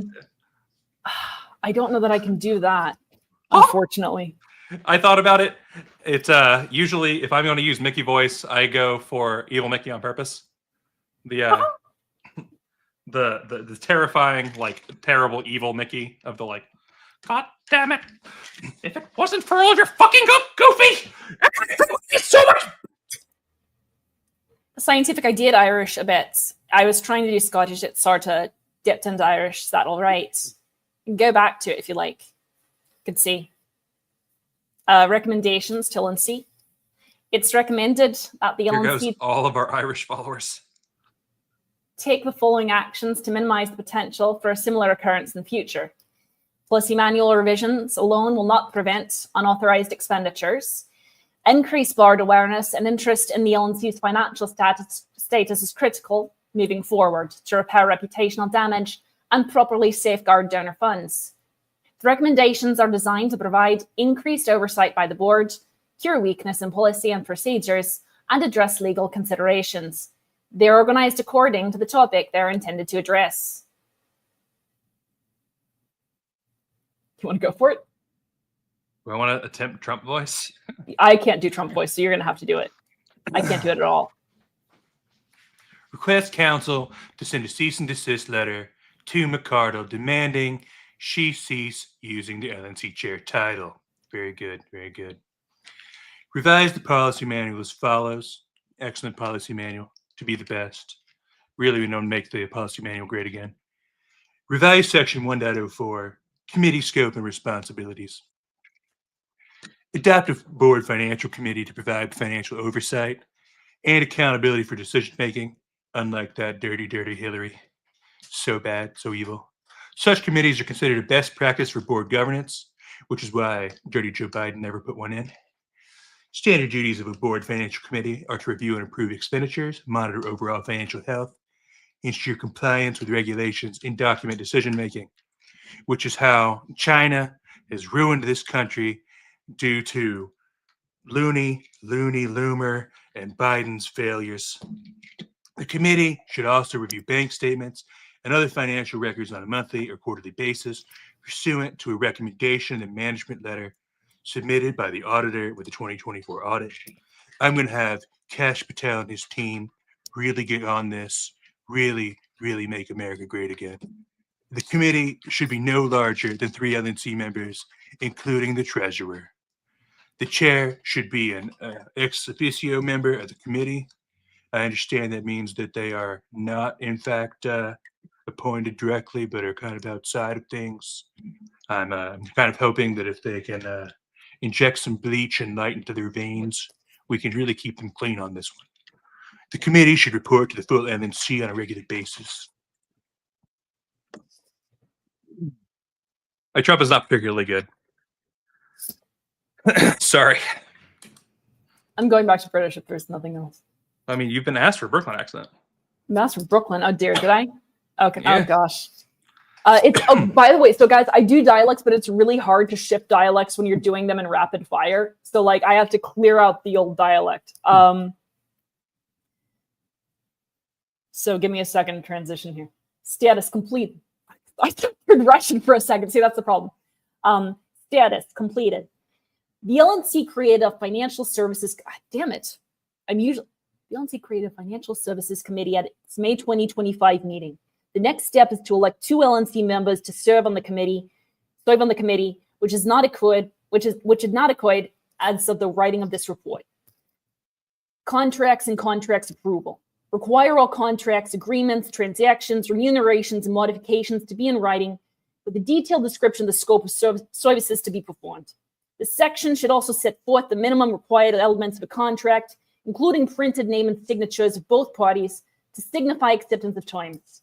No contract should be approved without conducting due diligence on the company and developing oversight measures and metrics to ensure that the LNC is receiving a sufficient return on investment. Address the expenditure ceiling that the executive director and chair can authorize without board approval. Consider the types and amounts of expenditures that must be approved by the financial committee if formed, and board notification processes. Require independent contractors and vendors to submit detailed invoices to the executive director or chair for approval prior to authorizing payment. No contractor or vendor should be on auto payment unless approved by the financial committee. Here we go. Kind of hoping. Expand the definition of conflicting interest to include friends. Exclude the board members with a conflicting interest from voting to approve conflicting interest transactions, even if the disinterested members are less than a quorum. This language is included in DC Law 29-406.70 and would strengthen the policy. Remove approval authority of a conflicting interest transaction from the Executives Committee. The full LNC should deliberate and consider conflicting interest transactions. Require that modifications to the approved contract be reapproved by the LNC prior to re-implementation. Modifications change the original terms of the contract and should be considered a new contract that needs approval. Prohibit the interested board or staff members from conducting performance evaluations or supervising the closely related party. Under no condition should the closely related party report to the interested board member or staff member. Status. The LNC adopted proposals that address these issues at its May 2025 meeting. Section 1.072. conflicts of interest. Are you talking now? Are you Kyle accent? No. Okay.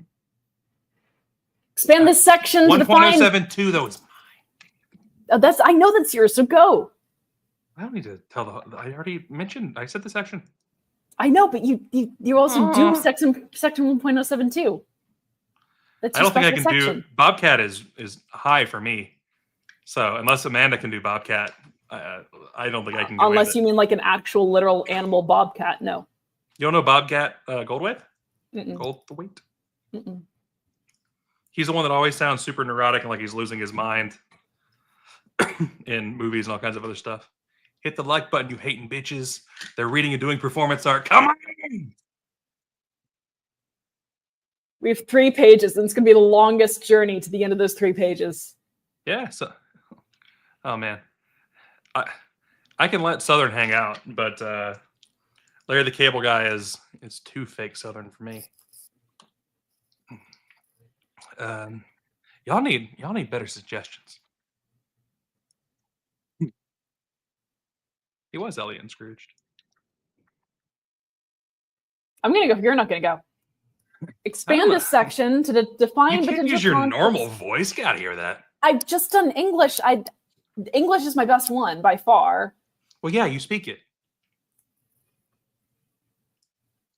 Expand this section to define potential conflicts of interest and provide guidance to LNC board members, staff, and contractors as to types of situations that should be reported.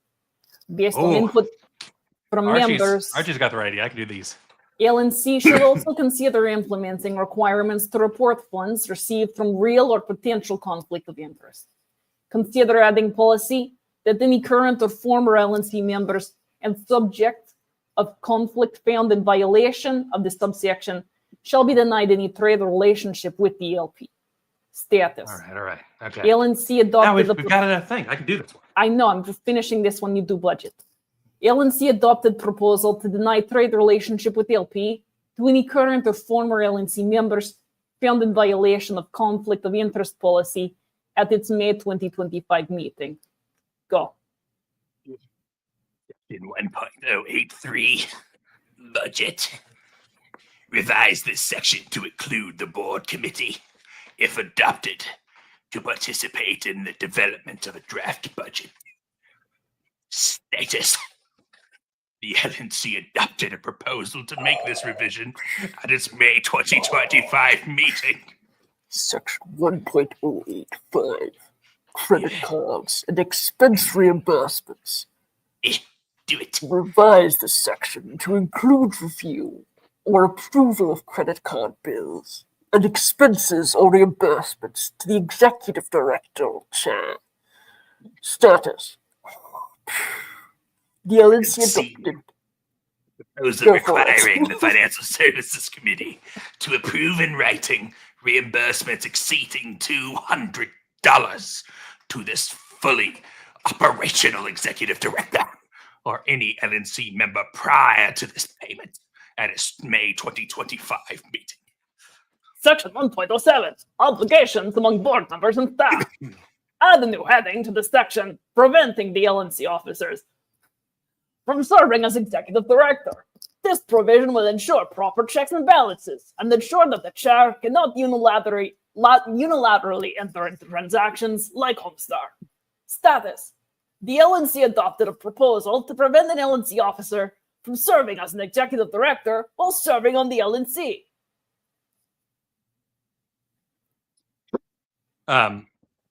Kindergarten cop Arnold, huh?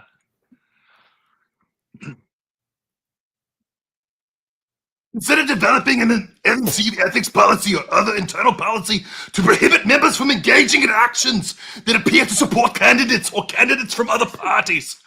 Members may also wish to consider bylaws amendments.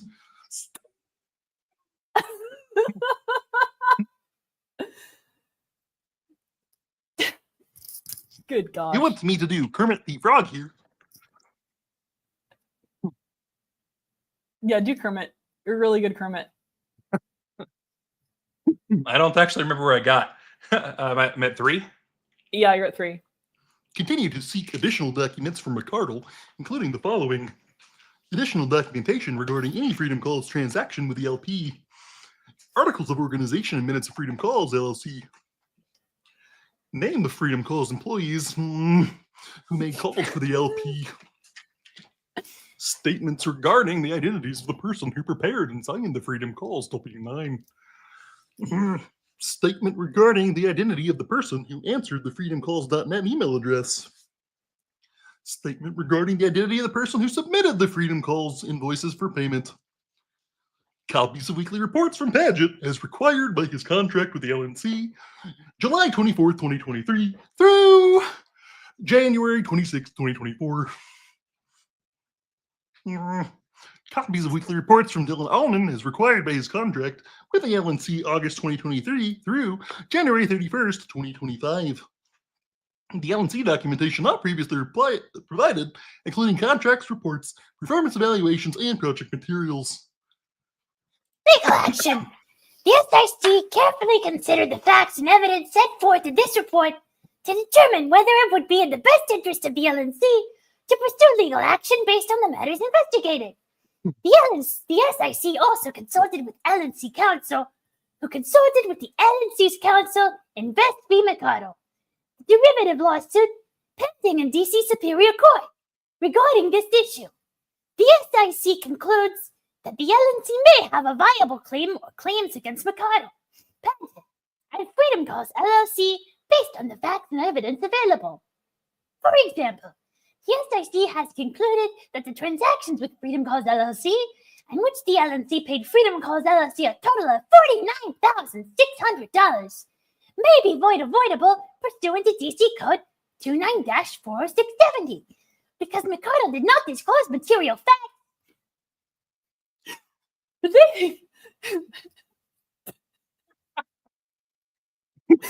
to a financial interest in those transactions, and because the transactions were not fair to the LNC, among other reasons. The LNC therefore may have valid grounds for seeking restitution of the funds paid to Freedom Calls and Elmo. I guess if we're doing higher pitched children's things. Beyond the mere merits, the SEC was obliged to consider several additional factors that impact the LNC's interests. First, the LNC's directors and officers' insurance policy provides coverage for the LNC's defense when the legal action is initiated against the LNC or its directors or officers, but does not cover the litigation costs of claims the LNC may pursue as a plaintiff. The LNC thus would have to pay those costs. Second, it appears the cost of pursuing a claim or claims for restitution of the funds paid to the Freedom Calls LLC would exceed $49,600, the maximum damage the LNC could reasonably expect to win. The litigation, therefore, would likely result in a net loss to the LNC, even if the LNC prevailed. Third, the outcome of this litigation is never certain, and there is a reasonable possibility the LNC would not prevail or would be awarded less than the maximum damages claimed. Fourth, even if the LNC did prevail, further litigation at additional cost can be required to enforce and collect on the judgment, and collection ultimately could be found impossible if the defendants were unable to make restitution. What was that? I'll tell you later. I'll tell you when you're older. Okay, what was... Based on the foregoing, the SEC has determined that, although the LNC may have a viable claim or I am a band kid, thank you. We do all the Seriously. same things, but usually it's through a metal tube. Litigation to pursue such action is not in the LNC's best interest, primarily because the financial cost would outweigh the potential gain, leading to a net loss for the LNC. The SIC, therefore recommends that the LNC not pursue any legal action for restitution if it is to be paid for from the LNC's general funds. If the LNC and or general membership feel strongly about pursuing restitution, and a donor or donors are willing to make sufficient contributions to a legal fund, the LNC could potentially initiate legal proceedings. Also, the LNC could search for an attorney who would take its case on a pro bono basis. This better be good. What's he gonna do? I don't know yet. I'm trying to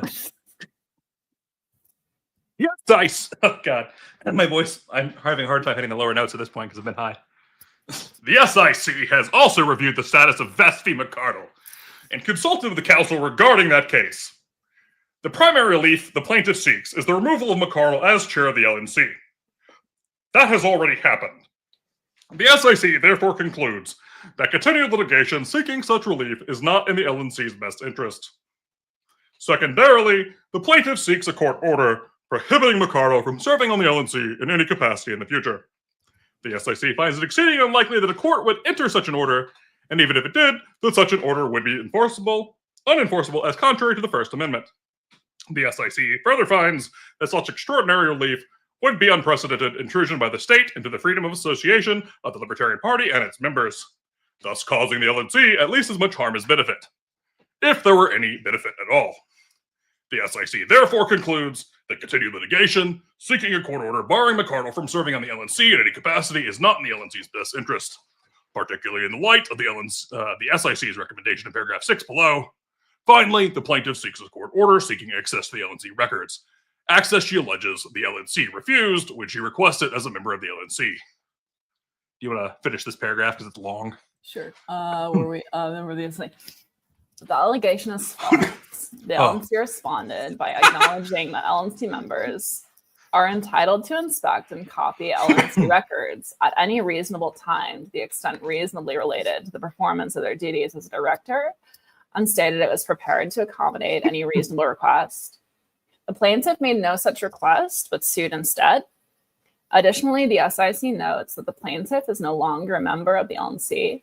She's not a director and has no duties as such. Because the LNC has not refused any LNC members' request for records, and because the plaintiff is no longer a member of the LNC, the SIC concludes that the continued litigation seeking relief the LNC is not denied to an individual who has no directorial duties to the LNC is not in the LNC's best interests. In sum, the SIC concludes that the relief requested in Vespi McCardle would not benefit the LNC, and maintenance of the action is not in the LNC's best interests. Oh, let's see. We got a request from Archie I do have Marge Simpson in me. I didn't see that. Sorry. Sorry, Orthodox Mark. But I think that this one's doable, especially if we just go line by line here, based on the findings and conclusions of this report and the strength of the evidence. Oh my God, I'm too low now. My voice is starting to give out on me. Sorry. The SIC recommends that the LNC adopt a resolution finding Angela McCardle unfit to serve as an officer at the Libertarian Party in the future. The SIC recommends. Sorry. That's okay. The SIC recommends that the LNC adopt a resolution declaring that no LNC board or staff member shall have any contract with Angela McCardle, Austin Patchett. I have a request because I want to see these two combined. Oh, now Amanda's died. I'm not supposed to do the squeaky seductive voice. No one wants that one. And so close to the end. We're on the final page. Let's see.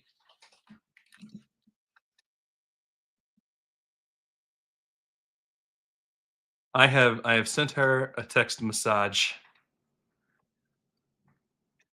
The text being nothing more than "Did you dead?" It's man, if this doesn't get clipped and we don't get made fun of over this, I'm disappointed in everyone watching.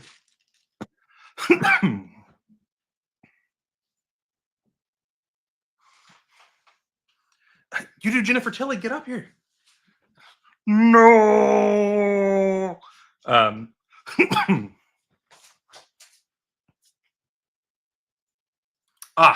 She didn't have it plugged in like a big noob. I can even hear you and everything. Look at that. You're a circle. Yeah, now I'm back. Woo! See, I told you that was super fast. You're not quite back. Not quite back. No, you don't have an image. You were just Russia. I'm just Russian. What? There you go. You were just Soviet Russia. You were just the right back. Now she's a black. I know. I'm changing my camera up. Is that better? Mm-hmm. Okay. The one that I was requesting is I want to see these two put together.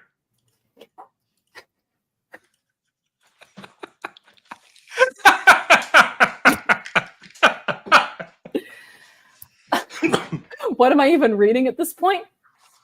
I think it starts at 6. It's wherever you stopped before. I haven't read one since you left. Okay. Based on the findings and conclusions of this fucking Betty Boop. I don't even know what's going to come out of my mouth. Which is pitched and fucking seductive.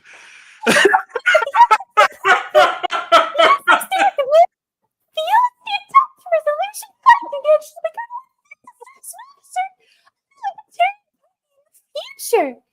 The SRC recommends the LPA adopt a resolution declaring that no LPA or staff member to have any contact or contract with Angela Mercado, Austin Pageant, or any corporation or entity closely held or controlled by either one.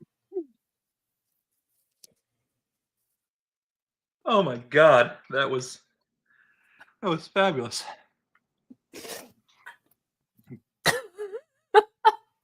Adopted by the Special Investigative Committee on June 7th, 2025.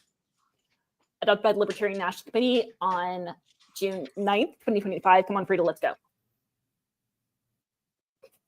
And with that, that's Rebang. the whole damn thing. Oh my gosh. Huh. You guys are amazing. So Chris is already a voice artist, so he's got to actually get up here and help us next time.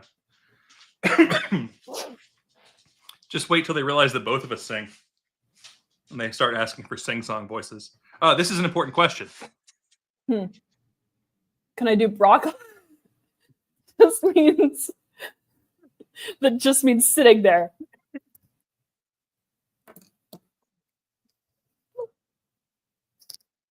My dog has decided that her butt needs screeched. I'm not green enough for broccoli. I'm very moldy broccoli. Nihilist broccoli. When are we doing karaoke? Like, it happens every Libertarian National Convention. So I've already voluntold Amanda that she's going. And I know Ken Mulman's going to be there. So like we have to get there and show that we're not going to stop believing. I'm working with Rob to perform like an actual Agit Pop set at the Grand Rapids Revolution. So once they get the acts up, or like once they start booking acts, I will be trying to figure out a way to perform an Agit Pop set for you guys.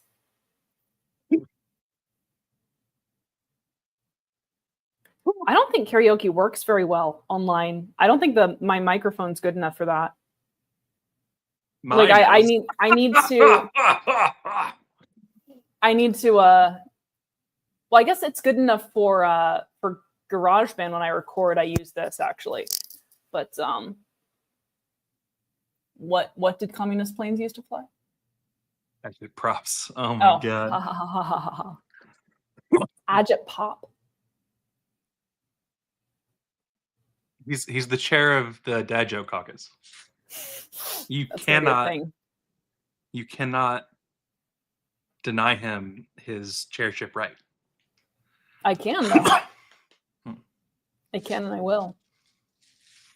It's Amanda has been trying to get me to get into the Bon Jovi sound, but Bon Jovi is a little high for me, and I have a harder time doing the little bit of a growl the higher I get. I have a Bon Jovi parody that I either need to record or need to have someone else record. So It's like halfway there, you know. Gremlin doesn't care.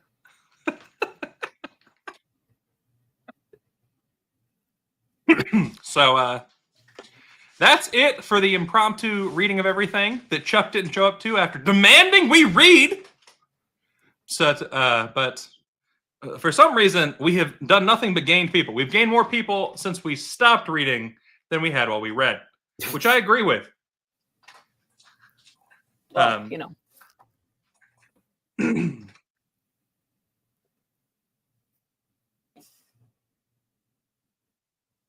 So, yeah, I didn't get to bring out all my Simpsons voices next time. I had a cat named Snowball. She died. She died. Mom said she was sleeping. She lied. She lied. I don't know if I can do it right now because, like, my voice is quite scratchy, but I'm gonna give it a go.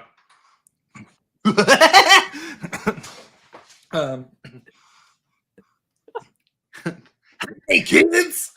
I can do Krusty all right most of the time, but my vocal cords are a little shot at the moment. I have not done rapid voices like that in a long time. It really is hard. Like it's if you were to just say to do a Russian accent all the way through, that wouldn't be a problem for me. But like when I'm switching, same with Brooklyn. But when I'm switching, it is very difficult. Yeah, and like there's a lot of back of the throat for like I mean, for instance. Kyle keeps trying to teach me how to do an Arnold impression like that. Just put it in the back of your throat, man. Mm-hmm, mm-hmm. She keeps getting confused. I mean, the sound's not.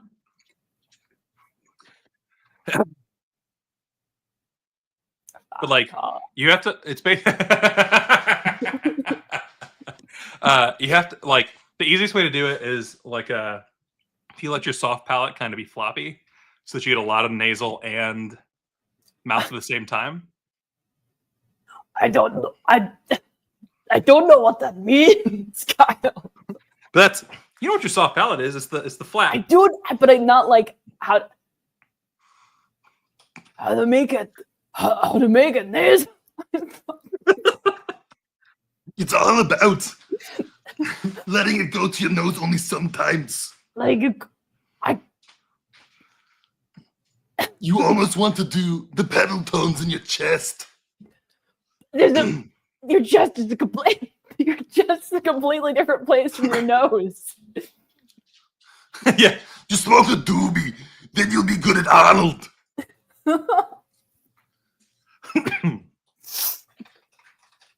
I'll just stick with nasalized Trotsky. It's fine. I know what you're talking about, Orthodox Moor. My Mickey Mouse is not overly impressive at all.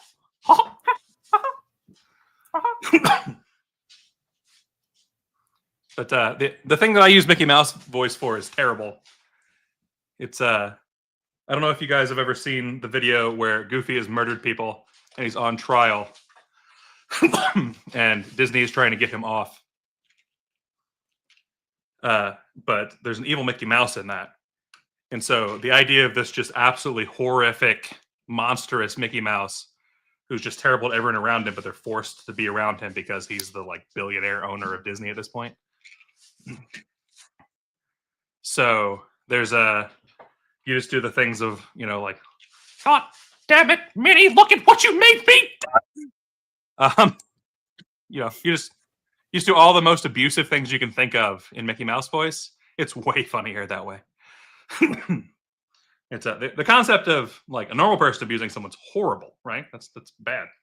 But the idea that Mickey Mouse is just like Pluto used to be like Goofy until Mickey Mouse just got tired of it.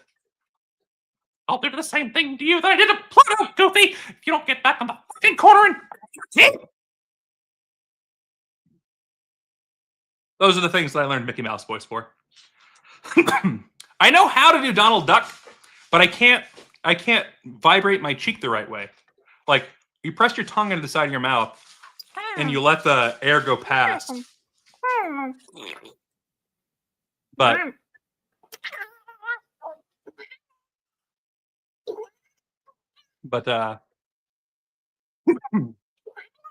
even if I was going to do it, it would be very low. I would be a very deep Donald. It's Chelsea and I, my wife and I, still owe a friend of hers a rendition of the Phantom of the Opera as a Christmas gift that they wanted a couple of years ago. We haven't just sat down and recorded the whole thing. Yeah, I do need the tea and honey. I can feel the scratchies. Especially because, like, for these shows, I actually do a full range warm-up, like, every week before doing anything. Do you really? So that I do. Like, my talking voice, my normal talking voice is already higher than, like, my singing voice. And so if I don't warm up, I'll just stay in the baritone the entire time, and there's nothing you can do about it. I guess I've that's never true. heard you sound like that. Do you do vocal warm-ups before we get on the phone too? Almost every morning, yes.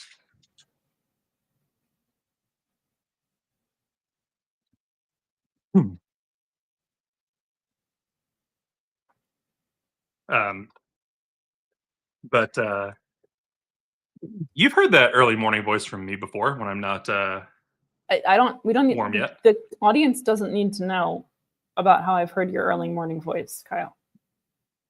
Just get me broccoli and vodka. It'd be wonderful.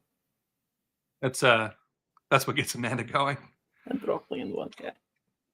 You're very few things that don't get me going. Permanent revolution always gets me going.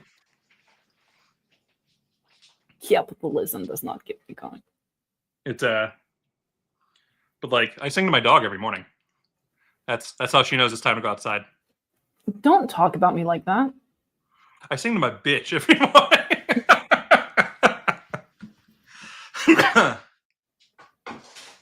So my dog has been a fan of the 80s and early 90s Gummy Bears song her entire life. Yeah. Gummy bears, high adventure that's beyond compare. They are gummy bears. It's in here and there and everywhere. High adventure that's beyond compare. They are the gummy bears. They are the gummy bears. But hitting anything higher than that is. See, I was always a Care Bears fan because I liked Uncle No Heart and Shrieky. Shrieky was my spirit animal. Uncle No Heart, I cannot tell a lie. Please look at it.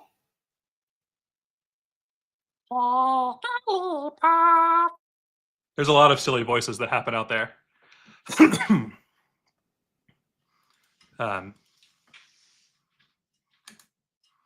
Secret of gummy berry juice.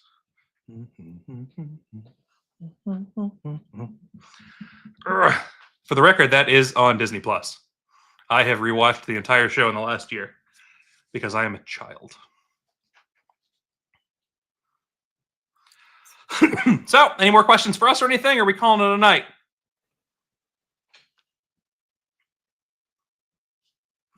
Going once? Going twice? Sold for the man with the Skeletor voice. Yeah! Until next time!